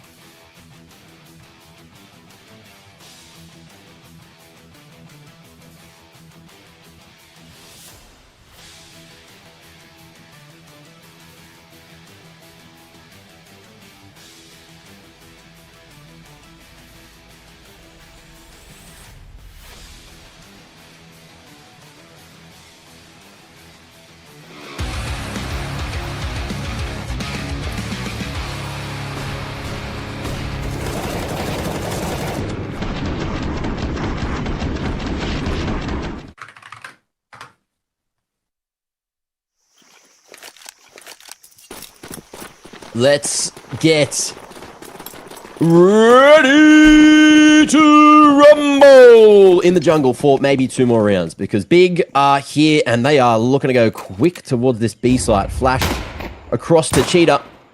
Essential taking point. He's got 2 guns, which I heard are better than 1. 3-man setup over towards B. A couple of the bait members a while away, but Big, they are ready to play. Smoke over towards that short side and a pop-up ramp with the flash. Essential needs to go huge here, and the Julies aren't going to be good enough.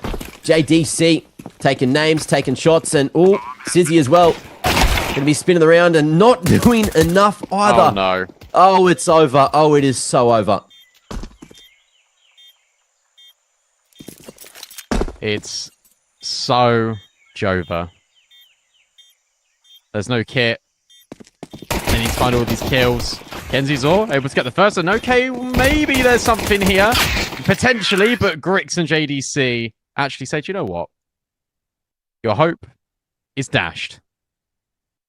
Your journey into the playoffs, not happening. 11 chances for Big to close the series 2-0.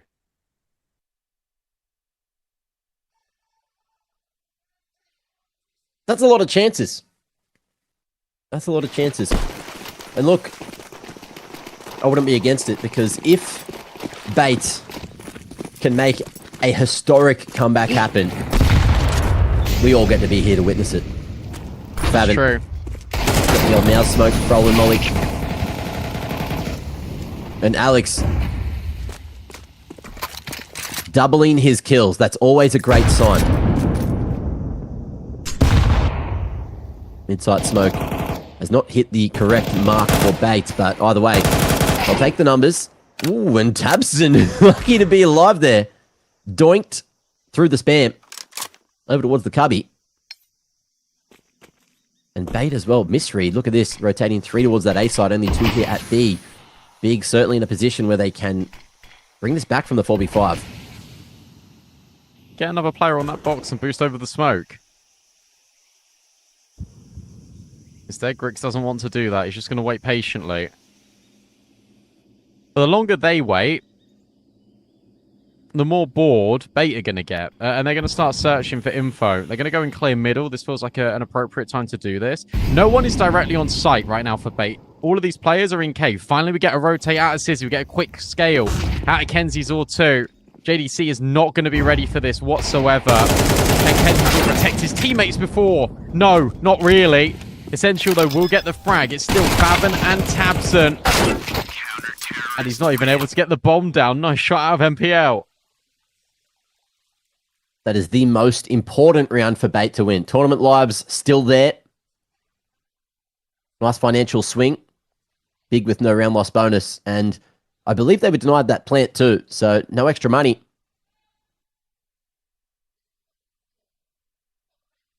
And Bait finally getting the read that they've been waiting for.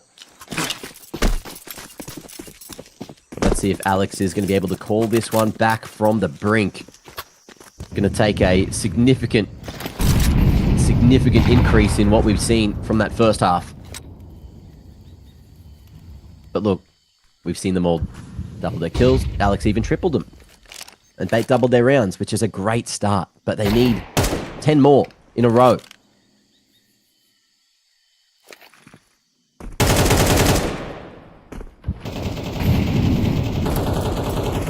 Big just playing it slow, and I'm going to say they're not winning this round.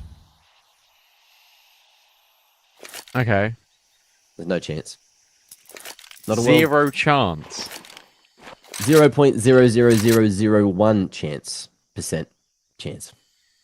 I think they're going to win the round now, you said that. They're going to do No it. chance. They're going to prove No you chance. wrong. Nope. They couldn't. Tabson's There's no got a way. flashbang. The people have paid for this entertainment, right? So we want to give them more rounds. We want to keep all the Bait fans enticed to come back tomorrow. Fabin's just trying to play to the crowd. Silly Billy. Okay. Well, there's the opener. And the second. 0.00, you say? MPL, can he save things? Maybe. 2 versus 2. Quick rotate out of Kenzizor. In towards Cave, hoping for more. And him and Sizzy will lock it in.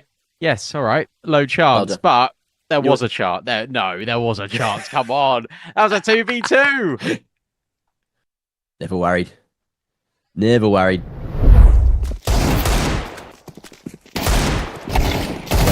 Shots though, wasn't it?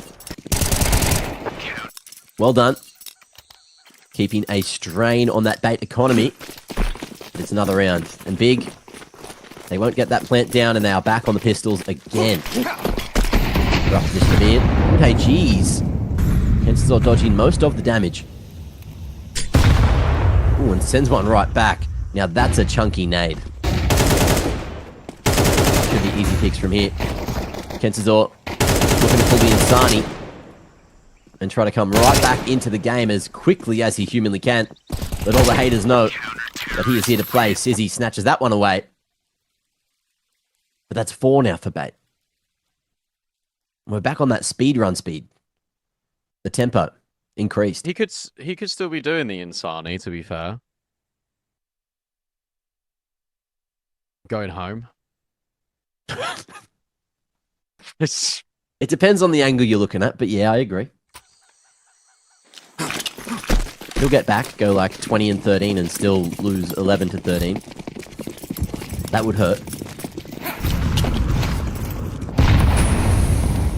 And Big are ready for the mid pop. Bait, in the meanwhile, they're going to stay proactive behind these mollies and fully clear out the lane side. We'll see if Farvin is going to be ready for that. But they don't go dry, they flash in. And that'll be a tell. Kenzizor, ooh, pressured here on the donut side. Smoke to buy the time. And Sizzy is going to be walking into this one. There's just enough space to get on a nicer line to fall away. And Big just posturing. Looking like we... Are we going back to A main? Are we going back to T-spawn? Are they aware that Essential is going to be hunting this one down so fast on the flank? Yeah, Bait have no idea. Oh, Big have no idea, rather. Volley there. Donut cleared. And it's all about this flank. It's all about what Essential can do. And if Kenzizor can hold on the front side, there you go, a double down again. Wow. And that bomb's down on the ground here in Donut. Everything going right for Bait. A huge call, a huge play, but JDC, 1v4. What can this man do? Delete Sizzy, apparently. Nice first shot. I don't know where the other players are. Essential on that flank will lock it in. Nice shot out of JDC, but it is all about that risky play. These are the things you got to do when you're 12-4 down. You have to make these decisions. It just ends up paying off. Well handled from Kenzizor. Triple spray down. Making the stats look and feel a hell of a lot better than they were. He's actually completed the Insani arc a lot sooner than Insani did.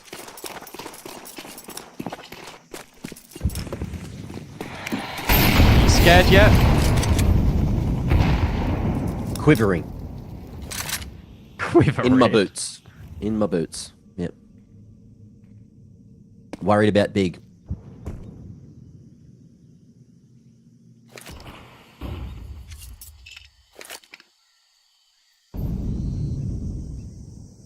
What's Farvin got cooking?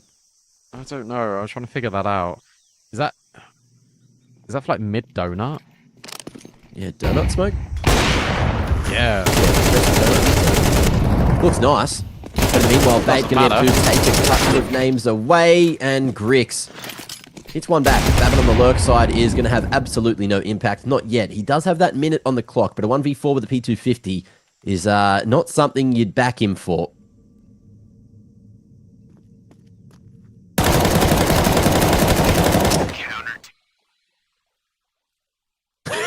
That reaction says it all, doesn't it? Yeah, it really does.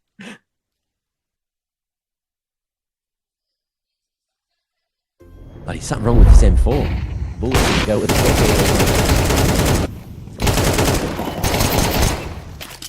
Great hold. FaZe making the most of the opportunity.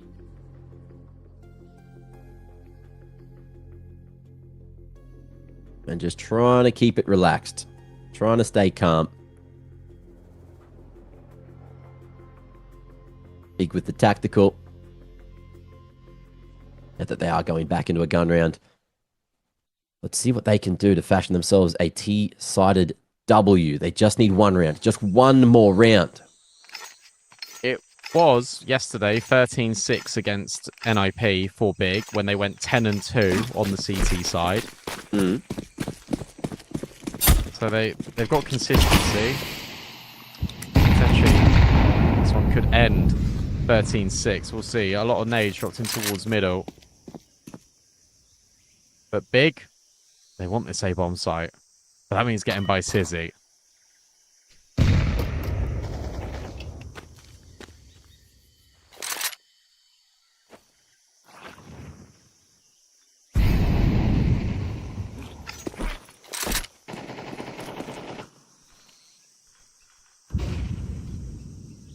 Deep donut smoke coming through. Big using that to condition.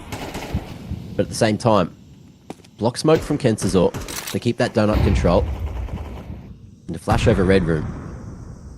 Just to keep Big guessing. Sizzy not going to slice them in half if they go anywhere near A main. That shadow will be seen. And Grix can swing on that deeper back side. Oh, he spots the shadow, spots the elbow. Holds his nerve. Good pick for that one. Trying to fight together. NPL on the trade. Keeps it strong for bait here over on the A side. Essential and NPL just teaming on up to make this one happen. No mid lurk activated. Grix 1v3. Too many CTs to get past him. That HE is not making his life any easier. Bait play this one together and find that 7th. Yeah, they're playing it really well, but also at the same time, Big, that they're going too slowly into these rounds. And it's also individual, that there's no utility to set up an actual peek out of A main. It is just a jiggle and a little bit of a wide swing. That gives the AWP plenty of opportunity to find the opening pick. Loving these little angles that bait are taking as well. The jump up over towards default, the swing immediately out of donut. They know they need to protect their AWPer, and they do exactly that. Just 12-1 to 12-7.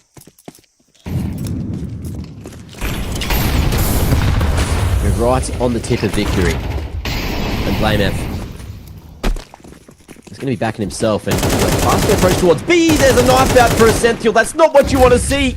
Trying to body block the smoke, but it's almost going to be the downfall. He's down, and JDC getting that bomb planted. CT's in a good position to try to stop it, but Sizzy, he doesn't have a rifle. He's got the AVP, and Grix has put one foot too far forward. No late lurk on the cave side, and bait, they are certainly set up for the retake. Grix, mate, what are you doing? Or Sizzy, rather. It's worked out anyway. They flooded together on the smoke fade, and it ends up being well played. Looked a little staggered, but bait are happy to brawl. I think you do that again. That felt like a nice little limit test as to what you can do, what the defense is looking like. I think you reinvest everything, and you do that again.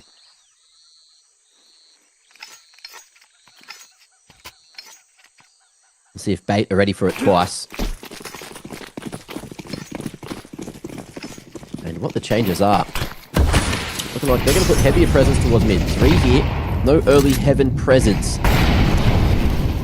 Safe on short. 1 in cave for the B members. The Big R here looking to do the same thing, but making the stagger.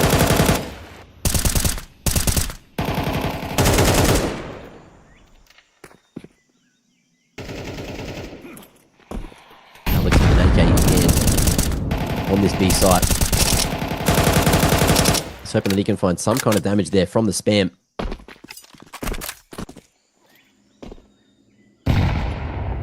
It's a lot of wasted bullets for nothing, really.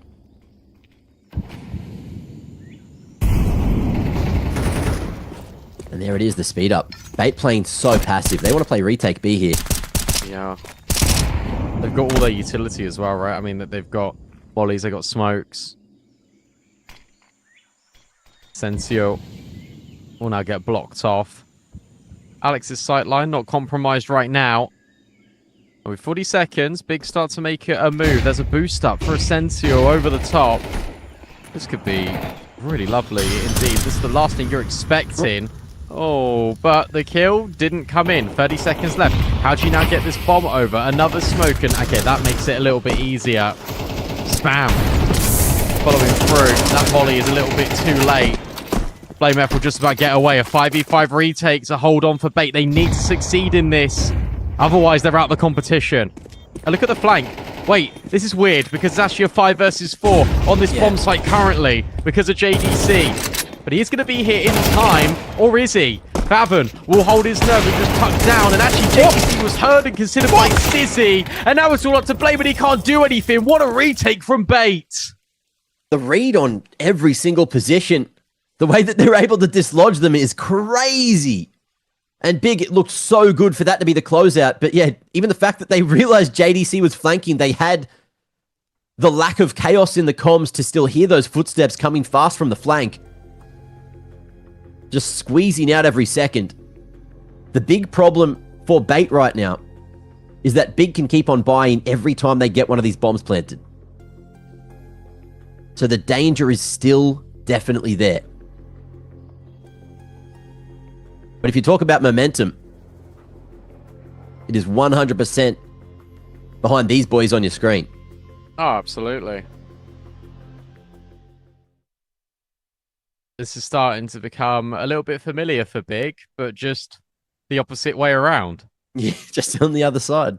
Yeah. You're like, oh, is this how it feels? It still wouldn't be as great as a 12-0 comeback, but still 12-1. Yeah. Essentially, the same thing. 12-1 to 12-9. Bait have belief. Just whether they can hit 3 more. Oh, Big, this would be a meteoric fumble. If you drop this.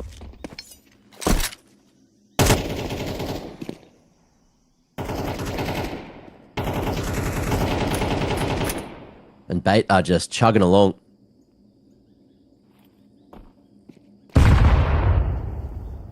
Train on the rails.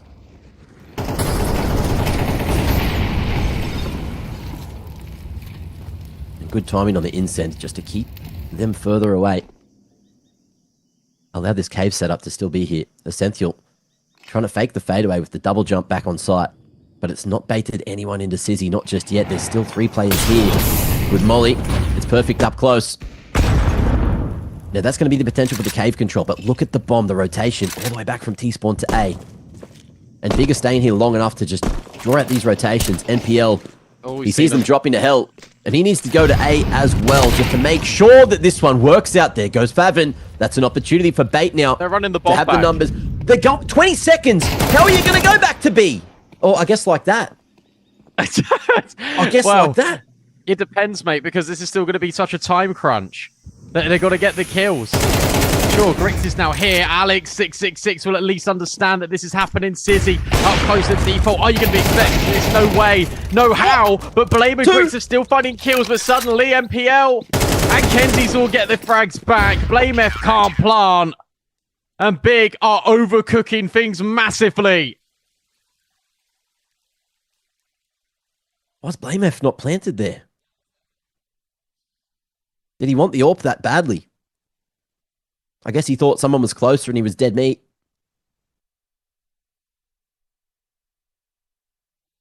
But there's just so much money for Bait that kill really doesn't matter.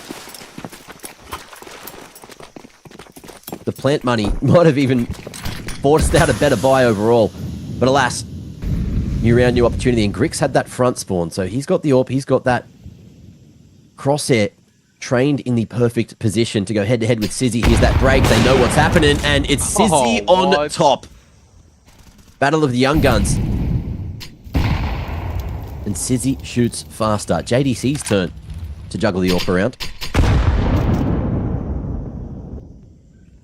And again, it's not getting any easier. Bait, man advantage, 2 rounds needed. Brandon, we might be going all the way.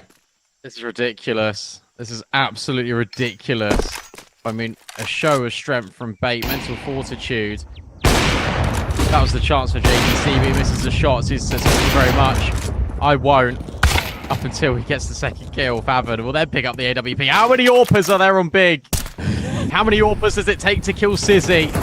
3, allegedly. Bomb still drops it in middle. And Essential surely is gonna get the kill. He does, that's fine. Flame F. Can't do anything either. It's 12-11. It's a 1-round game.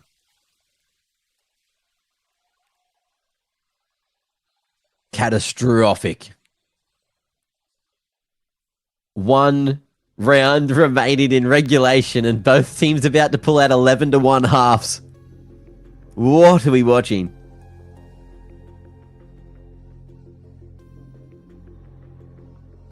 What the hell is going on?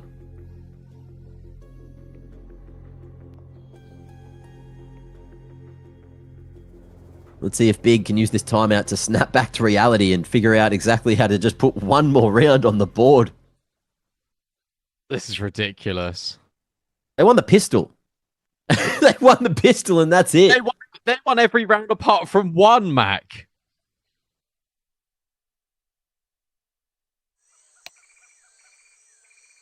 One more tactical. Oh, that's so nice. You get ready, you get hyped, you just discuss what you wanted to do. Fist bumps in from the coach. And then Bait go, We'll have 30 more seconds, please.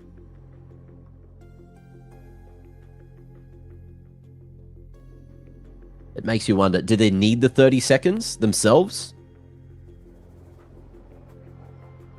Or is it just to rub the salt in the wound? Let them know that it is Nipple who knocks. Know what I mean? Nice.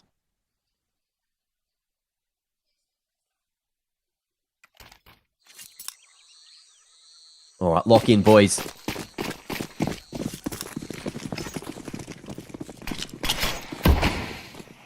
I'll tell you what, if this goes OT, it's amazing for Bait, don't get me wrong. But if they can't complete the comeback, they get eliminated.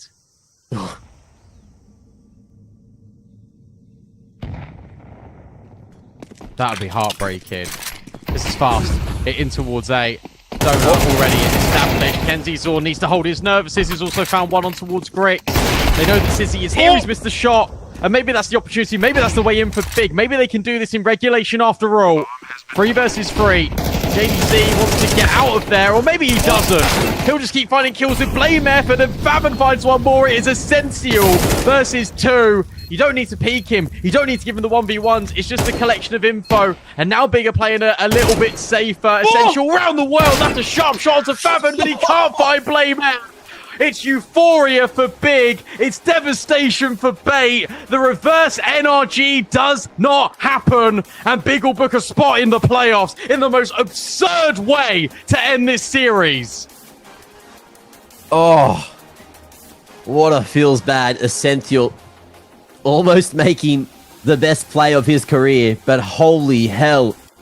On the edge of my seat. I'm sure you guys all were as well, but Big, they have done it, and we get to see a bit more of them next week when we make it to playoffs.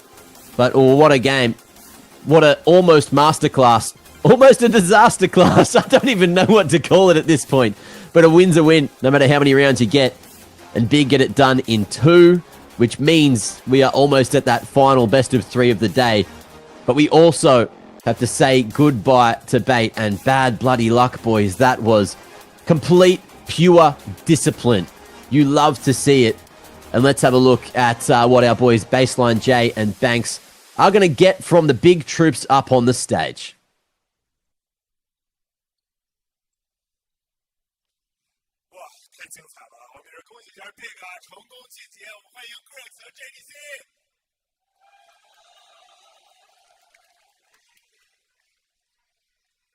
What a game we just got to witness. They're screaming JDC from the crowd as well, but JDC, let me start with this. How exhausting, how tiring, how draining was that game for you guys? I mean, it was very exhausting, not even close, right? 刚才这场比赛真的，哎呀，累死了，但是一点也不接近，一点也不焦灼啊。looking at this was the team that stopped you guys going to stage 3. It was a rematch and they could have denied you a chance of going to playoffs. How much was that in your minds and how good does it feel to now be in this position and be the ones that's going to make it through to the arena? The first and biggest arena for your career, mate. That's cool. Really. I think we didn't think about that they closed us in 2 games before on major. We just wanted to win. And yeah, maybe it's kind of revenge, but yeah, of course we're happy. Happy to be here, happy to be in playoff, and people cheering for us. Imagine how cool people look at this big poster. 对，就这场比赛其实是恩怨局啊，因为贝着就在 Major Stage 2的时候，然后就是击败了我们，然后也是淘汰了我们。但是我们今天在备战的时候，其实并没有多想这个情况，我们就是只是真的是很想赢，然后很想进这个淘汰赛，然后进这个淘汰赛的这个感觉太好了，然后这也是我目前职业生涯中最大的舞台啊，然后这个观众朋友们呢就太酷了。Talk to me though, what was going through your mind where this game was looking like it could have slipped out of your hands. You were force buying into everyone, just buying full up, right? You were just getting the plant down, trying to make your way into it. What was the decision making? Was it not giving up? Like, how did you get through this? Because it looked like they were going to do the same to you as what you did to them. I mean, honestly, I think we were doing the right things. Like, the rounds were not coming to us, but we were still playing good. The decisions we made were good, and the situations we ended in were good as well. So it was important that we, as a team, stay in the mindset of we have to keep doing what we're doing right now, even though the result is not there, because we are playing correctly. And either you win or you lose doing something you believe is right, and for us it turned out to be right. 对，我们虽然下半场连续丢了很多分，但是我们队员们其实一直觉得我们下半场打的是不错的，然后我们也能安下这个雷包。我们觉得就是我们的那些角色也都是对的，所以呢，就其实就大家的这个心态放平，然后最后就获得了这场胜利。And Griggs, for you, right, obviously, this is a big achievement, the first step, but you guys have been working so hard, trying to grind your way throughout all of this. Does it feel like big now, when you look at the major result and now making playoffs here, that you guys are getting ready to make that next step? I think that we play better and better with every game. Of course, we are not in the best shape, but we have time right now to fix mistakes. But yeah, I think after this major, everyone feels tilted. Everyone says, of course, I didn't play CS for a week, but it's our chance to really show good results in tournament and playoff, but also get a lot of points here. It's important for us, and at the end of the season, we need to grab it. 就是 Major 结束了，Major 被淘汰之后，我们队员们其实心态都有点崩啊。然后我个人就1个星期没有打 CS， 但是呢，像这些比赛我们能进了这个淘汰赛，对我们来说也是非常好的，我们也能获得这个宝贵的积分。然后我觉得我们的队伍的整体的状态就是越来越好的。I'll give you a chance as well. Anything you want to say to the fans? There's a big flag in the crowd. There's big jerseys in the crowd. You're getting some love right now. Of course. That's really insane. Thank you, boys, everyone. Thank you. I appreciate it. Thank you for support. 感谢各位观众对我们的支持啊。JDC. I mean, this country is really amazing, and I think one of the best crowds I've been in a small room like this. Everyone is cheering, everyone is hyping. It's very unique. So, I mean, a great tournament so far. I cannot wait for the arena. 中国的观众们都非常的给力啊，然后就是这个大小的就这个规模的观众，我都觉得是我生涯中觉得最好的。然后呢，目前这些锦标赛目前办的其实都很好，然后我也等不及要打这个淘汰赛了。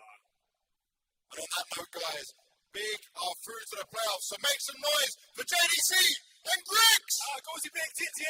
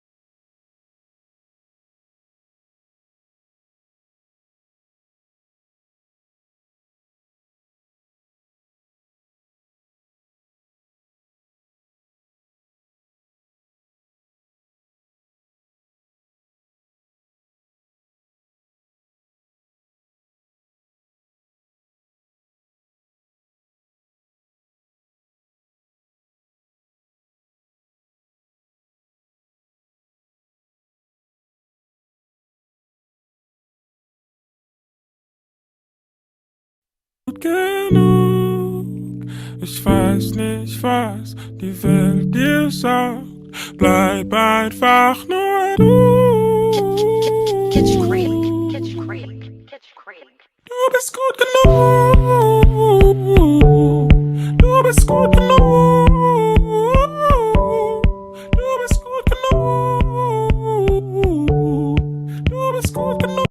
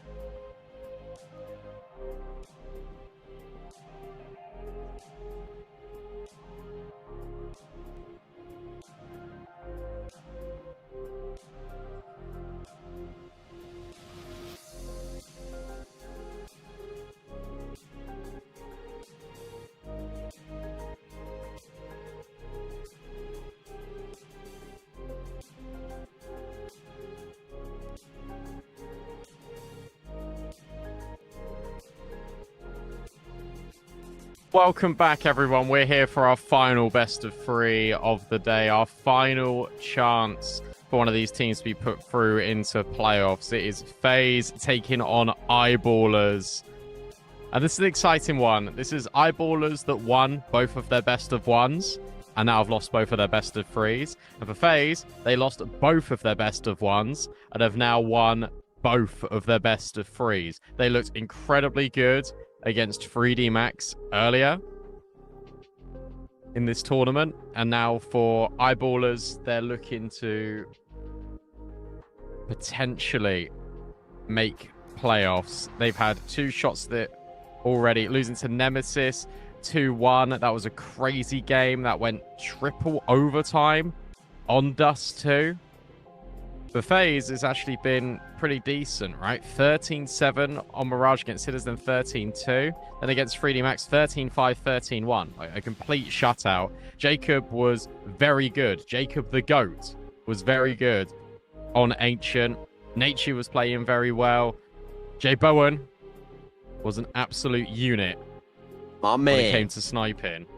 My What a boy. bloody man. Oh. It's going to be a bloody field day, this one. Have you had a chance to watch an Eyeballers game yet, Brandon? No. Oh, it's good. Oh, they're good. Rolls back those years. I saw Also- Chris played well. Yeah, he has been. He has been. Bloody, actually, it feels like carrying. You know, he's doing so much work there. It's great. Did you hear the bangers during the break, by the way? Man, I was vibing the hell out. It was so good. What about you guys, chat? I missed it, unfortunately.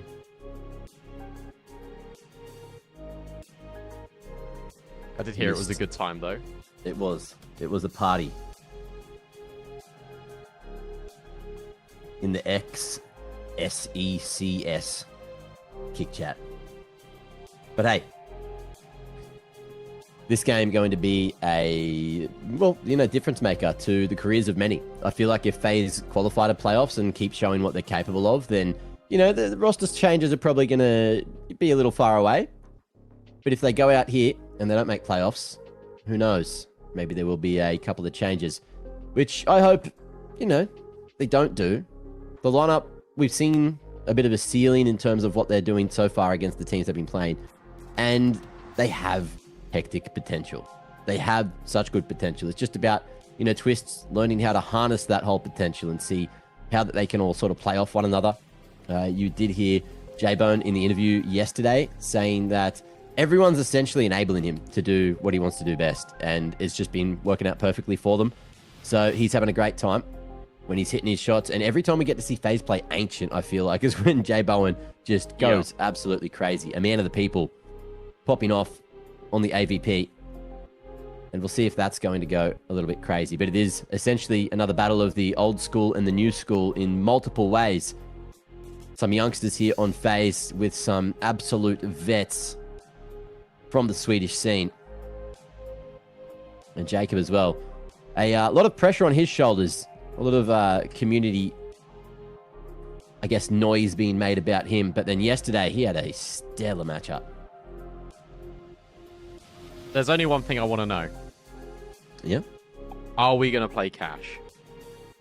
Well, I think that there's actually a very good chance that we do. Things didn't go well for Eyeballers the other day when they picked it against Tyloo. But it's given them some material to sort of go back and have a quick look at.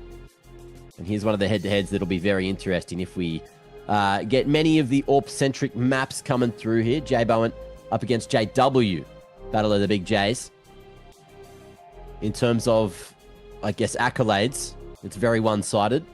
Yeah. But in terms of looking at the last 3 months, J Bowen's actually been doing a whole lot. Lots of killing. He has been, but also those stats are going to include the big academy days, right? So level of competition isn't quite going to be at the same level as JW's, but at this event, he's been undeniable. He's been so good. You mentioned Ancient. I just think in general, I think he's just been such a serviceable AWPer. Here we go. Mac, here we go. Do we get the cash? Bands out the way. Will Eyeballers pick into it? It'll FaZe. get floated. Ancient. Oh, come on. Yeah. Come on. What Do up it. now, Swedes? Come on. No! Oh. No. No. Oh, it was just there, guys. Oh, well, they tested the waters, and I guess they didn't like it, and it will be FaZe. They will remove cash. They will Hang remove on. cash. They will remove cash. They did No, it! they put it in! Oh, they Come left it in! Yes! Please! Oh, we better go to 3. We better go to 3. This happened to me yesterday. When FaZe played 3D Max. Cash was the decider, and it didn't get there. Oh. Oh, I want it so bad. Oh, come on. Can we just play a best of 1 on cash? Like, let's just handshake. Save everyone's time. And have a bit of fun with it. What do you reckon? Like, I think that's a great idea, personally. Chat, what do you reckon? You know, we just skip Just skip to map all the 3. formalities, you know. Screw the map picks. Just go straight into the best of 1. Wow. Oh, come on. Oh, I'm so excited now. I'm so excited. Do we get there? That's the next question, though. I haven't seen any Eyeballers games at all, so you're going to have to tell me what they've been looking like since Crims has joined, and especially at this tournament, right? Because the best of 1s were fine, but the best of 3s, that's where they've been struggling. I mean, you got to watch Eyeballers for a very long time yesterday. Yeah. Yeah, there was a lot going down. I do enjoy what they bring to the table, but again, they were in that 3-0 position. They could have beat Tyloo, but things didn't go right there, didn't go right yesterday, and now we're here, and they've got FaZe, a new look FaZe to go up against, so their job's certainly not getting any easier.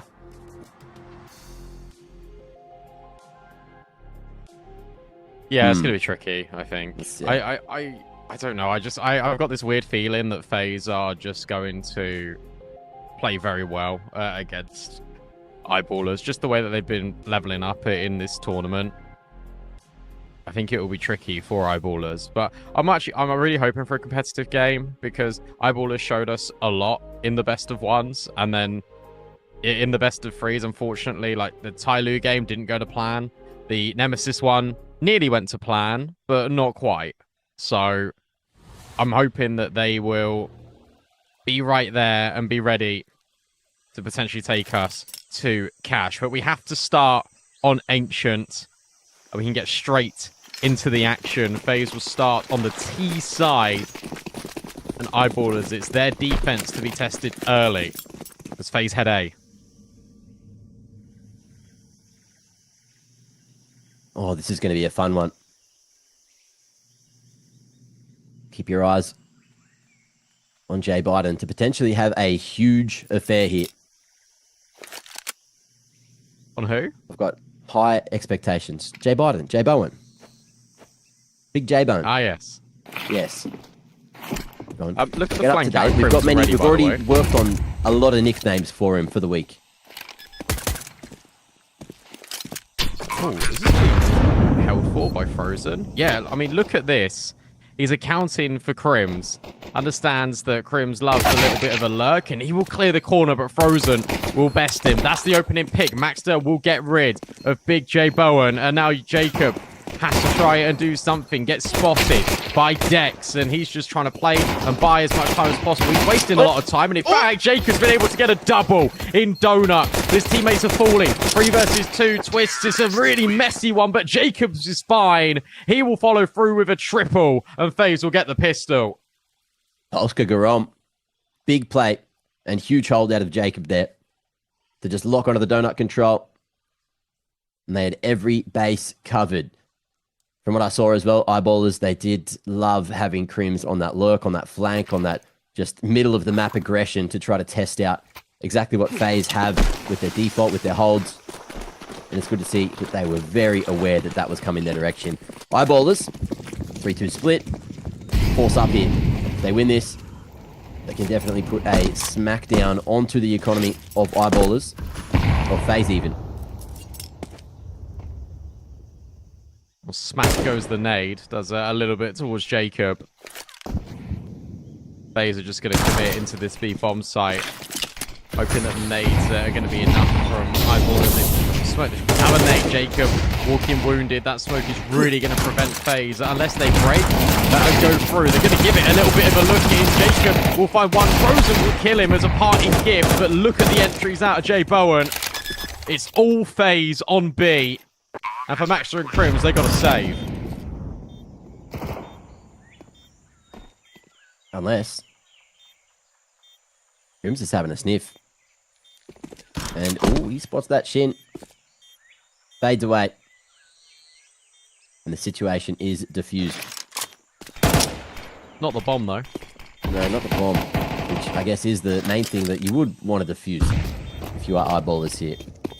But that being said, a couple of weapons going to be carried across to the next 4 eyeballers, and FaZe steadying the ship. Getting far enough away that they should all survive. And stacking on that second. Terrorists win. Well done by J-Bone. A little bit of damage by Jacob. And Dwists is starting to get activated too. So you and chat have made all these nicknames for J Bowen. I've only been said? saying J-Bowen. What are you talking about? No, I just wanted to know what they were, just so we could, influence them in. Yep. Yeah, so J Biden. J Bone, which can end with an extra part, but, for now we don't. Until something. And J Bowen sure. is just how you say it generally. Yep. Big J Money is another way you can go for it. J Money. Big J Money, yep. Making bank for days. Actual gangster. You know it. Subbing in for FaZe. Yeah, that's good. It's got a ring to it. And that's it. That's it so far. I like J Money. I just threw that one in. It's not actually a nickname, but I will be saying it from now on. Good. And Crims, hang on. Oh, 5'7". Not known for its range. But HG starting to soften up the face individuals. Ooh, Smoke not hitting the mark that they wanted it to. J Bowen has incentivized the CTs to push on forward, but that USP is going to enable a rifle to be put on the floor, and that's retrievable if eyeballers do commit to the full retake on Cave, which they will. But in the meanwhile, FaZe, they're going over to A, and Maxi is here. Can he double down? At that range, you'd think an extra bullet would have hit, but it hasn't. Now we're down to the 3v3, but all of these Ts are low enough that eyeballers can cause the upset here. Yeah, it's weirdly doable, especially with the flank from Crims. No kit potentially is going to be the biggest burden, and Jacob currently isn't considering that Crims is going to be on the backstab. So can Jacob get it killed before he falls? Yes, he can. In fact, he'll find the second. So even though Crims trades him, it's a little bit more irrelevant now because Jacob has cleaned up the mess over at Temple. And Crims will pick up the Galil, but time is now going to be the limiting factor. Getting rid of a player on site is one thing, but getting rid of a Frozen on Donut is a complete other story. FaZe, that looked dicey, that looked scary, but they're all good in the end. Weathering the storm. Does get a little expensive overall. And that money going to be kept at bay for a few of the FaZe individuals. Until fully there. Eyeballers on their first official gun round here for the series. Let's see if they're going to be able to take it to FaZe. Hold on here.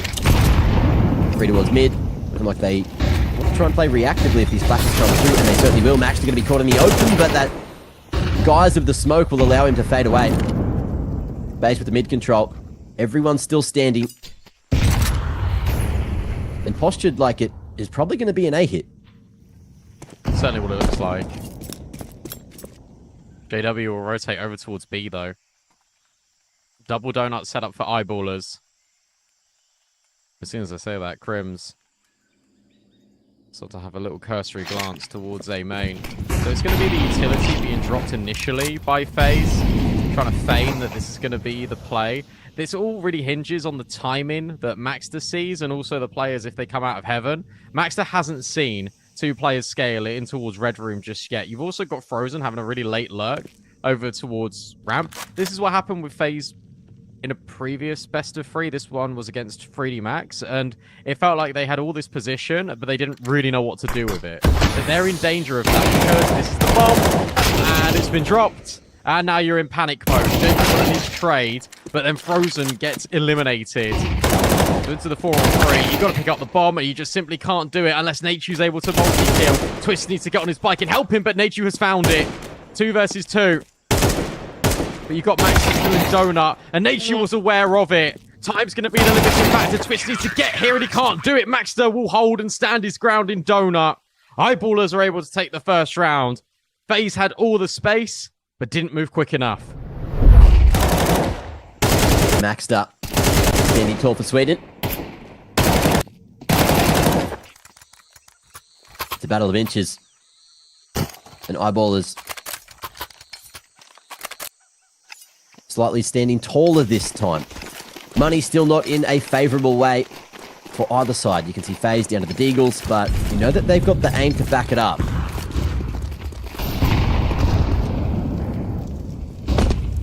Eyeballers, full mid control, no noise at mid from FaZe, so they're probably going to pop their heads up and go for the fast rotate in towards this B site. Rolf, solo on the anchorage, and ooh, going to be out in the open, but the off angle works well for 3. It's easy picks up against the Deags. It should be a smooth sail to the second from here. Yeah, nicely done. I mean, it's very simple. Like they just contact water ramp, and Rolf is able to find a multi-kill. Then you get the contact coming in from the MP9. Doesn't get tricky, doesn't get out of hand. Easy enough for the Eyeballers. J Bowen and JW. Now on the AWPs, both wielding. And they can both clash very early in this series. Saw on Ancient yesterday how quick Jacob was to get out middle. All he wanted to do was fight this area of the map so consistently. He has been offered up this space. Room wants to give it a go and a fight, but the counter flashback is brilliant. But Jacob is also a little bit blind. Nature, fortunately, steps into trade. Dex is in a weird one because he's in between 2 smokes. Like a Rose phase 4. Is he able to find anything? No. Frozen will knock him down. And now in this 4v2, this feels pretty comfortable for FaZe.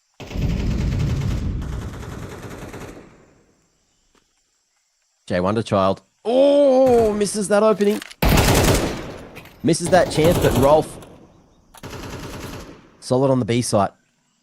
And that may reroute FaZe back into JW's scope here, but doubling down with an AWP from this position is unlikely at best.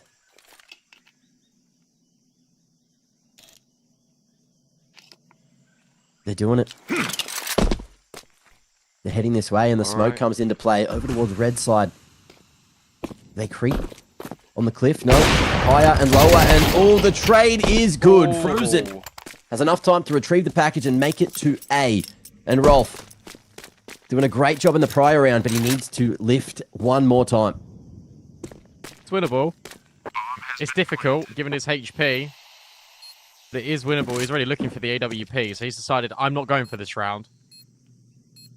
He's going to get out and save the AWP for JW. That was scary. JW, master of no scopes, nearly had a chance there.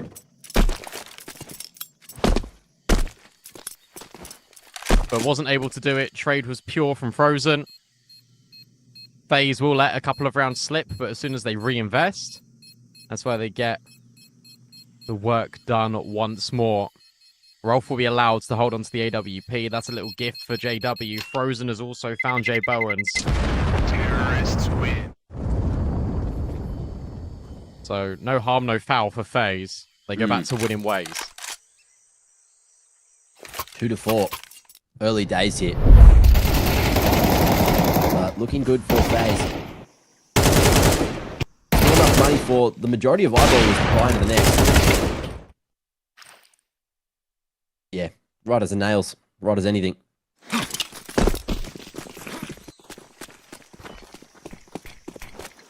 Front spawn, Jacob. Going for it? No. Nading off the wall. Run boost works out and puts Maxter in a prime position to deal with that pop out of mid. Nature down as well. And things go from bad to worse for FaZe this round. Two-man disadvantage. Frozen misses his timing to try and find a trade on mid. That Incent just buying way too much time for Eyeballers to fall the whole way away.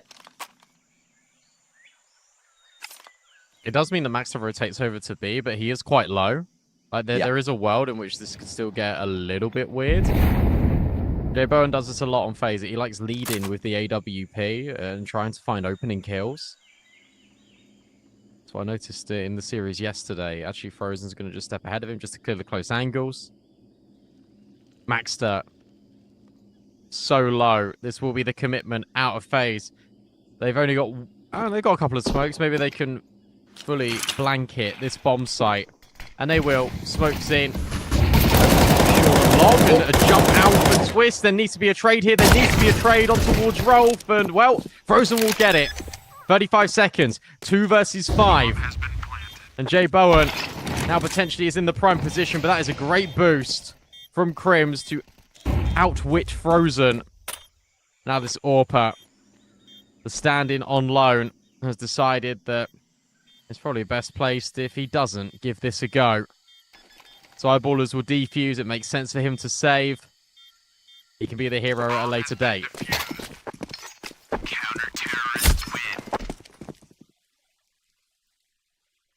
NT, good plant. And just playing the long game. You get that bomb planted, you save as a T, and you still get money in the next. So it's all about the long game. And as much as we've seen from Jay Bowen so far this week, a 1v4 stuck at ramp is definitely not a place you want to be with an AWP in hand.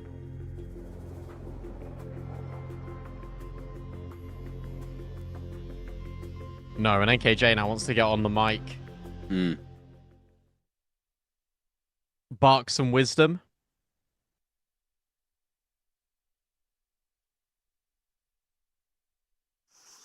Wonder if the wisdom is, we'll win Mirage, boys. Let's go cash. Joking. It's probably because the way that FaZe are playing sometimes, just in these mid rounds, it is really disconnected. And it actually just feels like they actually... It's crazy sentence, but I actually feel like they've got too many ideas sometimes. And like, everyone's trying to do one thing or another. Bowen with the same warp is not able to do anything, and Dex has got a triple with the USP. Huh? Was? Anybody nowhere. Crims as well, polishes it off.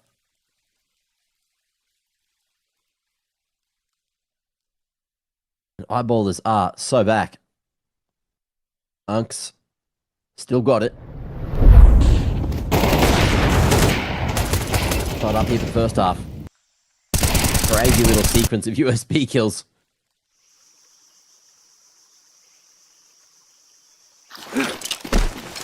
Let's see what FaZe opt for here. Nothing special, looking just like the default.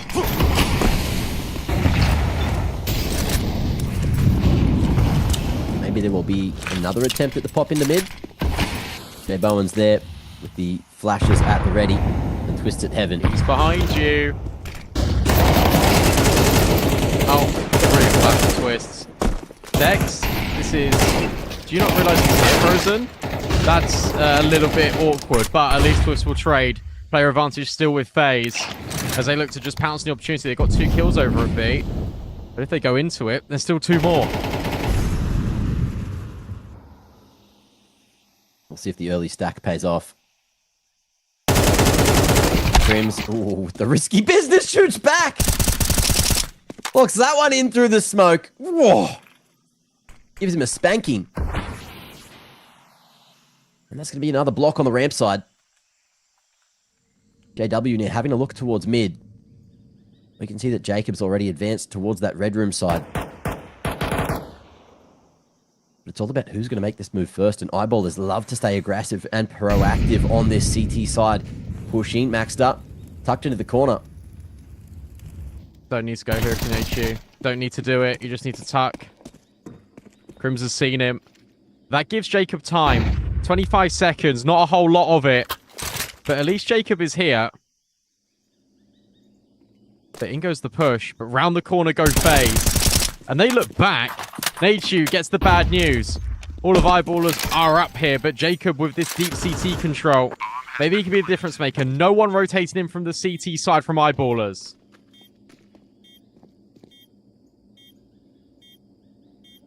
Looks like they're going to wait for JW. He's got that util to certainly make something happen. Flashes for himself on the ramp side to draw attention away, which will work. And Jacob is distracted for slightly long enough, and Twist ain't going to find that triple. Beautiful structure from Eyeballers to just retake successfully and clean in the 3v3, not losing another member. To maintain that lead as well. And FaZe now. Yeah. Starting to feel a ounce of pressure.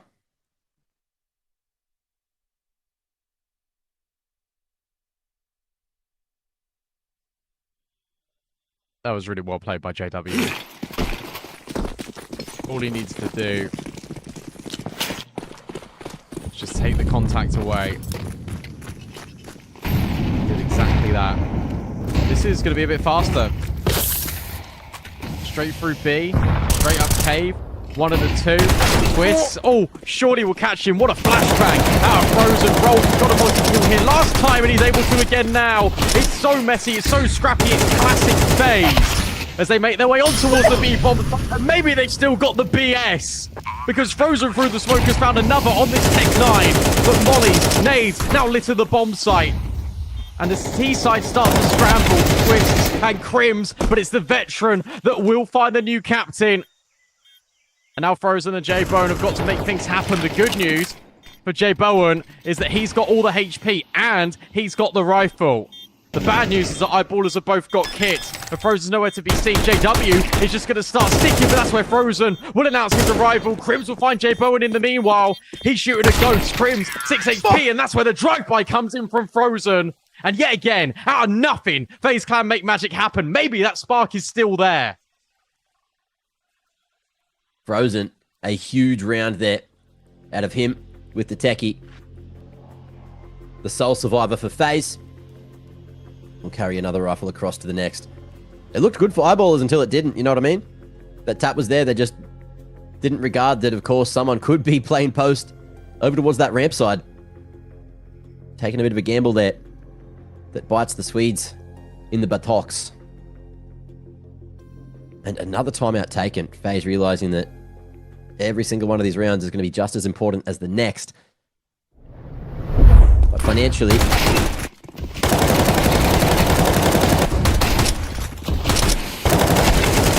it's a bit all over the place for everyone. These rounds coming so close, even when Eyeballers are winning them.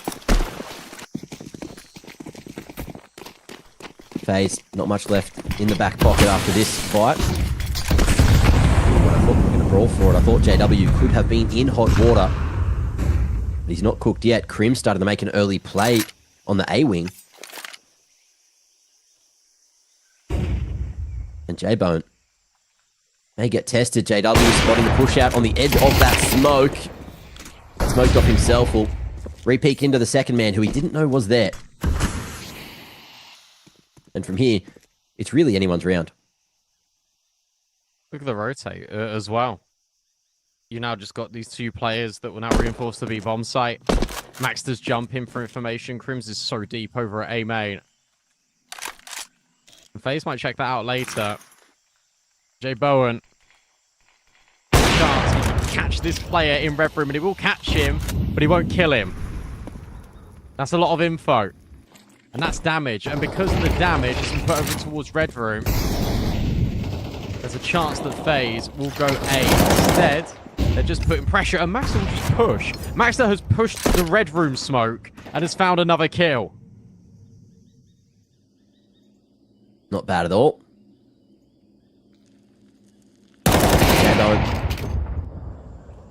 Into cave he goes. And straight to the grave. Yeah.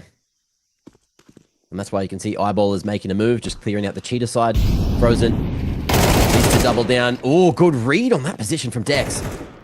And has the eyes on the prize for another, but surprise, surprise, Rolf on that swing. He's going to reposition, being so damn low. And again, yeah, 4 seconds. Naichu, there is no way, there is no chance for him to get this plant down, and it's just the save of the orb that he's looking for. But he might die after time, going back out to sight. Roll. Oh, finds him. That one stings. Oh dear, it's so unnecessary to peek back out of there. I know Rolf was last spotted over in Cheetah, but just stuck in the corner. Just hide. You're gonna at least peek outside of B. Make a decision. That was all over the place, and that really is going to be a backbreaker for FaZe.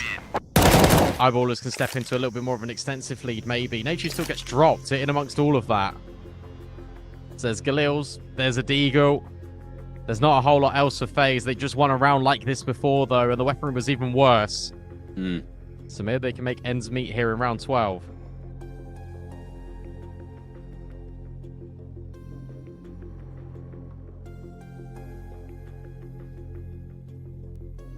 A real chance to swing the momentum back in this final round of the half.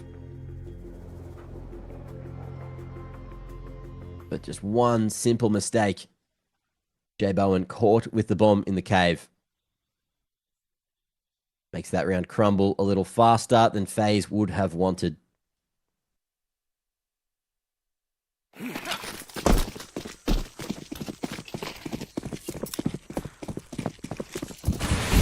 Again. Early pressure towards lane. Eyeballers just dumping the anti-rush util, at least on the lane side of things, but Rolf is here, and he's been so good. He's in the same position, and FaZe overlook it one more time. J Bowen down, and that's going to potentially be the round with the bomb down on B. It's just Twist, the GOAT, to try and get it done in the 1v4.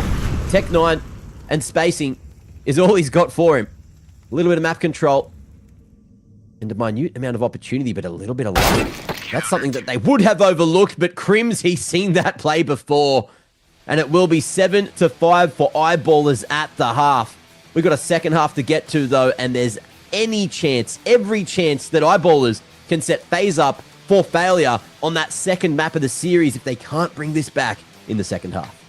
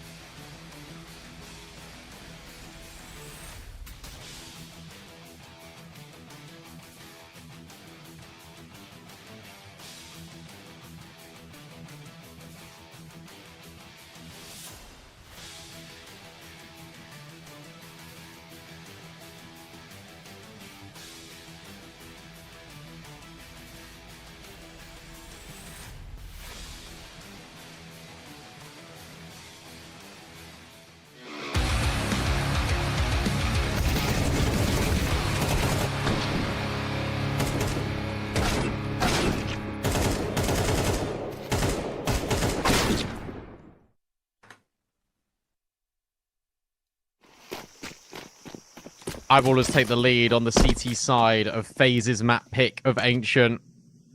And now on the defense, FaZe needs to stand tall. They're able to grab the pistol as well. So this is 5 rounds with the pistol.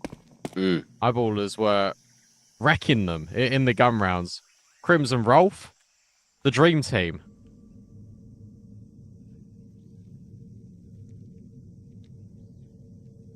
Let's see what FaZe can do here.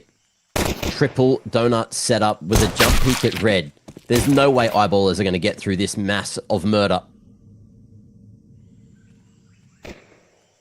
So they don't try. They pause. They wait for FaZe to overstay their welcome. Frozen and Jacob, who are going to get caught on the backside of Donut. Rolf going to be doing it. You said he was the GOAT, and look, he's looking to live up to the name. Nachu on the off angle, going to be able to snag one away. Will peek in. There's a play that he could make, and Twist is here to help him. The flank as well going to be covered. J-Bone down to 5. But perfectly positioned to drop that bomb down right in the open, and they know that Crims has to be here somewhere. He was spotted, he was seen. But a lovely shot out of Twists. Beautiful approach. And gets it in for par to put 6 on the scoreboard. Fair play, Nachu, because Nachu has to make that hero play. He has to do something in the round. Otherwise, that was escalating out of control for FaZe. So what does he do? He takes 1 kill and he swings to the other side of the box and he finds a whole lot of damage. Really good positioning as well out of Jay Bowen. Locking Eyeballers out so they can't rotate away. They were trapped in Donut. Full eco. No bomb plant. And what's the score? 6-7.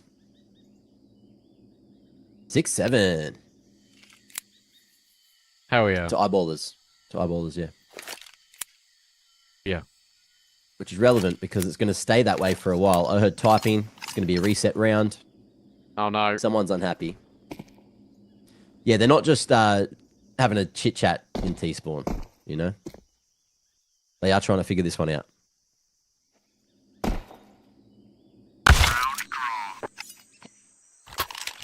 Well, that's not ideal.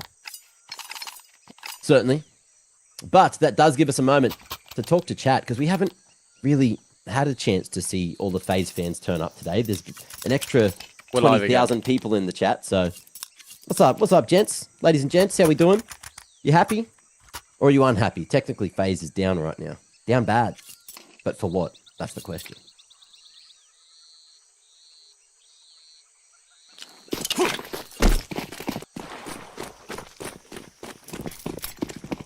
Fortunately, it was the shortest tech pause of all time, and that's because it was the shortest tech pause of the event. It is. It was. And that's because we've got everyone so locked in. We've got network engineer Anders on the site, who's fixing things faster than you can blink. Someone typed in the chat, "Don't talk to me." He knows what he wants. Or I guess knows what he doesn't want. But does he know what he wants? That's the real question. And this Deagle in the hands of Rolf is the only thing that can win the round for Eyeballers.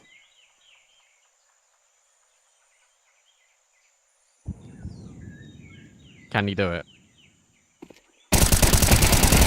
Jump takes the crosshair. Jay Bowen, though, able to maintain and roll from drop, and the USP will also earn a third. A flurry of frags for Jay Bowen. FaZe will equalize the scoreline.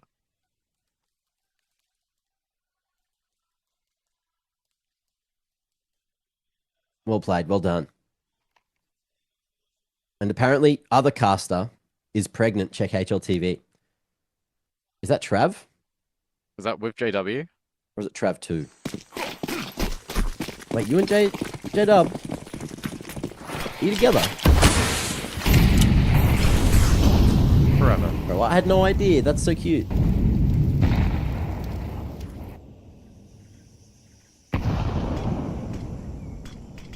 Congratulations.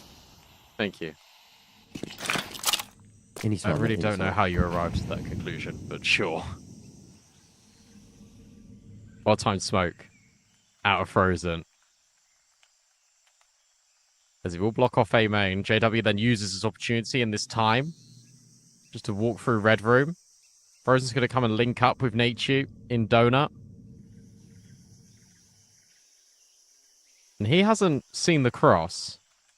So JW's lurk is largely unknown, but J Bowen, he's literally just holding it.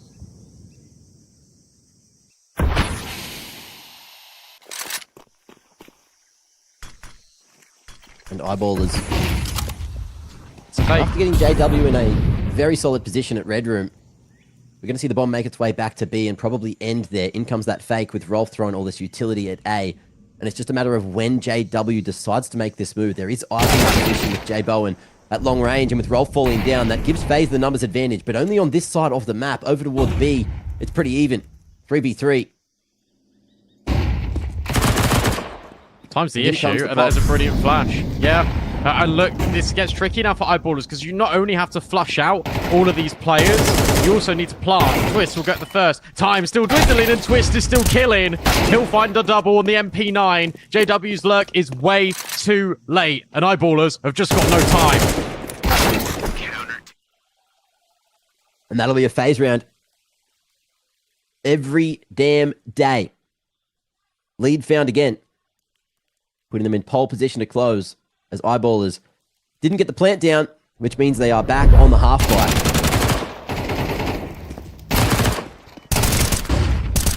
Nice movement out of Twist there to get that double. And it's Tech-9s aplenty. JW with the util to try to set the other boys up. But where are we going to go?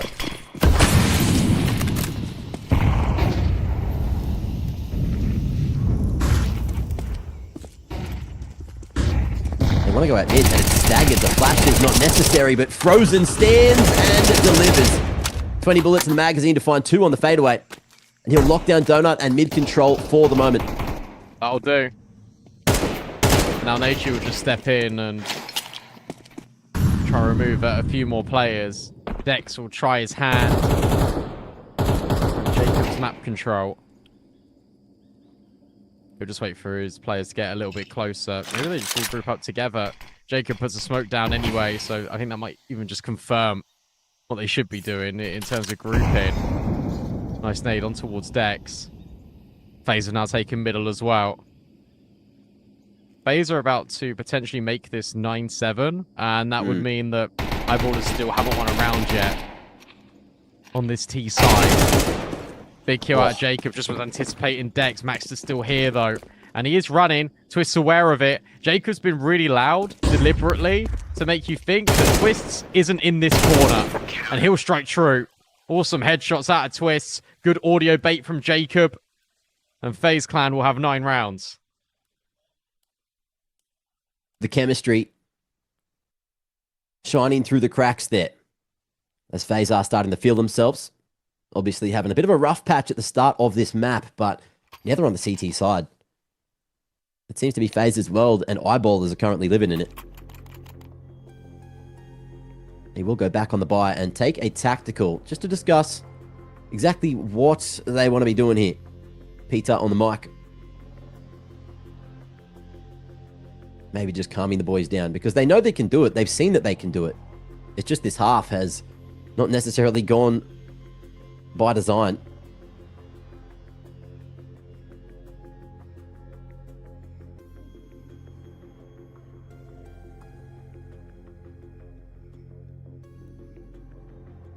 Oh, chat. Which way is this one going? I know there's bias in there. I know we've got a heavy FaZe fan presence, as per usual. 13 to 11 Eyeballers. Okay.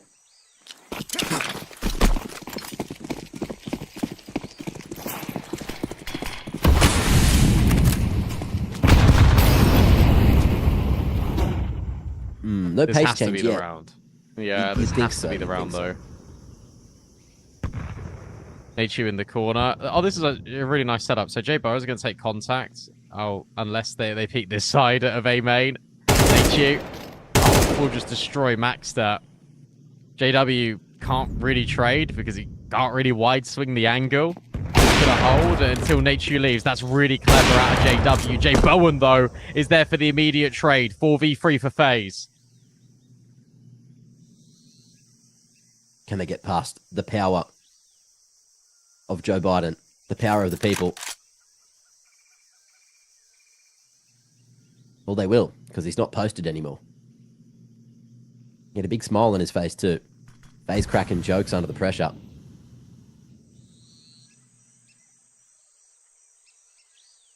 If Dex manages to activate and get past J Bowen, then all of a sudden that A-site should be fully open. Smoke and the molly, he's going forward. Oh, and the timing is too damn good. J Bowen on the ground.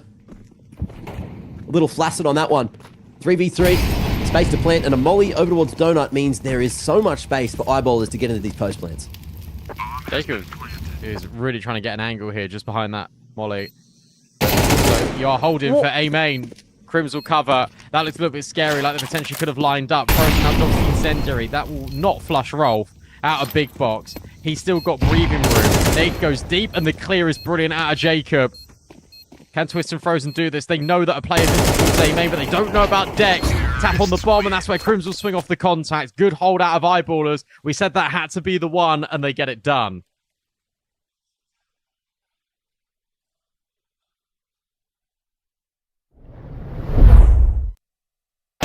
Across the line. All the shots they need to. And finally, been found.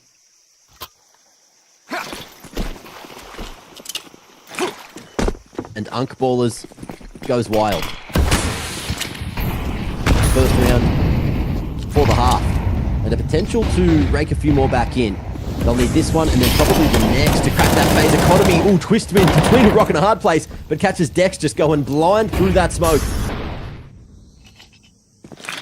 Bites off. That's crazy. And look at the health bars. 4 of these FaZe members have all taken tussles, taken a little bit of chip damage. So Eyeballers not necessarily fully out of this one.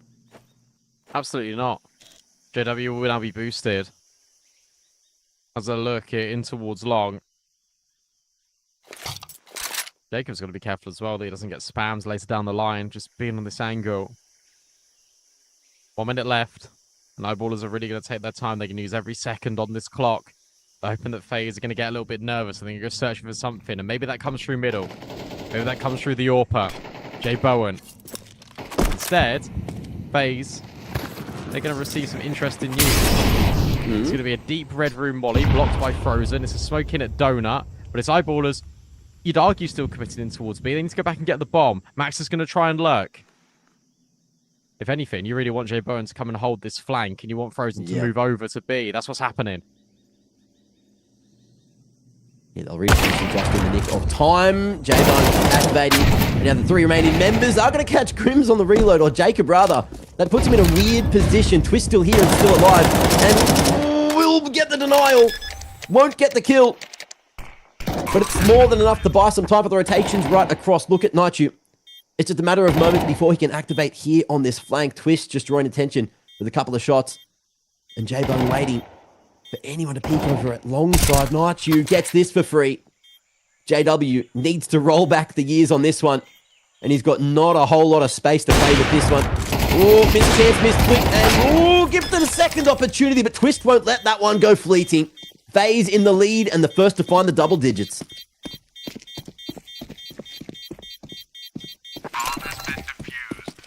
Really like the way that Twist plays that, right? Because he's baited the AWP shot out, so then he knows exactly where he is. He got the information, and sure, JW takes one, but the players like he can't bolster the AWP again in time. So Twist is just able to swing, get the trade immediately. What's been really nice about this FaZe CT side is that everyone has just been popping off. Everyone's been having suitable impact. Crims has called off a lot in this second half. Rolf has got 17 kills, but most of them were impactful on the CT side, not the T side. Feels like we're not really screaming an Eyeballer's name more often than not. And it feels like we're seeing the same design of a round where they look to take mid space, they look to try and get a lurk in over towards Red Room, and then they play the round out from there. But if they don't get that space, They're a little bit all at sea.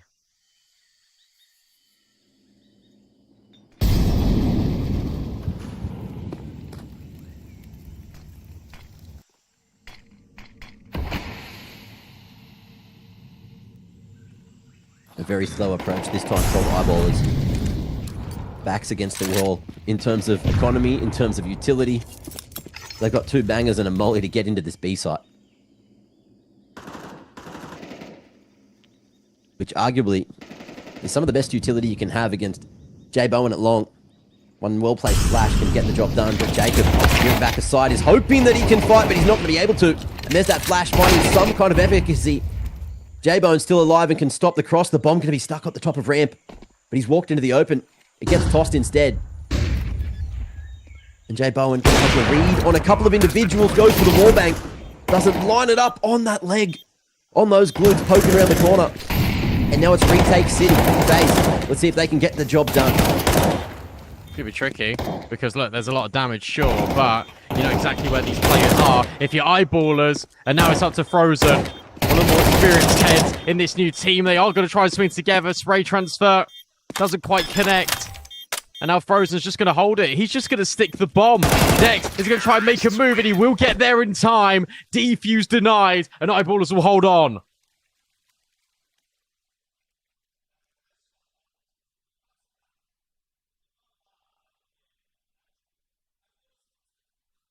Round by round.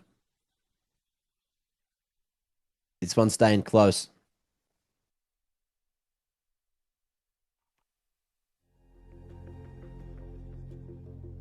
Jacob looking stressed. Cortisol spiking.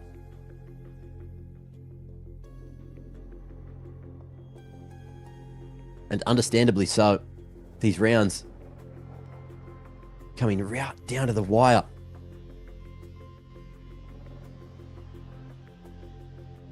And Eyeball is going to take a second to think and chat about how they can string these final few rounds together and stop FaZe from taking their own map pick.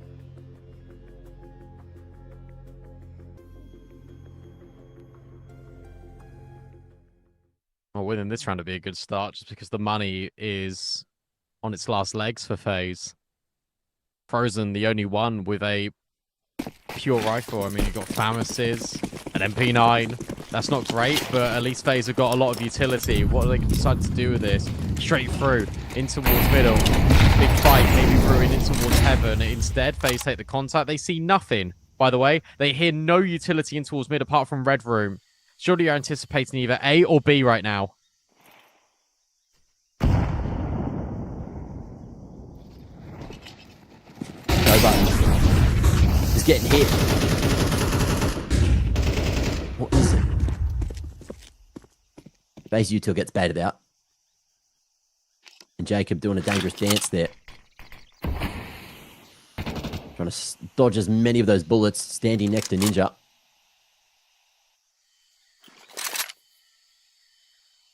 But Eyeballers, they've got enough stock to go for a second hit. A second chance into the B site.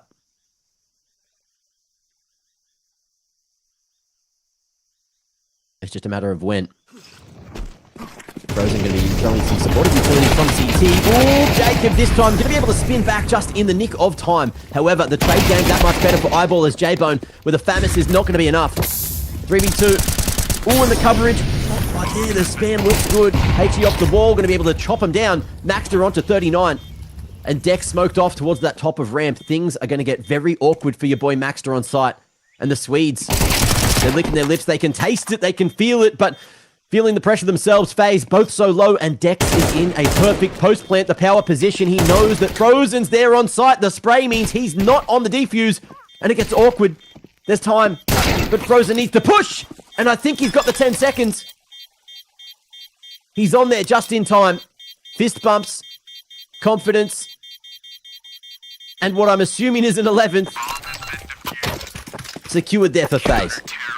You can't play in that corner. That's Frozen's corner. He did the same thing to you on that T side. And when FaZe need him, they will receive him. That's fantastic out of Frozen. fact that he drops all the utility. He just kills everyone on this retake. A one-man army, a one-man wrecking machine for FaZe. Hashtag save Frozen. We're saving FaZe Clan. 11-9. Limited money, limited weaponry. Now for Eyeballers, in fact, that economic seesaw goes the other way. And Eyeballers are in real hot water. This A play, this desperate dash needs to stick the landing. They need to win this round. Otherwise, it's probably game over. Spam out of Frozen, not connected, but Nature's does instead. That makes it easier in the 4v5. In fact, Frozen might be able to find even more here. He's ahead of all this utility. Smoke about to fade.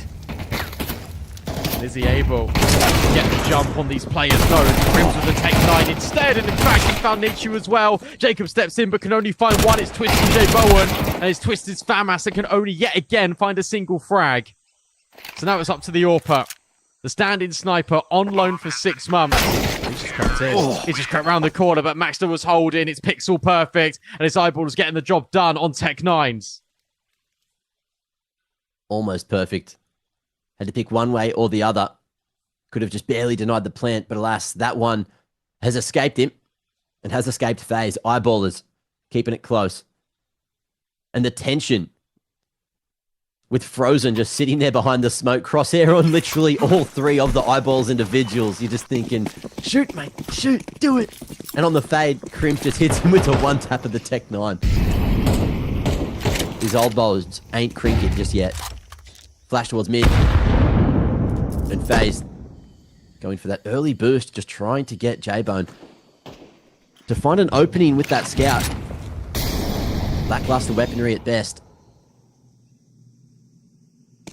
But a good tradesman doesn't blame his tools.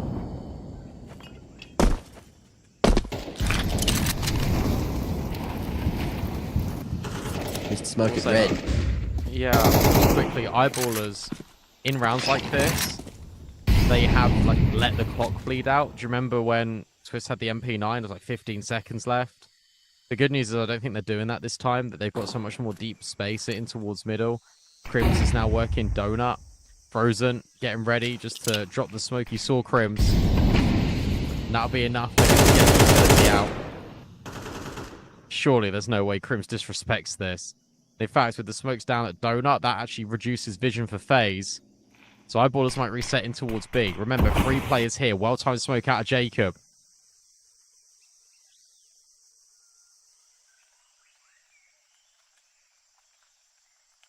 They're moving back. With that donut control, they're backing themselves to potentially take this whole A site. But if they lose this one fight at A main, if the 5-7 at this range can get that 2-tap, I don't think it's close enough for one. Then Crims pulls the AK. There it is. An A main control is going to be crucial to try and get this planted. Frozen has a helping hand, but it's a little too far away. And the HE does not help out. Nature is throwing it. And they know his position too. It's all about how the rest of FaZe want to try to retake and make their way back in, or if that's even an option. They've got the AK, they've got the armor, and a couple of weaponry. And that's enough for them to go, you know what? We've got it for the next. Nature's also got that 5-7 on his hip, which he can drop the Frozen. So they're playing the long game. Eyeballers on 11. And FaZe, they're waiting for a full buy at the end of regulation. We're going the whole 9 yards here. FaZe and Eyeballers. Wouldn't have it any other way. Knew this series was going to deliver on all fronts. Really like the fact that Eyeballers, look, they do leave it late, sure, but they actually maintain control and position of the map control that they had. And they didn't just walk into, for example, like B, because that was 3 players just waiting there. And sure, Nachu finds a kill, but it's all inconsequential. I wonder how much Frozen would have been baited in if he just didn't swing. That's another thing to think about, because he immediately, off the contact of Nachu, he went wide to the right-hand side to fight the donut player.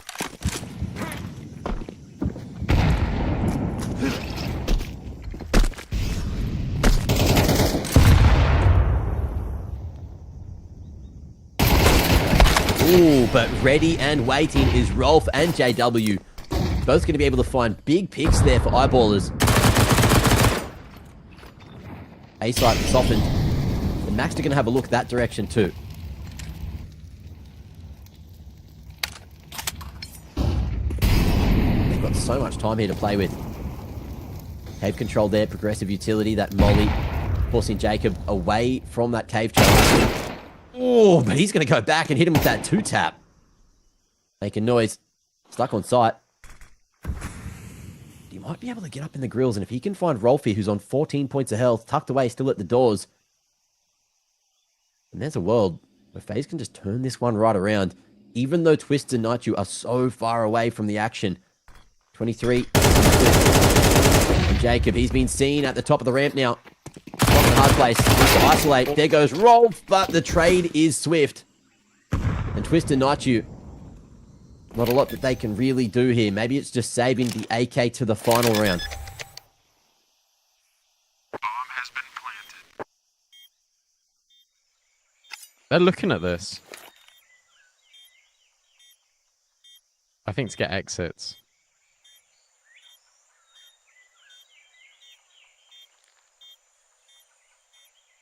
Yeah, well done. After the 3v5, it did look a little bit touch and go. Like, Jacob gave us a reason to think that maybe that was a little bit possible for FaZe.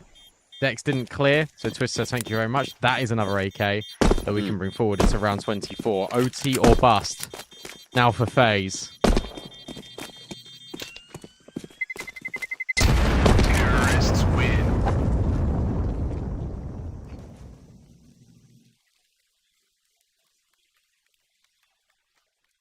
One chance for eyeballers to put FaZe one map away from elimination here at XSE Pro League.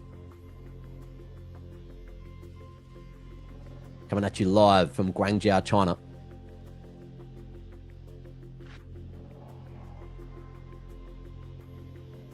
And FaZe taking their final time out here to try to figure out where they need to put these AKs, what they need to do to lock in that one round needed.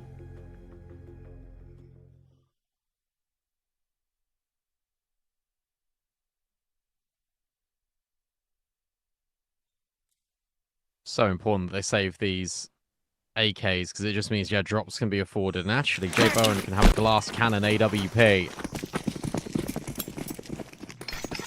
He was steady going in the last few rounds when he had it equipped, so it'll be interesting to see if he can be the guy that FaZe really needs. They need a hero. They've had one out of Frozen, and this time they're trying to rush forward. Twists will get the kill on JW after Jacob falls. It's aggressive. It's a spam back. They go dink for dink, blow for blow. But eyeballers will back out.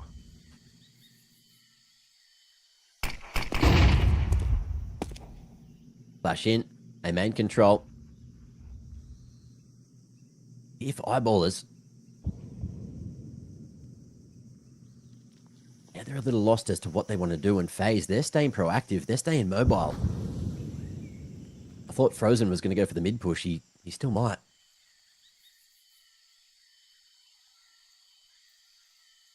And it's just Twists.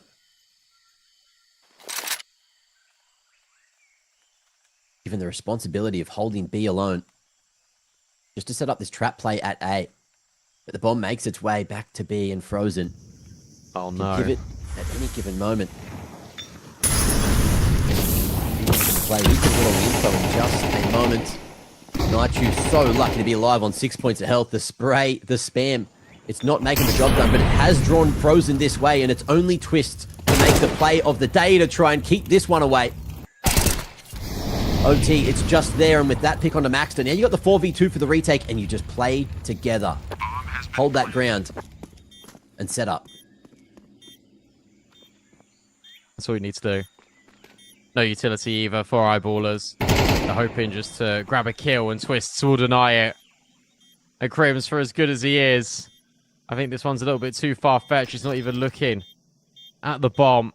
A fake out on it. He goes for the spam. He now lets them know exactly where he is, and FaZe feel like they can just defuse it. They can go and get the kill. Crims will find one.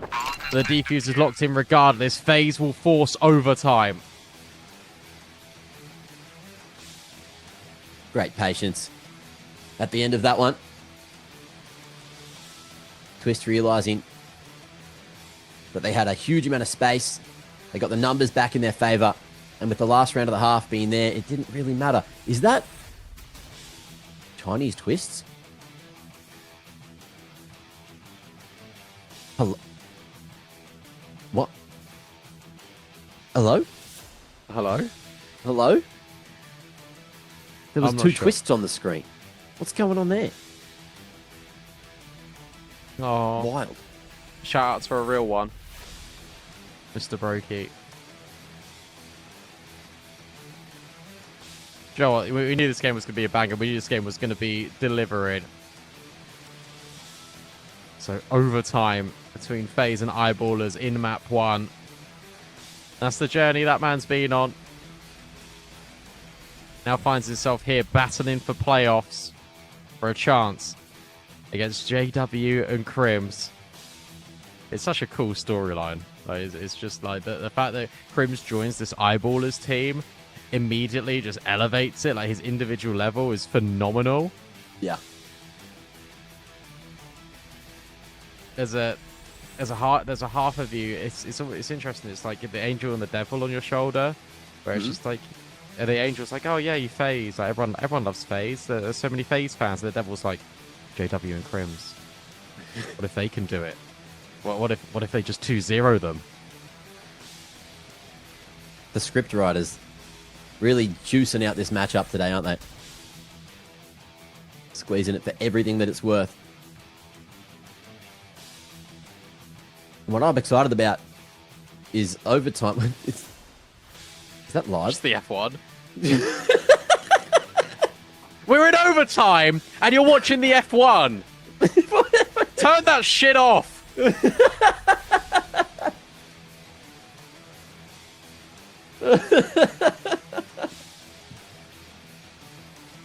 Lock in. Oh, wild.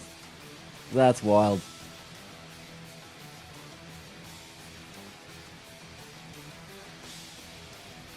What I was going to say is I'm excited because we get to see both these teams go head to head in overtime. Full gun rounds, every bloody round. A battle of skill, a battle of brains. And maybe even a battle of endurance as to how much Ancient can you stand.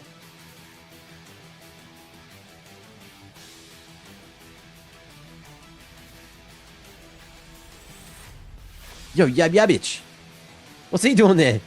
Spirit's not at this tournament, bro. What? He's on the desk for the mainstream for the Chinese broadcast. Oh, he's everywhere. He's just literally sat on the sofa with them. That's crazy. My man. Jay Bowen lining up I guess it's just an elbow smoke, but use the scope for it. Molly to jungle. Flames everywhere at mid. No one wants anyone to play for that mid control. There's like 6 mollies used in the first 10 seconds. In comes that donut smoke, late flashes, eyeballers. They want this mid control, and with the red smoke fading, Twist and Frozen, they're just going to 1-2 swing. Oh, they do, and the spray down was there for the taking, but they were only able to find one roll. Doubling down, this is looking so good, but J-Bone may just be able to save this one for FaZe. Decides against it and knows that there's probably a move being made towards A. Jacob also got a kill on the Heaven Lurk. So this actually is a 2 versus 2. I thought they were going to regroup together, to be honest, but Jacob's gone all the way around the world in towards CT.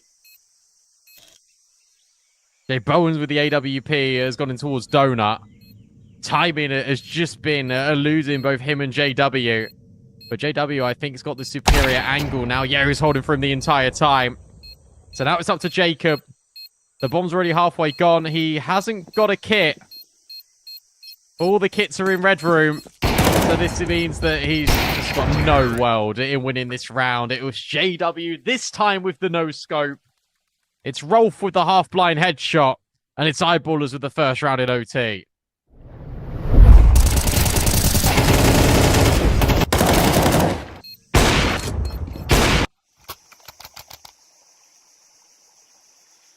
high tensions in the game and in chat. There seems to be some conversation going on about the pronunciation of Yab Yabich. He said it's a Zav Zavich. But I don't know about that one.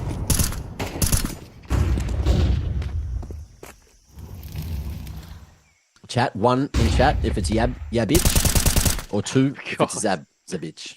Please, thank you. We need to get that sorted before any action happens this round. I am holding the game hostage until you vote. Right, okay, yes, sure. And only then will I allow gameplay to be played. Thank you very much. Saint Inferno.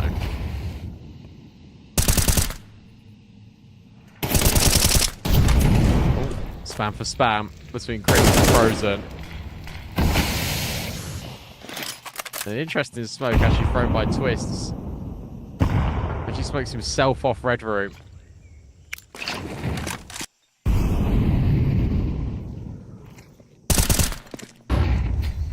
Okay, we voted. We can play now. That's all I'm saying.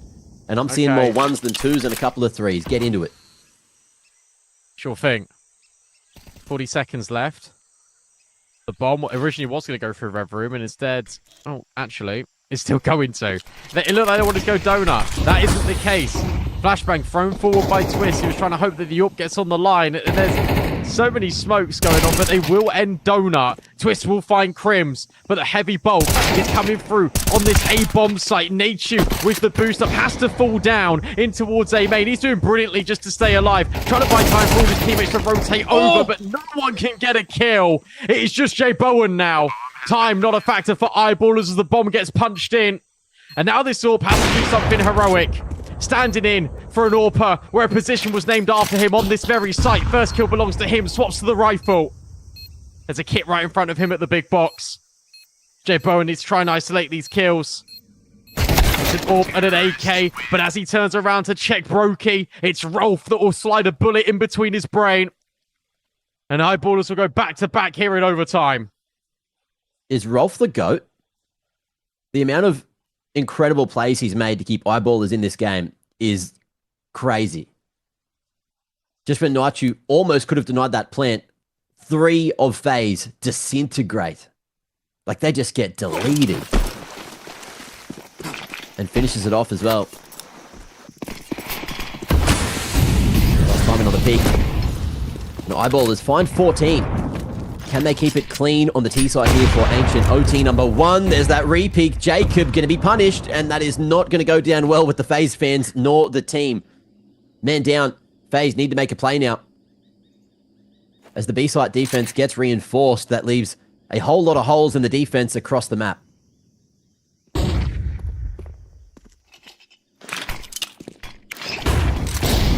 Thanks. Oh, core. By Frozen, Twist has found Rolf. Okay, maybe there is something. JW now needs to maneuver his way in towards this A-bomb site, because that's where his teammates are. Grims and Max are out here. Nachu's already rotated. They haven't taken deep space. That's a deep nade. That does half of his HP bar already. Is there any way that Twist can cut off the bomb at the pass? No, he's dead. More importantly, that is the equalizer, but FaZe are making the read. They're here before the bomb. And with 40 on the clock, Eyeballers know that they've got donut control. They've got a little bit of sight in their sight. Got that re-smoke as well towards CT. AWP posted JW. Trying to be as thorough as possible. Crims needs to keep his eyes on the right position. But with Frozen falling, that makes things that much more difficult. And the fadeaway is not going to be allowed because JW won't be able to get into a post plant. J-Bone jumps back up and from Brokey gets it done. Naichu jumping through to find the final pick, and FaZe give themselves a little bit of room to breathe in that second half of OT. That was so smart. That was so smart out of Jay Bowen. Gets the first kill on JW, but it's the movement immediately. He just elevates himself back in towards Temple, so the crosshair is slightly dislodged out of Crims. Brilliant double. Nature goes flying with that MP9. FaZe will give themselves something, a little bit, to work with. You gotta remember that it was the CT sides predominantly that were doing the heavy lifting here in regulation. Eyeballers have now just found 2 on the T side. FaZe has still got a long way to go to get back this map under their control.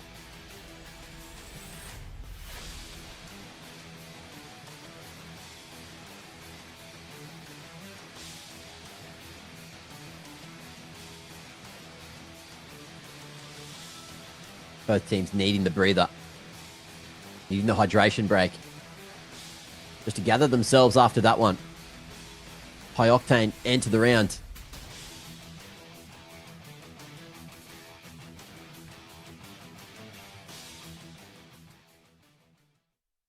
And we're jumping straight back in. Sides flipped. Eyeballers need 2 here on CT to close us out on Ancient and take us to their map pick of Mirage. And then, of course, Cash still in the conversation. Let's hope it is the decider. It's a fast one. Straight through the smoke they go, but Dex, he's seen this play before. He knows exactly what's knocking on the door of mid, but Jacob catches Max. They'll look in the wrong direction. It's getting awkward, it's getting chaotic. But this is where FaZe thrive. Frozen. Cutting straight through B. And now you'll see that this is where FaZe can fly their flag high.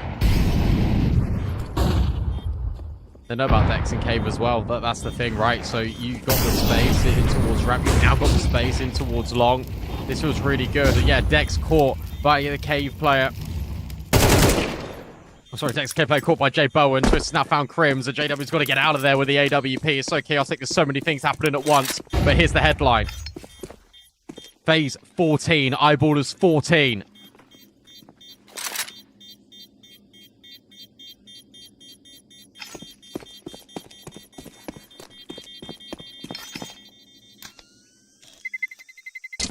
Terrorists win. Jacob. Ooh, won't put a stop to JW's AWP save. But more importantly, that's a round for FaZe.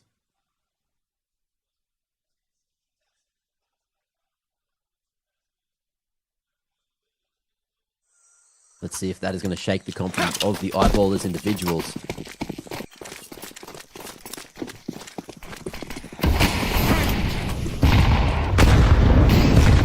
The Swedes have been sharp and gotten close 2 times. To qualifying the playoffs. And going from 2-0 down to 2-3 would be a bit of a failure. Getting that many chances and falling 3 times at the final hurdle. High on your face. In comes the top. FaZe, they are picking up the pace here, but into the power position, just going to be spinning around and taking names. Just spraying them on down, and he is done. Unk still got it. A-site defense. Perfect. Look at the position as well. Out of Eyeballers. They're rotated all the way around in towards A main. But hang on a second. Because Frozen Nature are on their own little adventure. Dex is the player that's going to meet them in the middle.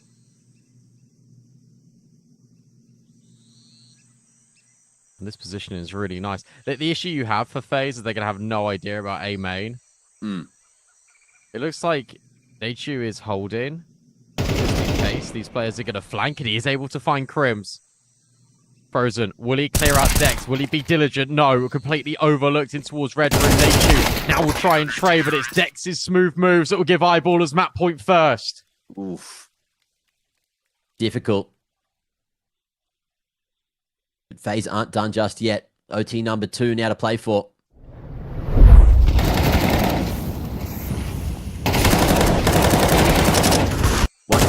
Crims. And let's see if Eyeballers can get it across the line. We've got another tactical off the back of that. Everyone having a chat. And someone was asking about you being an Arsenal fan again. Again? I said, yes. Someone was asking if you were a Gooner. And I told them yes. Well, I'm telling them now yes. I plan to tell them yes, and I have told them yes. Fantastic. Any more Arsenal fans? Any more World Cup enjoyers for the... Is it Football World Cup? Yes, football. Is that the correct term? Yes. Oh, okay. It's not soccer. Wait, what do you call it? You call it Football. soccer? In front of 28,000 people, Brandon? God, I wouldn't do that if I was you.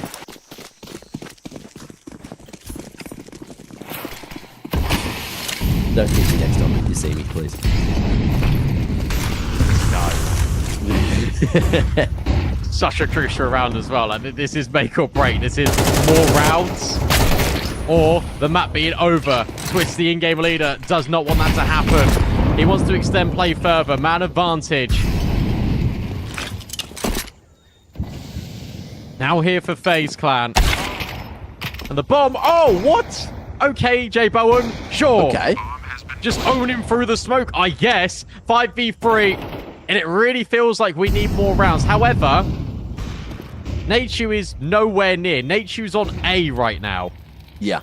But the mad thing about that play is they've gotten here so early that there's that much utility just to fend off eyeballers for so long. And Naichu may be able to get this one for free. Flash as well, just constantly playing the inevitable. And that flank comes through. There's the activation. Crim's in the 1v5. You wouldn't see about it because it's not going to happen. And J-Bone pumped that this game is continuing on Ancient. And Brandon, that's why I was playing silly buggers. I had full faith we weren't going to map 2 just yet. I knew there was more rounds to play.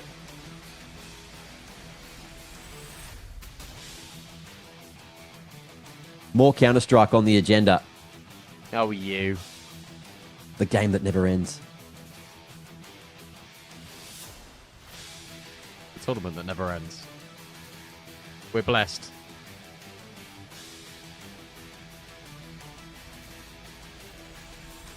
Double overtime. It's his cousin, I swear.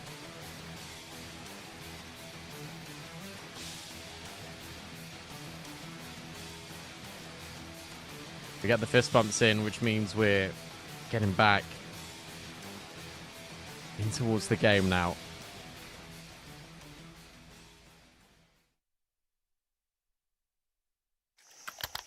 I think we still need to see a little bit more out of Nature and J Bowen. That was wild through the smoke from J Bowen, but that's a flash in the pan.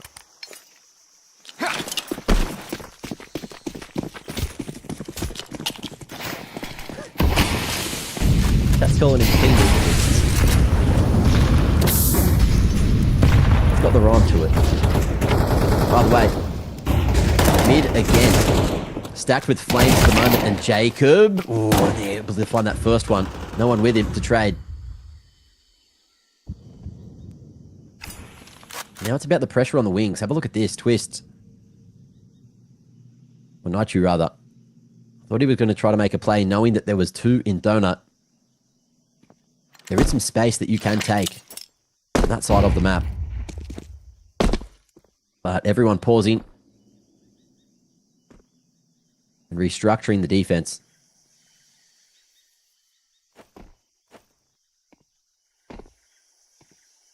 How confident Crims is where he's playing from. But speaking of confidence, Rolf, a little too overconfident to throw that util. Caught off by FaZe and quick flick. Connection. Chip's frozen down and scares him off from the B site. Here's Naichu finally activating. And the A site is open for the taking. They've got no idea. But JW will find twists on that rotate. So maybe you just get a little hint of something. Frozen's now going to be another lurk. There's lurks on lurks and lurks again. Frozen, no HP, not able to deal with Maxter, but he has bought enough time for Nature to deal with JW. But Donut. 2 versus 2. Look at Crims. Crims is going to be here already. And that'll be the bomb planter denied. It has to be Nature in the clutch. It has to be a 3K out of this young man. He's going to try and go all the way around the world. Maxter, the only one with the kit. Is there a smoke for the bomb? Not quite. So Nature's just going to sit and wait. Checked him. They're still not ready for him, and he just lines them up. No one considered CT. No one considered Nature at the beginning, the middle, and at the end of the round. The FaZe Phantom just disappearing and catching them off, playing bloody mind games there.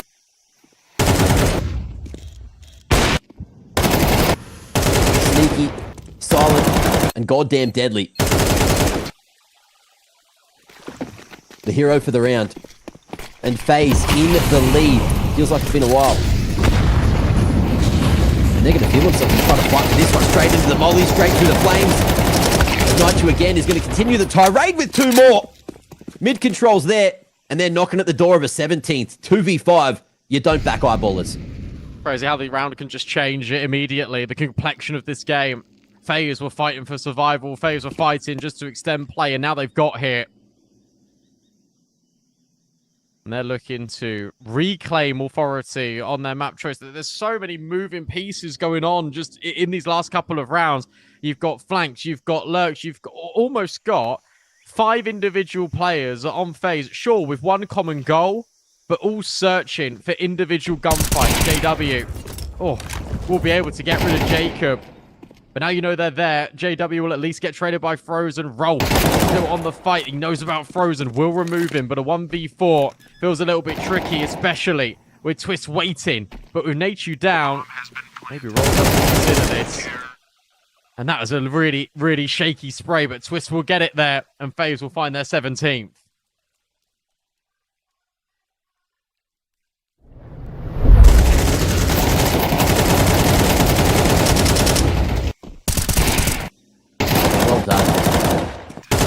Got the confidence of that win. They're in the lead, and then they finally back themselves to go for the brawl at mid. It feels like it's been so long since they've actually committed to it early in the round. Will they go again? No. A. Just a straight pump. JW with a MP9. This is not the tool you want for the job, but no one's got their guns out. The trade comes through there eventually. Nitro caught off thinking, what's he doing? Trade out so far. And Crims is going to be able to snag one away. Jacob standing in the spray. Frozen shoots right back. So battle of the smoke banks. Not won by anyone, but the space is currently there to get this bomb planted.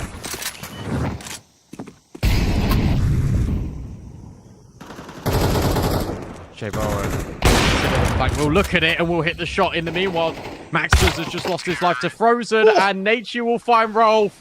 Crowd goes crazy because FaZe have just won 4 rounds in a row on overtime. And there's 3 chances for them to close this map now. The FaZe fan club going bloody wild. Happy as anything that the black and red are doing it 1 round at a time. The fortitude to get here has taken a damn lot. But they've got a lot of experience here on eyeballers as well, and you can never count them out. We've seen what they can do this game. That's why we're here in Double OT.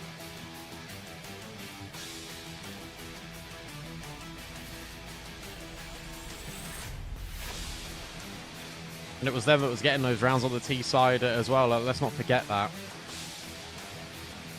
FaZe have just matched their energy. They said, okay, now it's your turn. Show us what you can do. But look at the mood. Look at the vibe shift in FaZe now. Yeah. Twist laughing, joking. 5 minutes ago, they were stressed beyond belief.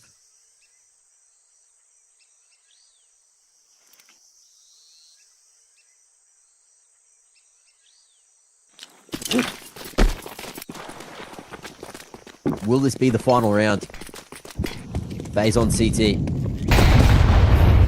They've had their moments for sure, but they've also caught these HEs right out mid. Nicely Frozen so low already. JW with the leg.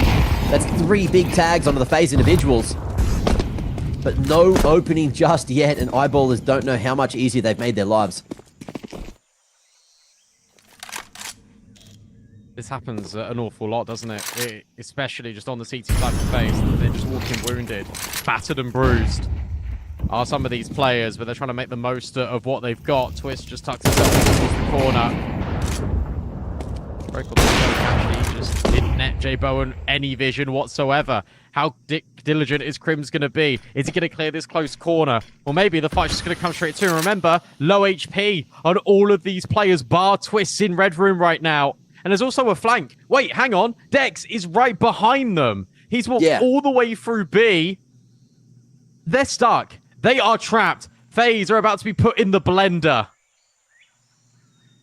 Oh, it's so over. It is so over unless they clear these corners. Trigger discipline. It's good. It's great.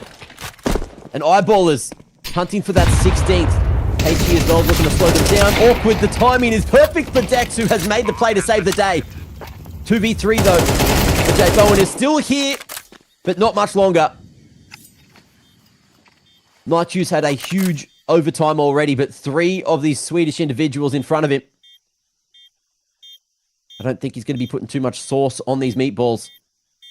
They're prime, ready. And swinging him one by one. Okay, maybe there's a world, maybe there's a way. He's got a kit in play, the tap is there. But Rolf catches the timing on him. Good patience, huge clutch, and wasn't going to let him stick that one. We go for at least one more round. Your Eyeballers just take a massive sigh of relief because you really wanted to give Nature the opportunity to win that clutch, didn't you? Fortunately, Rolf said no. Look at the kills, by the way, from Nature. He's really stepped up in these overtimes. He's been that outlet for FaZe. Jacob burning alive, but he'll still find the opening kill on Dex. That's the Heaven control now established for FaZe. Break on the smoke. Not quite getting the kill for Jay Bowen, and he'll burn alive, but Frozen will still trade. 4 versus 3. FaZe maintain this player advantage. Frozen now been spotted by Crims, and he just wants to wait. And Twist, oh, he's going to make the hero play. He's actually just going completely the wrong way. Walks straight into Rolf. Jacob on such low HP. He thinks better of it. Why on earth are you pushing that smoke? That feels like such a blunder. Coming in at such an important pivot point in this round. Especially with Nature now just walking a main. They had to go and find info. They had to go and do something. This is going to be 18-17.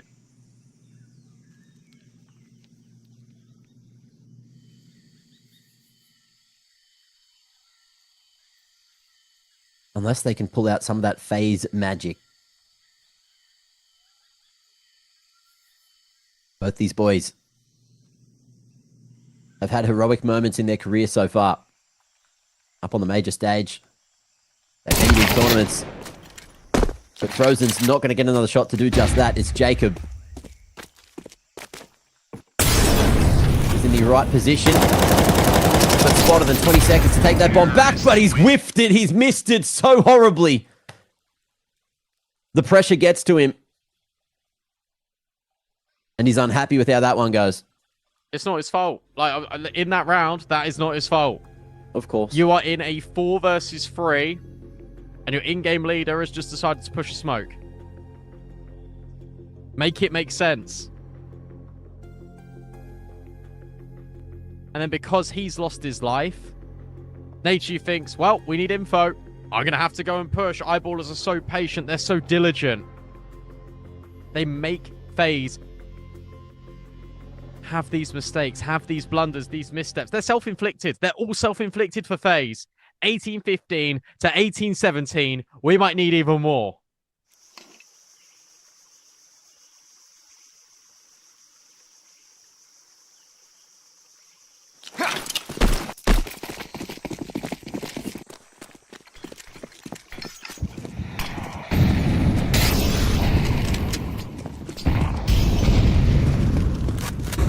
Early 4-man setup for Eyeballers over at B. Oh, look at this Just buy, holding. man. Hang on. They're going fast. They're in. The neutrals at the ready. The Molly's burning Trist to a crisp and forces Jay Bowen out into the open. It's not gone well. It looks like we may need to just go again. That third OT, a necessity. As Frozen and Nightju, a 2v5 is way too much to deal with. And again, when you take B so quickly, you're going to have all this utility just to force FaZe out, force any CTs to have the most horrendous nightmare of a retake ahead of them. And in come this tunnel of smokes, they try to go, but the time is ticking. And Max is hitting them straight on the dome. Nightju won't be gifted too much more this time.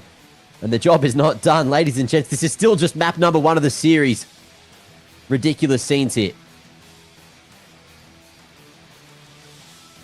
I mean, what a call to bring out from the eyeballers, right? Just sprinting, rushing all the way up towards that B ramp. That they know that the buy is going to be completely broken on that CT side. They're not going to either have the utility to stop them rushing up that ramp, or they're not going to have the weaponry to hold them back. In fact, FaZe just had neither. Was that Carrigan?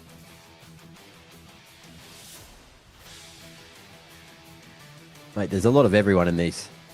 That's all of Twist's trims. He's got the lookbook ready for the barber. The lid collection of Twists. Well, there was no round collection from Twists on that CT side. That needs to change.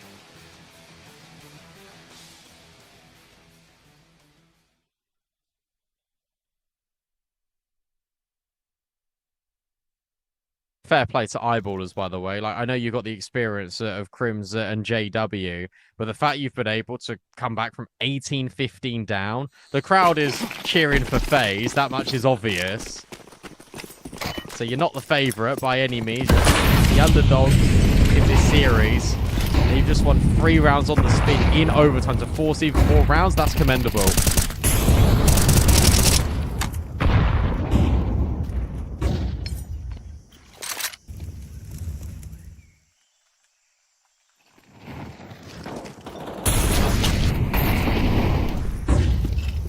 Pause though from eyeballers.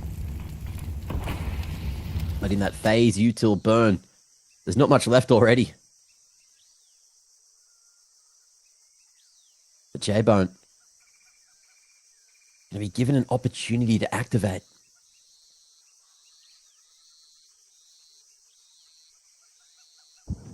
We'll see how the flash game is. In come the smokes, in come the bangers, and in comes a reposition. Ooh, over towards the temple. J-Bone going to be able to slide one through, but not a second. Rolf trading onto Naichu. And with Jacob taking that one away, you just fall back. Surely you don't overextend. You don't try to be the hero in this situation. You just set up for the retake. It's A on Ancient. Don't do too much. They're doing it. They're doing a lot, actually. They're overcooking massively. Jacob spams the smoke. It only breaks open a little bit, but that's enough for eyeballers. It's on spam, not quite connected. I don't know how not a single bullet connects there. He threads the needle, but not in the way that he would have hoped for. And Crims will be able to find both Twist and Frozen. It's now eyeballers winning 4 rounds in a row on the T side.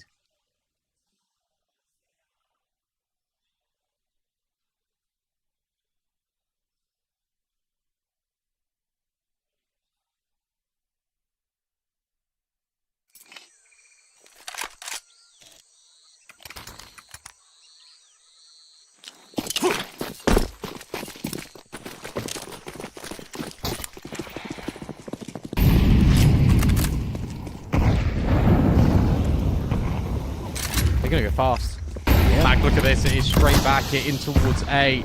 Or at least that's the intent. That's what eyeballers want FaZe to think. Instead, they're going to press forward in towards middle. Jacob didn't see anything in cave, but it's all actually a little bit of misinformation because there were players there. There were 3. They're just going to leave Crims on his ones. As eyeballers reset the situation, they'll keep the lurk of JW. Whilst the bomb makes its way back over to B.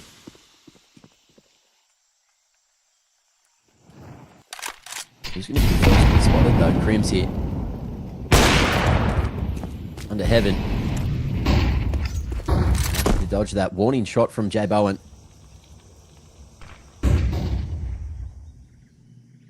And eyeball is posturing. Again, just letting FaZe bleed out this utility. They've got nothing again. 1 smoke, 1 HE, and 2 bangers, and 1's been used. FaZe looking to do the talking. With their spacing. And just rifles in hand. And J Bowen with a flash may send the CTs down ramp, which wouldn't be the worst idea. He's peeked Big in. kill. Caught Dex on the timing. They're going back. They're going This A? is really awkward. Yeah, because look, JW thinks he's got the space. And in fact, he's got the kill. And Crims will then slide in towards Red Room, but can Frozen deny the bomb? No, he can't. That was the important kill. That was the one that maybe unlocked the door into this round for FaZe Clan. And instead, it is JW lurking with the AWP. It is Eyeballers rotating over immediately with about 18 seconds left. And they get away with murder. Actually insane that FaZe is somehow crumbling under the pressure. Eyeballers just doing all the right things at all the right moments, hitting the entries. No trade necessary.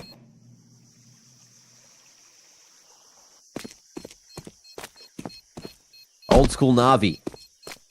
Leaving everyone anxious, everyone nervy. And Twists.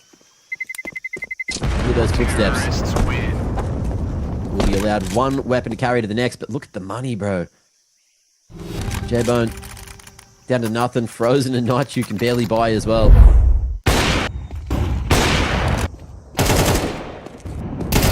There's going to be almost no utility here yet again.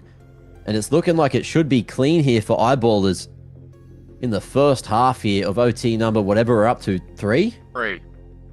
OT 3.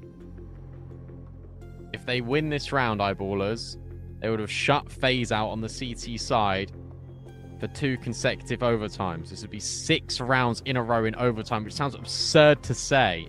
Yeah. But that's the reality that we're living in. Everyone's just forgot how to defend. That was a really complicated round out of Eyeballers, and you can do that to a team that is just embedding in a new in-game leader, a new coach, a new player. It's so disorientating. The comms must have been all over the place. And that's exactly what Eyeballers wanted. They got it. And now this time it's just fastest direct. Straight out middle. I don't know how anyone hasn't been killed yet in this round. Nature will finally find Crims. JW's already crept through this smoke. He is in, but is Frozen ready? I don't think so. I don't think he's going to have any idea that JW lurks right next to him. Right in plain sight. Oh, but he just doesn't want to make the move. He's just waiting for that pin, waiting for an opportunity. And there he goes. There's the activation and the A site falling. Oh, it's crumbling apart. FaZe at least are going to be able to answer with one on the JW. And Dex 2 so far away here. If he doesn't make his way to Donut shortly and FaZe just flood, then maybe it's going to work out here. FaZe could be able to save themselves a day. Hit 1 round back here before the turn at the half. Now back side they go. Jacob just frantically trying to search for exactly where Dex is going. He's trying to line it up. He's waiting for the tap. He's just waiting and hoping that no one's sticking it that first time, and that smoke should be fading shortly, but they've, like ships in the night past. J-Bone clears his flank quickly, and it's more than enough for a 19th. It looked so good after JW got that entry, but FaZe reactively doing all the right things to save the half in a way. Yeah, in a way. I can't believe Jay Bowen just walked through that donut smoke. But you're in a 3v1. You've got to find out where the guy is. You found him. He was right there in donut.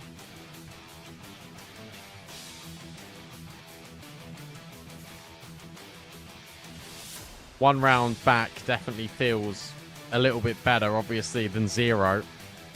You feel like you're in the fight. You feel like you're in the game. You remind yourselves what it's like to win a round, especially in overtime. Remember when I said how quickly emotions change? It's now starting to get a little bit stressful for FaZe and Eyeballers once again.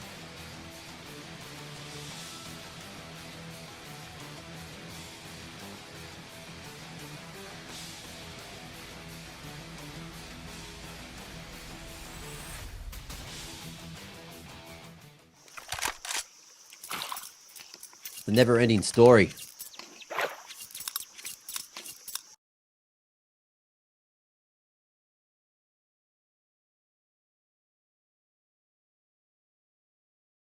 Let's see if Eyeballers can do it in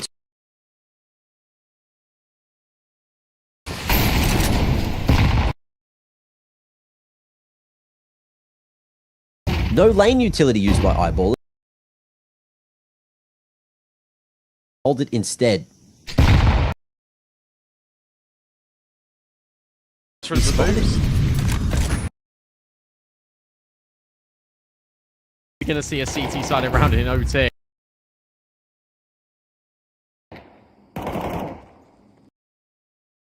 He just wants to entry. Just wants to get... Preferably will clear the close corner and then make way a bit later on.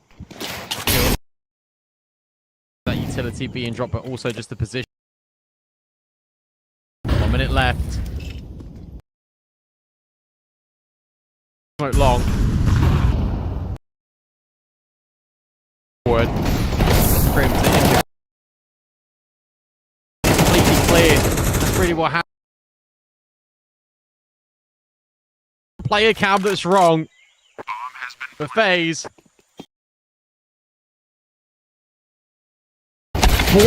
Good shot out of JW, but Nature will trade 3 versus. And there is time. Frozen is. Bowen. Arson arms to clutch. So easy, but he sorts the Glock and he can't quite do it. Leave so eyeballers are going to.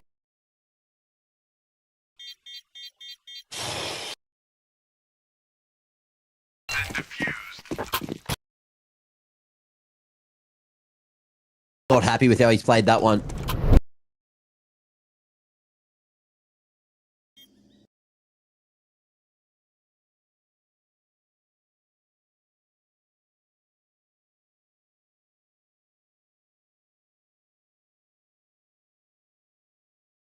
They still...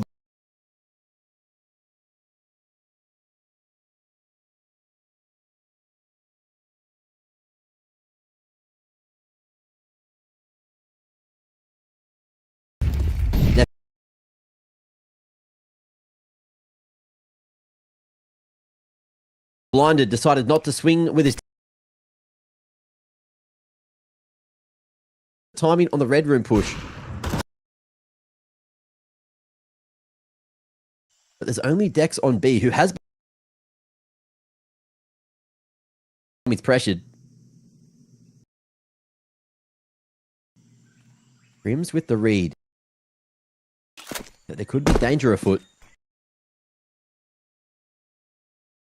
Come from the cave just at the right moment, and that incense, or that Crims goes right through, but burns down after the pick, and now it's JW in the 1v3. We're safe.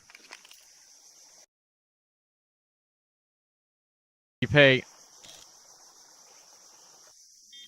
Is it? Are we going to get more rounds here on Ancient? Triple overtime for the eyeballers yesterday. They're the ones that are still in control of their own destiny. Win at this.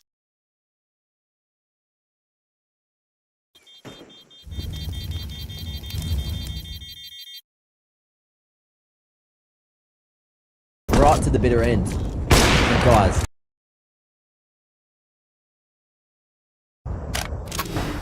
An actual joke.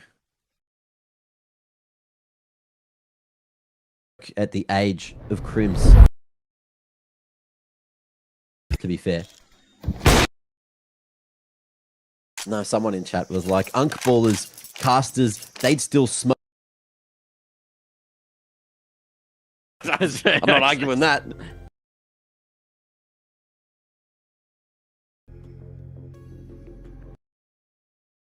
Sorry, we'll stop having fun. Brandon, it's been too much fun today.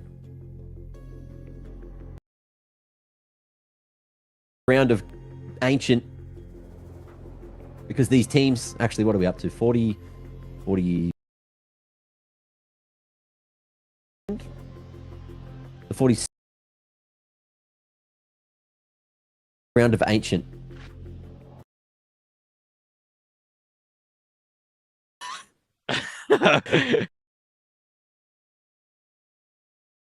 Give him half the day rate just for that.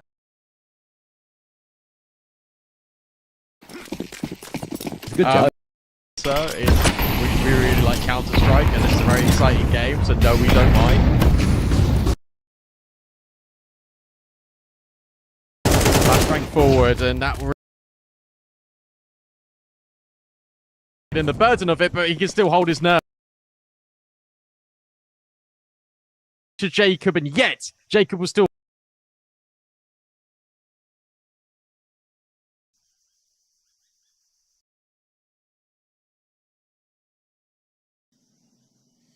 FaZe with. But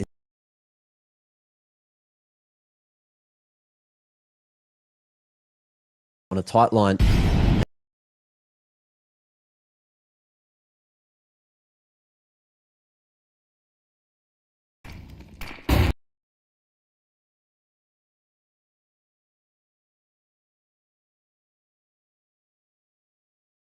Spot it.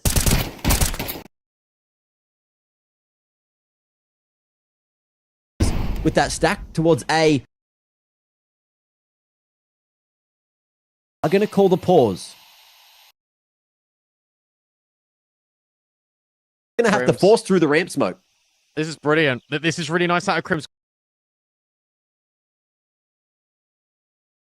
It is a fresh smoke. They need to.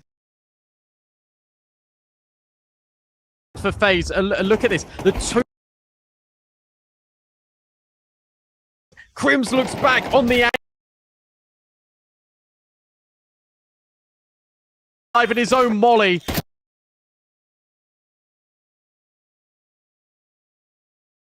Walks into the same.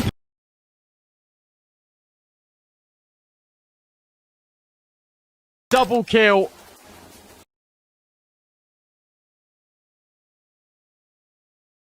First map, they will take. Times, but Eyeballers will. That is going to sting for FaZe Clan. Incredible. To get that one across the line. And now we move to Mirage, which is. They love a bit of Mirage as well. Before we get into that second and potentially cap. To send it over to Yab Yabich for the break.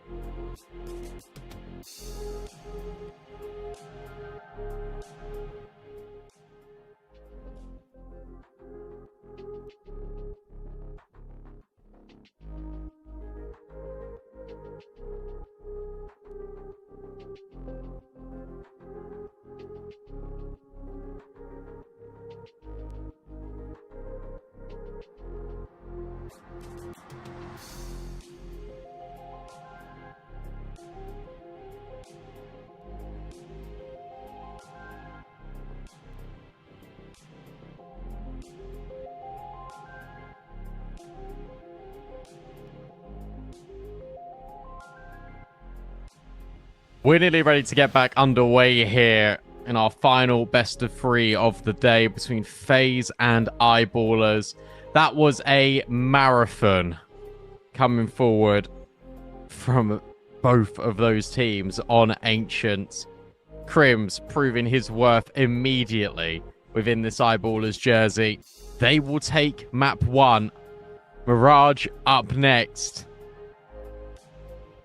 It's going to be a difficult road back in for FaZe.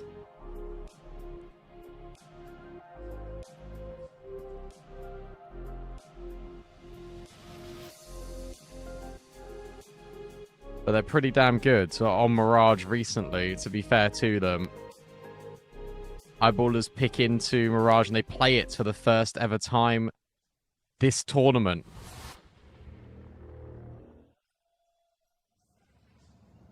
Or we can get into it.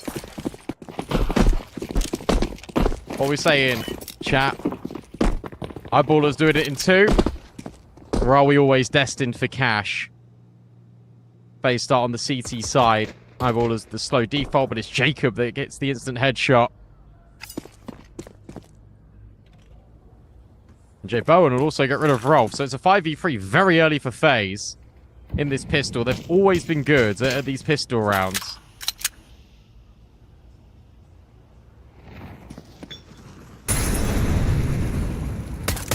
Looking to add another one to their arsenal. That was in the collateral.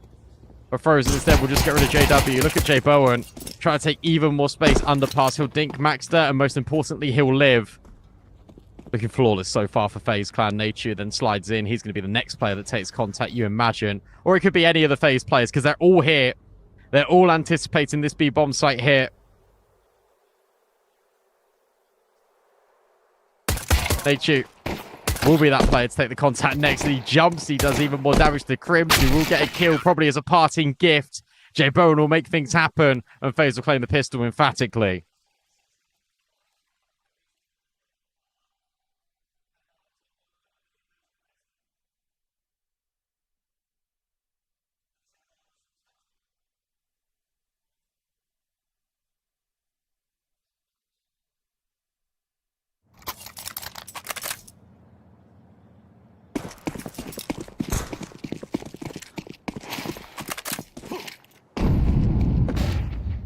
No force buy, just a pure eco. Quite simple. Both Jay Bowen and Jacob. There you go. Easy as that. It's over within 10 seconds.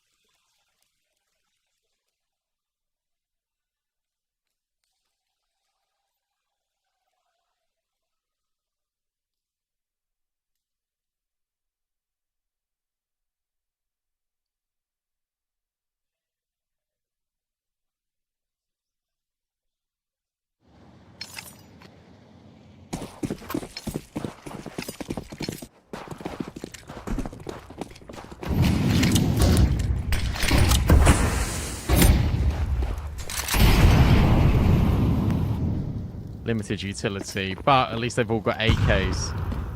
That's something for the Eyeballers. Twists with the lineup of the HE.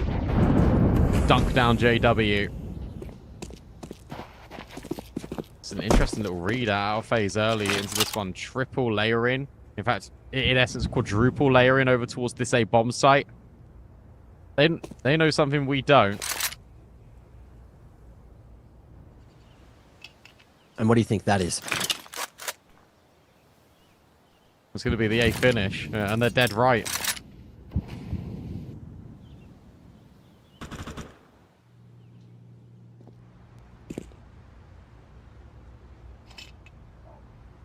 Nice setup as well. Cheeky trap, Frozen, going to be tucked away at Firebox. Jacob facing. Joe Biden, politically poised towards Palace. It's Rolf, though, going to be doing the entry. Surely Frozen going to be activated with 2 picks. They're not going to clear Firebox, and the Molly's not cleared either. It's a timing, and Frozen is going to go forward almost for the 3. Trade again for Rolf, who's doing God's work this round, but again, that bomb needs to be planted, and they don't know that Nightshoe is coming in from CT, but they do have the control of jungle, of connector. Oh, and Naichu gifted an opportunity to make his way back in. Clutch on the horizon. And he's not seen the stairs player. He's not seen a little movement. There's a kit in play, but no smoke. Get faded away. Ooh, nice shot out of Dex. Good timing on the peak. And Eyeballers on the first gun round will find some success. Yeah, brilliant round out of Rolf. Like, it just gets so much impact already as soon as the AKs come in. That's a shame for FaZe because they were set up to deal with that exact play. They knew that it was going to be this A read. You got Jacob, you got Jay Bowen, you got Frozen. Frozen's the only one that gets kills. It shouldn't be working like that. Jacob, Jay Bowen should be getting one each at a minimum. Yeah. That's costly. That's Eyeballers already applying the pressure now to FaZe. Saying, we don't mind if you stack a bomb site, we'll just keep walking into it. They're going to keep things quite simple. B execute on the horizon. Nachu and this time Frozen again. Need to be tested to the limits. In they come. Bomb not too far away. And Naichu hitting on the back of sight. With Frozen as well, taking contact at Get Right. But they know there's twos here. Oh, Naichu sliding those shots on and twists. He hasn't heard this news. He already sees it. Reacts in time or just about. JW going to be able to bring that one back. And with this position and the bomb on the back of Crims, maybe the old dogs can bring this one back. Crims letting JW play with a whole minute on the clock. But I don't know if this is the spot to really make a difference. If he kept rotating, then maybe there's a way. Yeah, he's currently not achieving anything in the nicest possible way. Nachu will slide and he'll find Crims. There's already a player flanking in underpass. Jay Bowen's going to kill Crims only in a matter of moments right now. And that's the bomb, that's rounds. JW decided to park his bottom in towards the CT spawn and then just sit there. Crims, in essence, left out hung to dry because JW was desperately hoping for rotates to come over, but there was no pressure being applied. Yeah. And therefore, no rotate. And FaZe, they're doing a really good job in these defensive setups. Also, when they're moving in twos. So it seems like there's definitely something that's been said during the break and going into Mirage. Just to try to keep it basic, keep it easy. They know that they can shoot. It's just about how they rotate across the map and making sure everyone's on the right page with the same protocols. My ballers with the AK save is all they're going to have. JW, Hero AK, and a dig in the hands of Crims.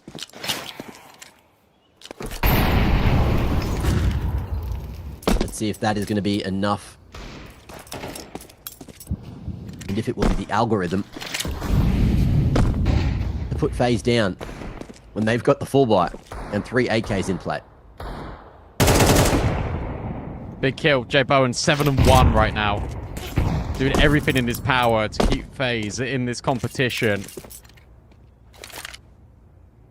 Nachu, timing is pretty good. And that's why you just hold it just for a moment, just in case. Maxter had no idea he was there. Rolf with the immediate trade. AK scoop for him. Bowen's now pushing mid and he's hearing all of this. He knows that there's another player in towards T-spawn. That's Dex, who looks back on the angle. Nice shot. Onto the FaZe sniper. Cribs. Oh, also we'll get rid of Jacob. Hang on a second. Out of nowhere, this has become a 2 versus 2. Twist can't catch Crims on the cross. The bomb. Can it make its way over? No, because it's getting complicated. Dex has paused. And if he goes slowly, and if he has his gun out, then maybe he could have found Frozen. It's really baffling why they don't take the space that Crims has found. I suppose they're expecting Frozen to rotate. He did. He just pushed through the apartments. Surely that's round over. In fact, it certainly is, because even if Crims gets this kill, you can't plant the bomb. Job done. Yeah, no one giving him a thing. Opportunities to the wayside. Frozen hoping that he can see a little balaclava poking over the top of those stairs, but he won't find it. And FaZe will happily take the round. Trying to get as many of these CT rounds as possibly possible. I've done, I think. What am I lying? We've all been there. 4-1. I did it earlier. Hmm? I did it earlier. what? I said I just misspoke. Had a faux pas. Ooh. As Tried an to say that. Australian, it's like my favourite Yeah. pastime. Full a little ramble. faux pas. A little faux pas, ramble. yeah. Although that is down the avenue of fun, which, as we found out, we're not having here this evening. Not until we get to cash. Then we can unleash the fun.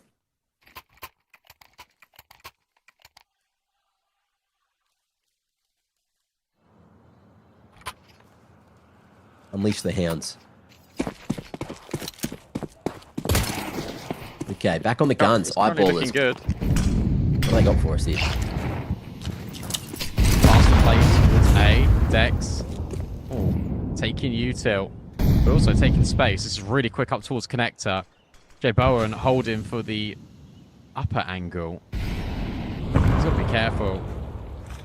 At least he is looking in this direction. How's the flick? How's the reaction? Maybe not even necessary. He's already got the first into JW.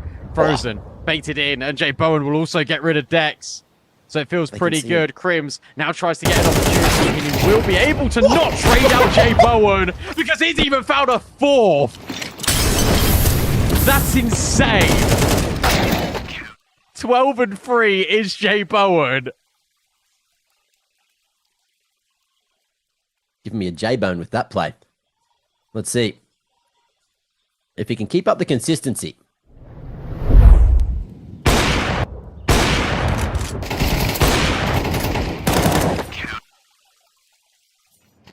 That fourth shot as well, crazy, but the third probably the best on the reaction. He looked dead to rights. But he keeps that finger on the trigger. And FaZe's lead is getting bigger. Jacob just blocking nice and early towards the ramp side. FaZe not too worried about going for the mid control. They had a peek earlier. J-Bone going to be allowed to lock that one in on his own. And Eyeball is just waiting for the timing to go. They've got the 5v2 over here. At least 4 right now. You can see Frozen trying to transition all the way through CT. And here comes the hit. Should be fine, right? They just dealt with the rifle. So effectively, that's a insane shot. And look at the scaling out of Eyeballers as well. They can scoop up the rifle. There was nothing that Jacob could do about that. Maxon just hits a banger. Next now follow through on Frozen. With that picked up AK, in fact, it just gets even worse. They could hold against the rifles, but that's because Jay Bowen was there. That is a sickening shot. All the way from ramp to CT. But look at how quickly Eyeballers take the space off the back of it. That is round winning.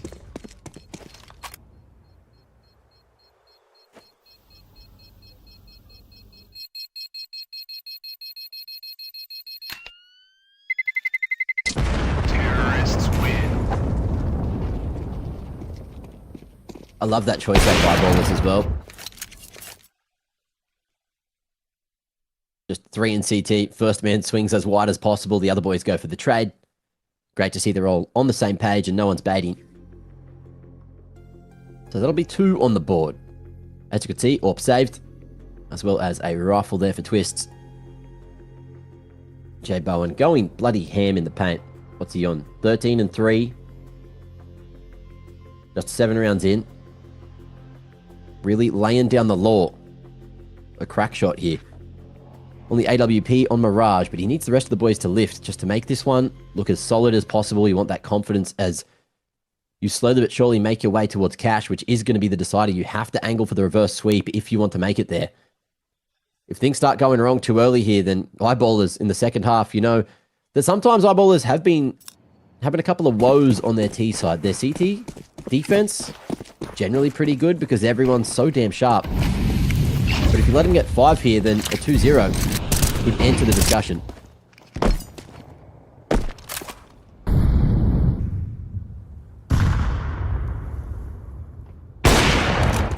Oh, missed shot out of JW.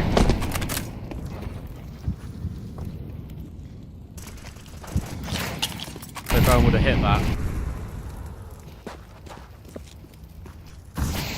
Lex has got good space and real estate in towards middle. And look at Jacob. Jacob's got all of Palace right now. So why am I surprised that FaZe haven't rotated a player? Guys? You've got info. Palace is clear. Sure, he hasn't pushed round in towards ramp yet, but it surprised me we've not cheated an extra player over. Frozen isn't even directly playing on B.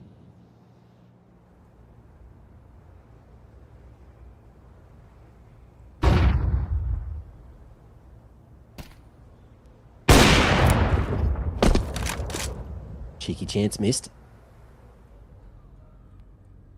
And JW fires off the warning shot yet again. Still no The structure rotate. for the B hit is here. Yeah. Here they come. Lots of pressure on Nachu's shoulders just to hold here. Throws in as well to try and draw attention away, which he will, but he gets taken out. Now it's the backside that they need to try and fight for, but Nachu gone left, right, and right one more time. But Maxa shuts him down. J Bowen through the edge of the smoke. Here's that pin pulled, and we'll lock straight on. In the meanwhile, JW not going to be able to activate on the lurk, and it's up to Rolf, who's done so well so far for eyeballers. And he's got not a lot of time to play with there. Gets flooded on the tap, and FaZe find another. I mean, look, Naichu and J Bowen bail them out of a really tight jam there, but that is quite concerning that no one has reacted to proactive information. They get the round, sure, but that is a little bit more concerning. Get runs deep again. But I think J Bowen doesn't want to make it run deep again. 15 and 3, 8 rounds played. That's absurd. They want to go back in towards the A-bomb site. Jacob overwhelmed again by Dex. J Bowen had an opportunity. The flashbangs are forward, and now eyeballers are surging in. What a flick out of J Bowen. Another one to add to the catalogue of this Mirage. But Crimson Maxtra eliminated all of his teammates. He ends up getting naded in towards Connector. There's a flash in the pan. It's a sharp shot, but it's eyeballers getting the third. Eyeballers also given the respect to Naichu here, realizing that he can be sharp and can definitely multi-frag up a storm after what he's done in the prior rounds, this map and last. So they'll just fall back, take the high ground, and lock down another very key round. 3 on the board now and a chance to equalize. 6 at the half. Flashy shots out of J Bowen, but he needs to hit a few more. And he needs everyone else, of course, to lift around him. Because arguably, he's doing his job. He's getting his one every round, and then some more, you know? Someone said baby goat. We're running out of names. Running out of titles. I like the man of the people. He is a man of the people. This is a lot faster, by the way. Look at the scaling in towards short already. It's just pistols for FaZe. These rounds have been costly. These rounds have been expensive. So they're working with the bare minimum.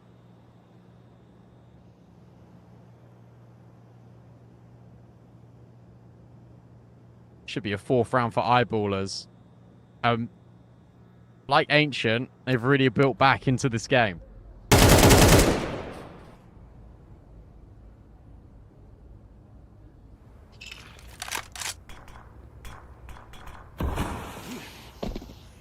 Opportunity taken yet by eyeballers, but they do have this short control on the wall with a 3-man stack. Not a place to fight from for Naichu, but again, that USP can only chip away so much if you're not hitting the head. RJ Bowen also going to be dead. Can they draw attention away? Surely it gets hard cleared. It will be. Well played. Job done. As eyeballers stack on another one. And there wasn't quite money there for Joe Biden to get that AWP out. So I think he's once again going to be asking for financial support from one of the boys. Yeah, he has to. Gets that one from Twist, I believe. Which is why Twist is down to the famous. Once again asking. For an AWP. Wow. Smooth moves. Really smooth. Nice. That was really sick. I got Joe Biden. And what's the reward? He gets naded for 50 HP. Jacob and Twist, though, are able to find opening kills. 5v3. Now FaZe, they just want to take the fight straight to eyeballers. Twist has had enough. He wants to accelerate this best of 3 all the way into a third map. Match the 1v4. That'll be Twist's first kill in this game, by the way. No, that wasn't Jay Bowen. That was Frozen on the AWP.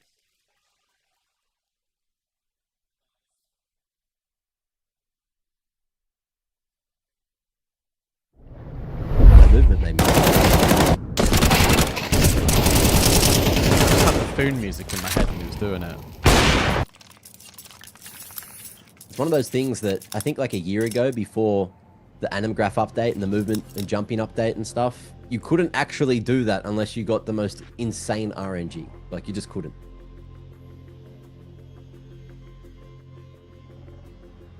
Jay Bowen just goes ham.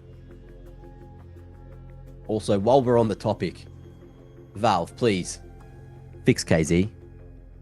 Please, Valve, get the servers going again. I'm missing it. Everyone is. We've got time trials to win, man.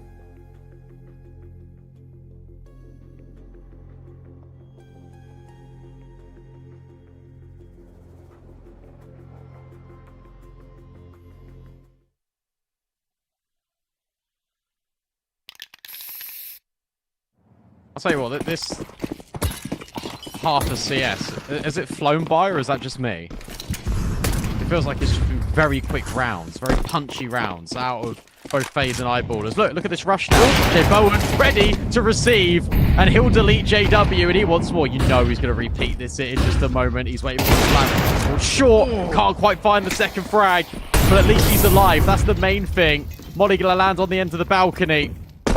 Jay Bowen thinking about re-peeking.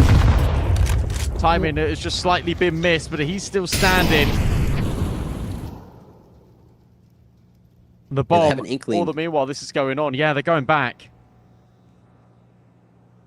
But FaZe, fortified. Look at this. Still 2 here. The bomb not spotted towards B, so they're cleared. They're happy. And Nightshew's even cleared out apps. I think he's gone for the jump peak 1 or 2 times. Twist's able to pivot at any given moment. Jay Bowen going to be left solo here at B, low. Eyeballers with the split posture. Top mid and bottom. Ooh, lovely shot at the Twist. You don't hit those every day. And Nightshew takes Crims out of the fray. There goes the bomb. There goes the hope of a round at all. Maxed up. One's all he'll get. But what a round out of FaZe. 8-4, a solid half, and a beautiful couple of performances from these individuals.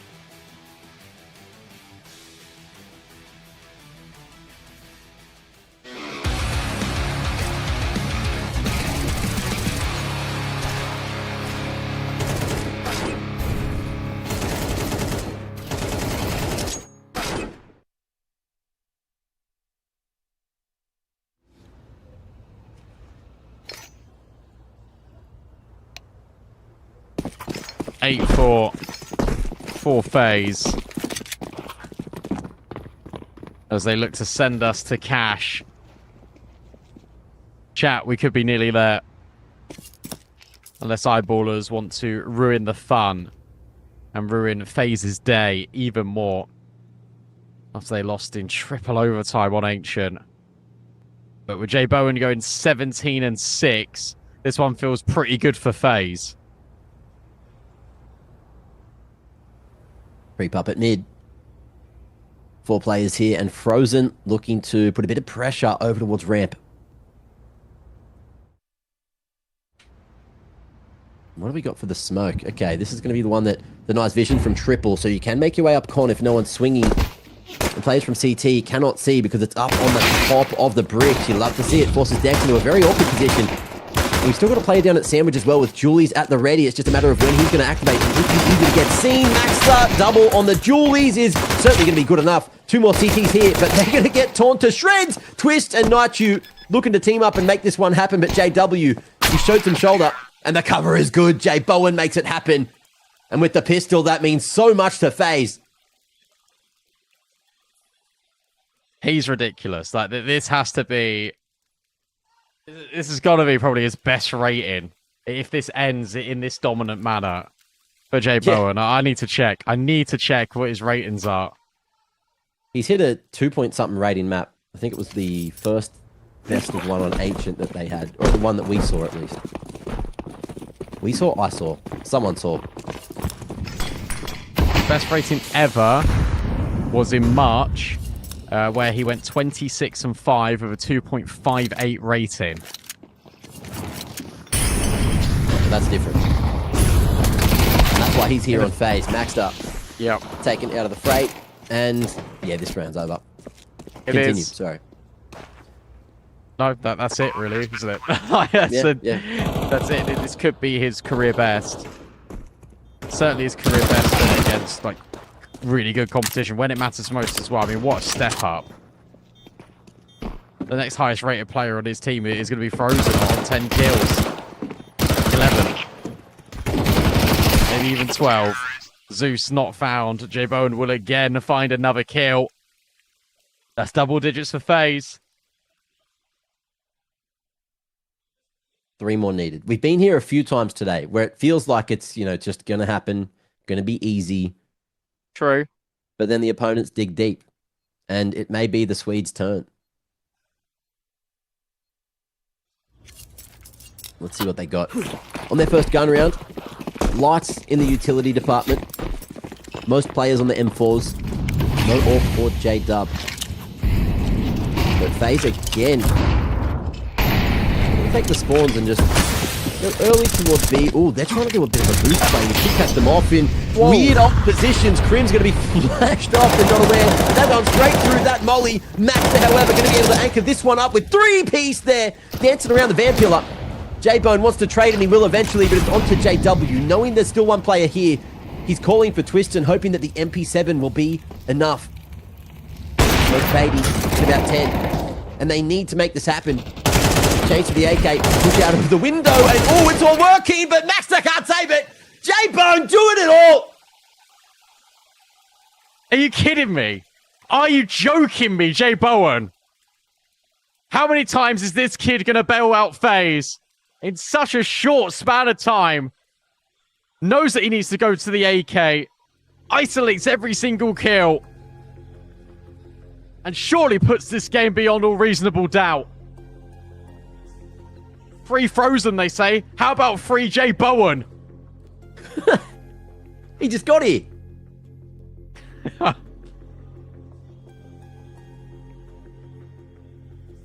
Well, definitely putting a bit of extra expense there on his contract, on his buyout, on his worth. Give him a raise. This performance, I give him a raise. Carrying FaZe into the playoffs. Put an extra 0 on that one. Holy hell. And we got 2 more rounds of that at least. And then, do we think that the new blood can keep up on cash? That'll be fun. You don't even know who plays where, from FaZe at least. So we get to learn together.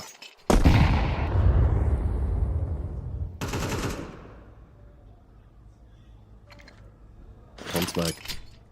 Getting guarded by JW. A re-smoke on it as well.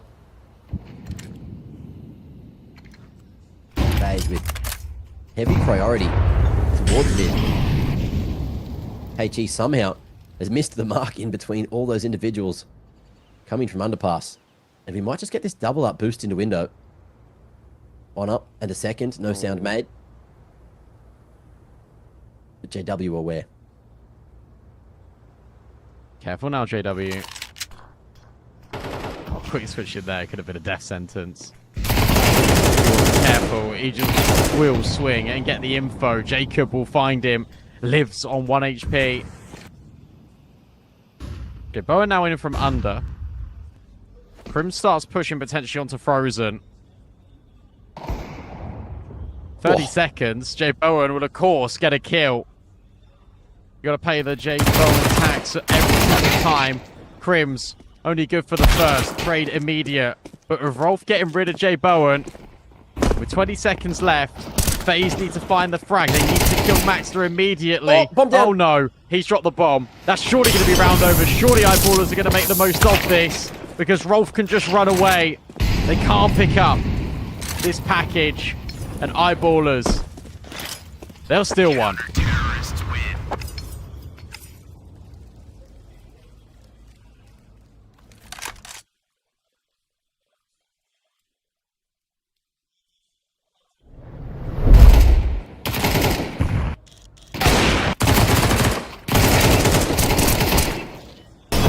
Solid read on the round, but just losing that bomb and letting it go solo is the teeniest of mistakes that FaZe have made, and Eyeballers hit the punish right on time. Finding their fifth and their first for the half. Can this be the difference maker? And all the other rounds coming so damn close means FaZe, they ain't rich.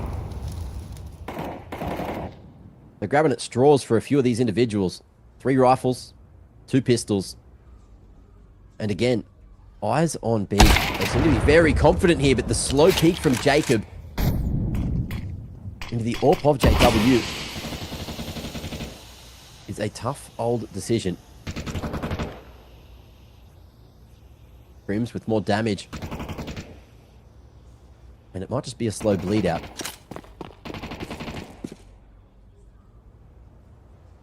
Certainly what it feels like. I think he got that through the wall bang as well, by the way. Really? Yeah. Damn. You might get it in the replay, but I'll let you know. I hope think so. it was I hope we just- get yeah. to see that. 45 seconds. Very What's close. the play here out of FaZe? Was it actually? Yeah, Naichu just walked into it.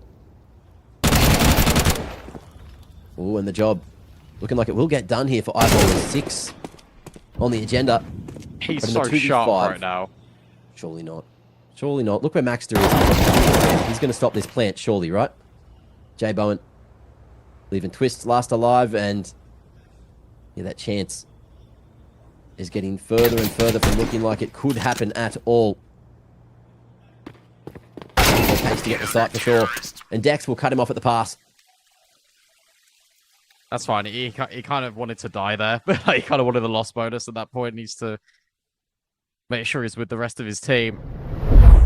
All right, Eyeballers. A couple of rounds back in a row now. That's your economy gone if it stays.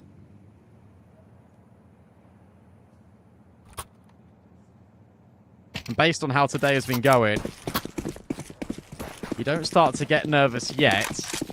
But after this next gun round, the eyebrows will start raising if it goes Eyeballers' way.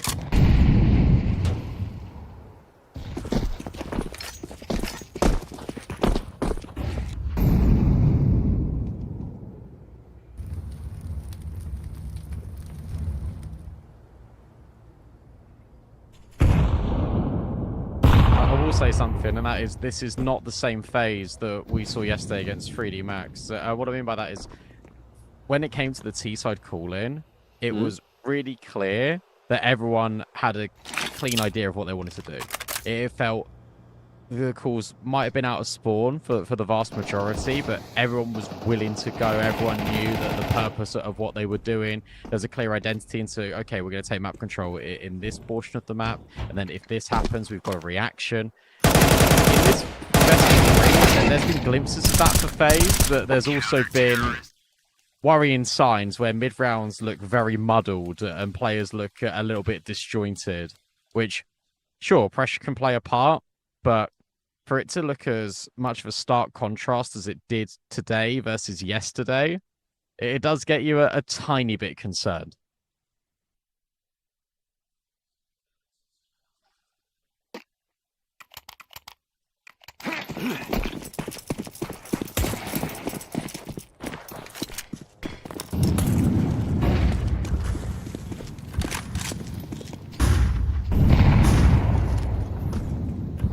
Pace change. Not for FaZe anyway. Eyeballers getting aggressive as they start to find some confidence. Bomb currently solo in Palace. And in a position where he should have heard a lot of these footsteps over towards main.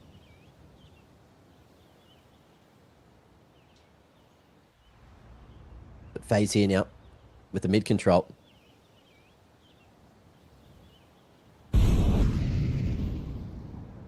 Going to slowly but surely walk into this ramp position. Frozen. How's the clearance on that right side?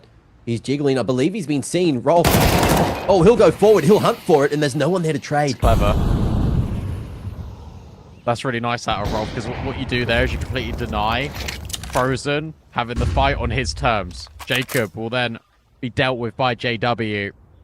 And look, here's the reality of the situation right now. J Bowen has been amazing. No one's denying that. But there's only so many rounds you can win playing 1v5. Yep. There needs to be a more consistent level out of all of these riflers now to match the expectations, to match all of the great work that J Bowen has been doing. Because otherwise, look at the steady ship of eyeballers. JW is completely down the list. Fine. But everyone else is at around about double digits. Maxter's on 18 kills. But every single player over the last 2 rounds for the eyeballers has been finding impact. They've been growing in this game as a team, rather than just a ridiculous individual effort from one player, bar that Maxter triple kill B-site hold.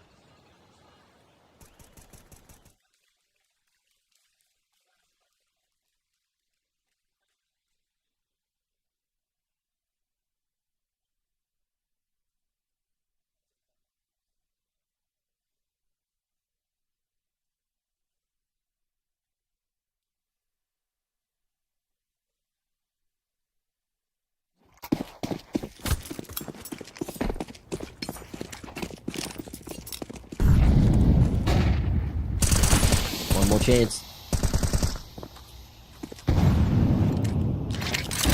Investment's not looking too great for FaZe right now. They've got SMGs in the mix. The save, of course, in that utility is quite light. But Eyeballers happy to take round after round, because a 2-0 is still available for the taking here in regulation. Absolutely.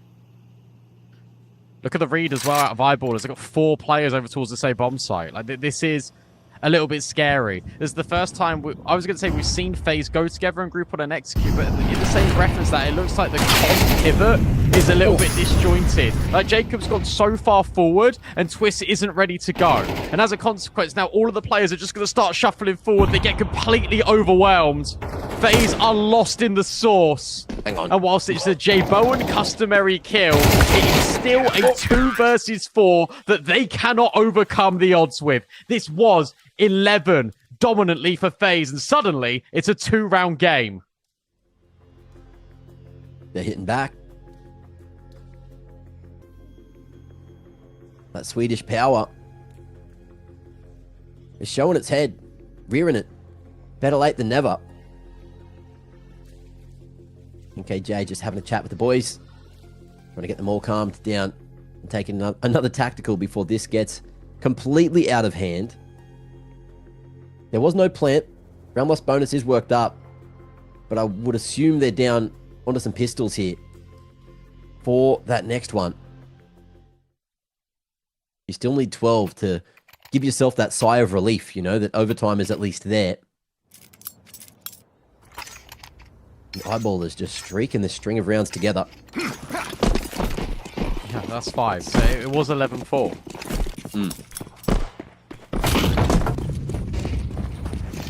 Default mid-smokes come out. Eyeballers only Dex to have a little look with the flash. But it's fast. FaZe coming double from unders. Good timing on the flash. And he's going to be stuck into the corner. But Jay Bowen doesn't go for the kill. He goes up into the window. And I don't know if that one's been spotted nor heard. Because the flash is in our division. No, they're aware. CT insend over towards jungle. And Jay Bowen's gone to B instead. Hang on. Crims just doesn't know that this is an option. He's pushing apps in the meanwhile. The mid players need to live. And they're just not gonna.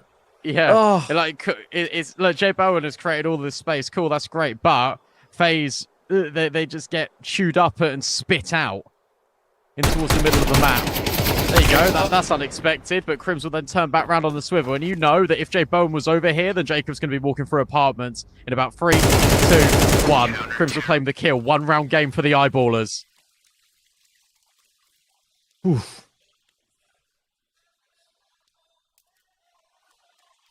Tension getting heavy. Forcing FaZe to crack. And with no bomb plant, it won't matter too much. There was enough money saved from the prior to play here with a full bite and give themselves the best shot. They have had a lot of success going to that B site earlier on in the half. And I don't know if the change-up is just to try to, you know, keep that variety, which is the spice of life. But this time, J-Bone, the heavy carry out off the back of the flash. Dex taking his name. And just like that, Eyeballers going to feel slightly more confident. And again, look, it's a different player for Eyeballers. Like, Dex gets the opening kill in this round. Crims gets a double in the previous. Twists has now picked up the AWP. 1 minute left for FaZe. And they've parked. They're waiting for a mistake. But Eyeballers are never going to push. They're never going to go for info. They're in the player advantage. The only way FaZe get back into this round is if Eyeballers overstay their welcome somewhere along the way. And they're not going to do that. They've not been doing that all series long.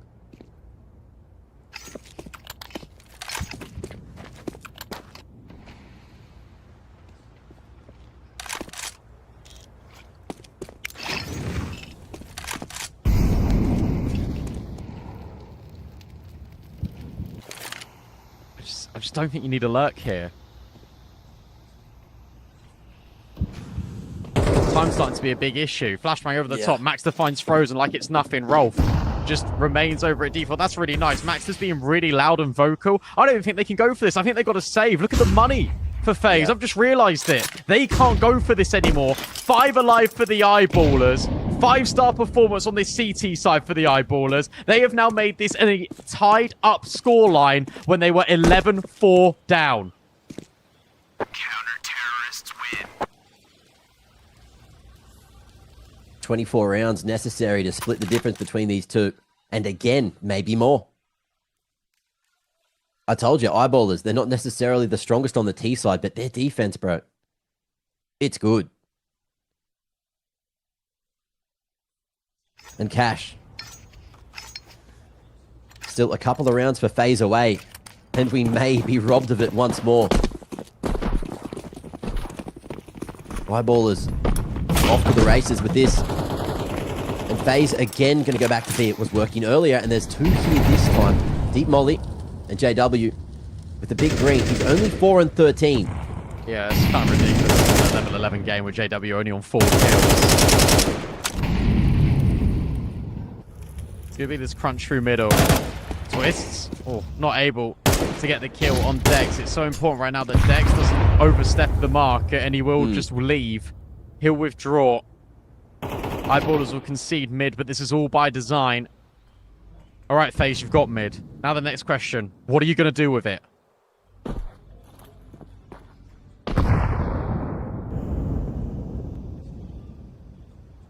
Oh, posted. Still comes back. Missed chance. One of the few rare misses from J-Bone so far this game. But it's someone else's chance to shine, someone else's chance to make that first move. And in window they go. The two-man boost with 40 seconds. Need to figure out where they want to go, but that's going to be 2 A picks, and surely you commit to A from here. But they're going to run into the stack. The 2 remaining members, they're still here. JW, no fear with the Tech 9 in hand. Crims has rotated, and you can see that there's chaos. They went to go under. They don't know where to go. They don't know what to do, and they're walking into the 2 remaining eyeballers members. JW finding his 5th kill, and might just be able to buy a little bit more time with the secondary. Oh my god, they've walked in the 4v2, and FaZe have thrown it. The veterans from Sweden, the brothers from Fnatic back again, maybe putting an end to FaZe's chances here at XPL. 2v5. 2v5. Oh, They're trying to go for a fast A hit phase, and they've left the bomb in spawn. They're all over the place. You saw it on the minimap. They ran out. They go under. They then come back towards the B bomb site. Jacob's killed all the A players. That is such a disaster, and that could be the ultimate blunder for FaZe in this competition. Eyeballers one more round.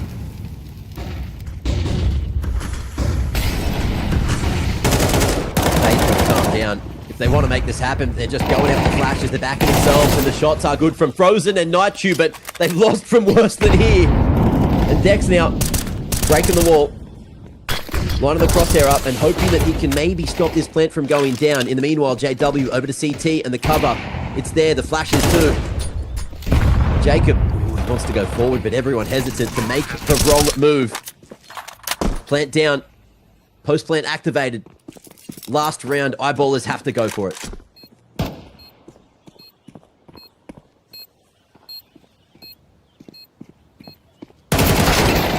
Oh no, J Bowen misses the mark, but it's okay because Nature and Jacob will step in, and JW is only on a deagle for whatever reason. Finally, they get around, and it comes in round 24. Really? Overtime again.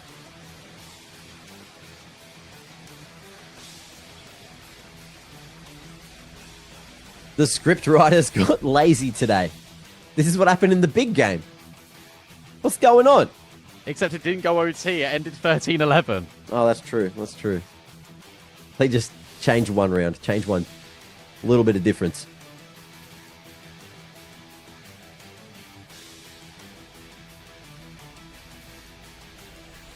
That's the go. We need cash. That's true. Everyone just wanted to see more Joe Biden up on their screens. Channeling the people's energy. Did he drop 30 in reg? I think he just did. Potentially. He may have. No, 27. Didn't quite get there, but fortunately still has more opportunity to bring this back, or whatever you want to call it. Bag is fumbled. 8-4 halves for both sides. Imagine if they just went to A. It would have been done. Oh no. That was a rough watch that round. Oh, dearie, dearie me.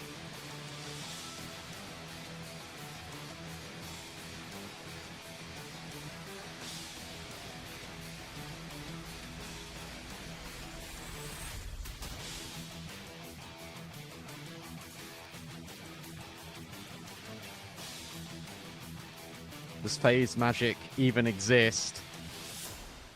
Or was it Carrigan's sparkle all along? Well, they have been dubbed the most entertaining team in Counter-Strike, and they are delivering entertainment.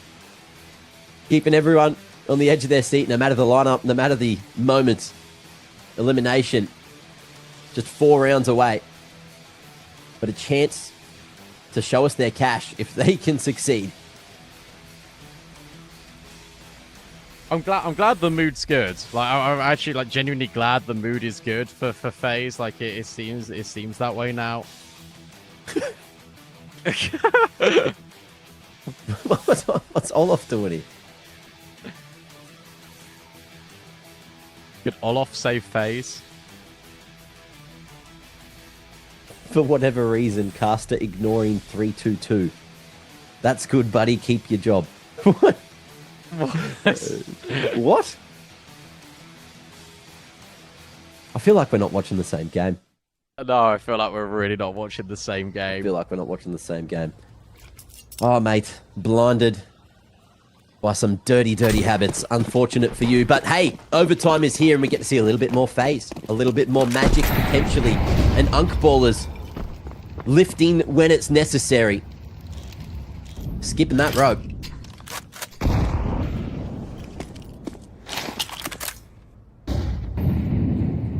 Let's see if they can make it happen in 2 with the comeback.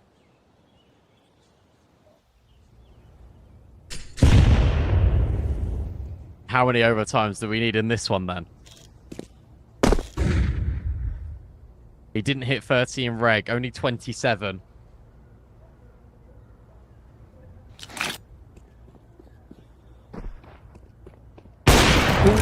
Oh, the shot. Push. Okay, he's alive, and Twists will provide good cover. Flashbang forward now for FaZe. They activate off of that contact. Mad advantage. As they look to keep pressing the issue in towards mid. Now this is the time where in the 4v5, like Eyeballs is going to search for info. They need to go looking somewhere to try and figure out what to do. That's why you got JW just holding the murder hole. You give him enough time, he might show you why he's called that position. Crim's flashed off, straight up towards connector, roll full blind, great. Not connecting on these players, and in fact it's J Bowen and Jacob to get the kills. Maxter, the only one providing resistance now for the Eyeballers, but it's only 1 kill. FaZe go back to back.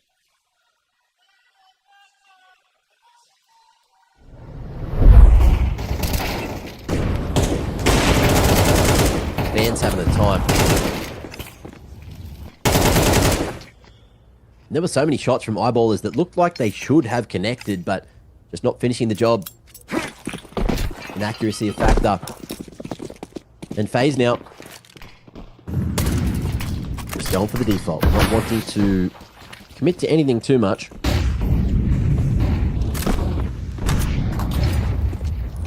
And JW. There you have it. Punishing the fast approach from Nightdew.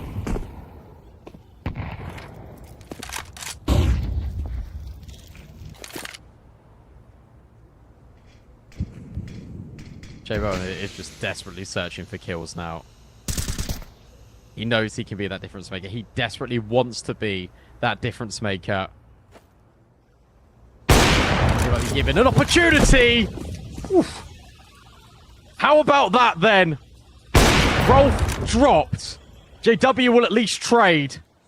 But now all the focus is on this A bomb site, and there's only 2 defenders now. Master though. Stoic, solid. And smokes himself off defensively. It's up to the IGL. Twist, who's having a rough one. 40 seconds. And Eyeballers are not going to give him a thing. B-site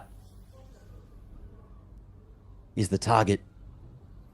And Crim's already a nuisance, jiggling here in the kitchen. But Twists has not found a thing. And a save seems to be the only thing he's going for.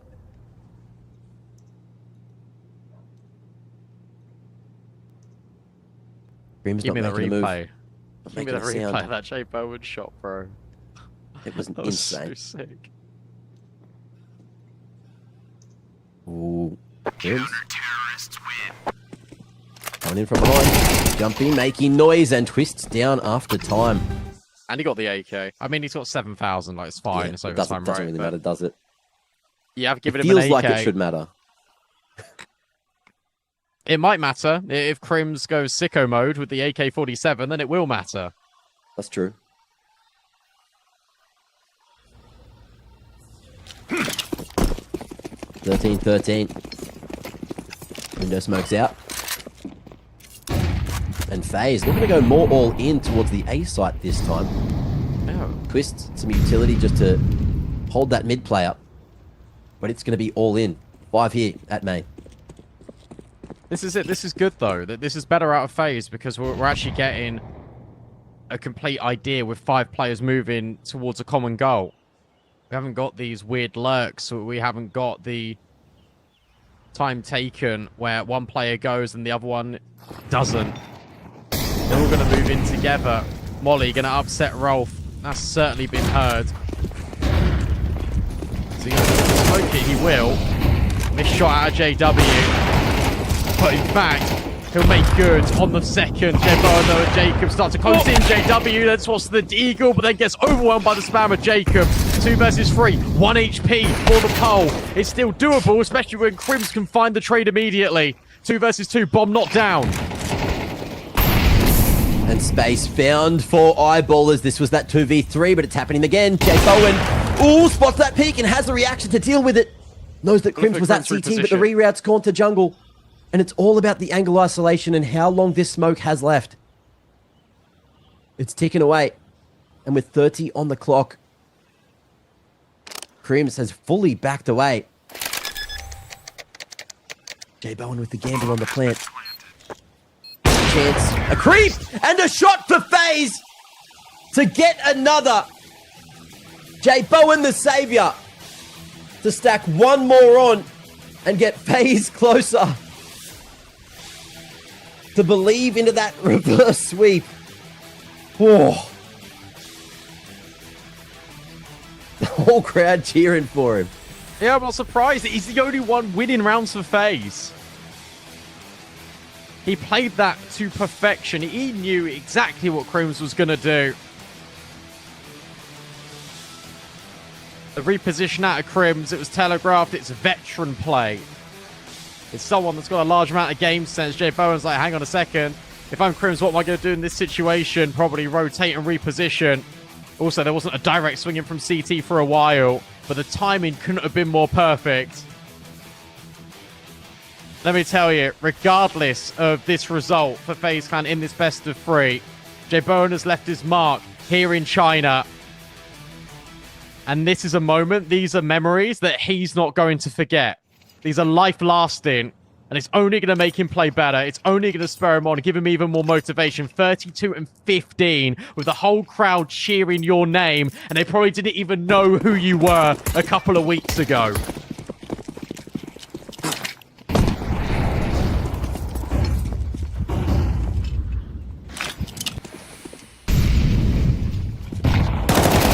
Where FaZe was doing their best work on the CT side so far on Mirage, and so far so good. Jacob rearing his head. Not wanting to go for the reach. Molly's going everywhere, and all Pete's going through a twist.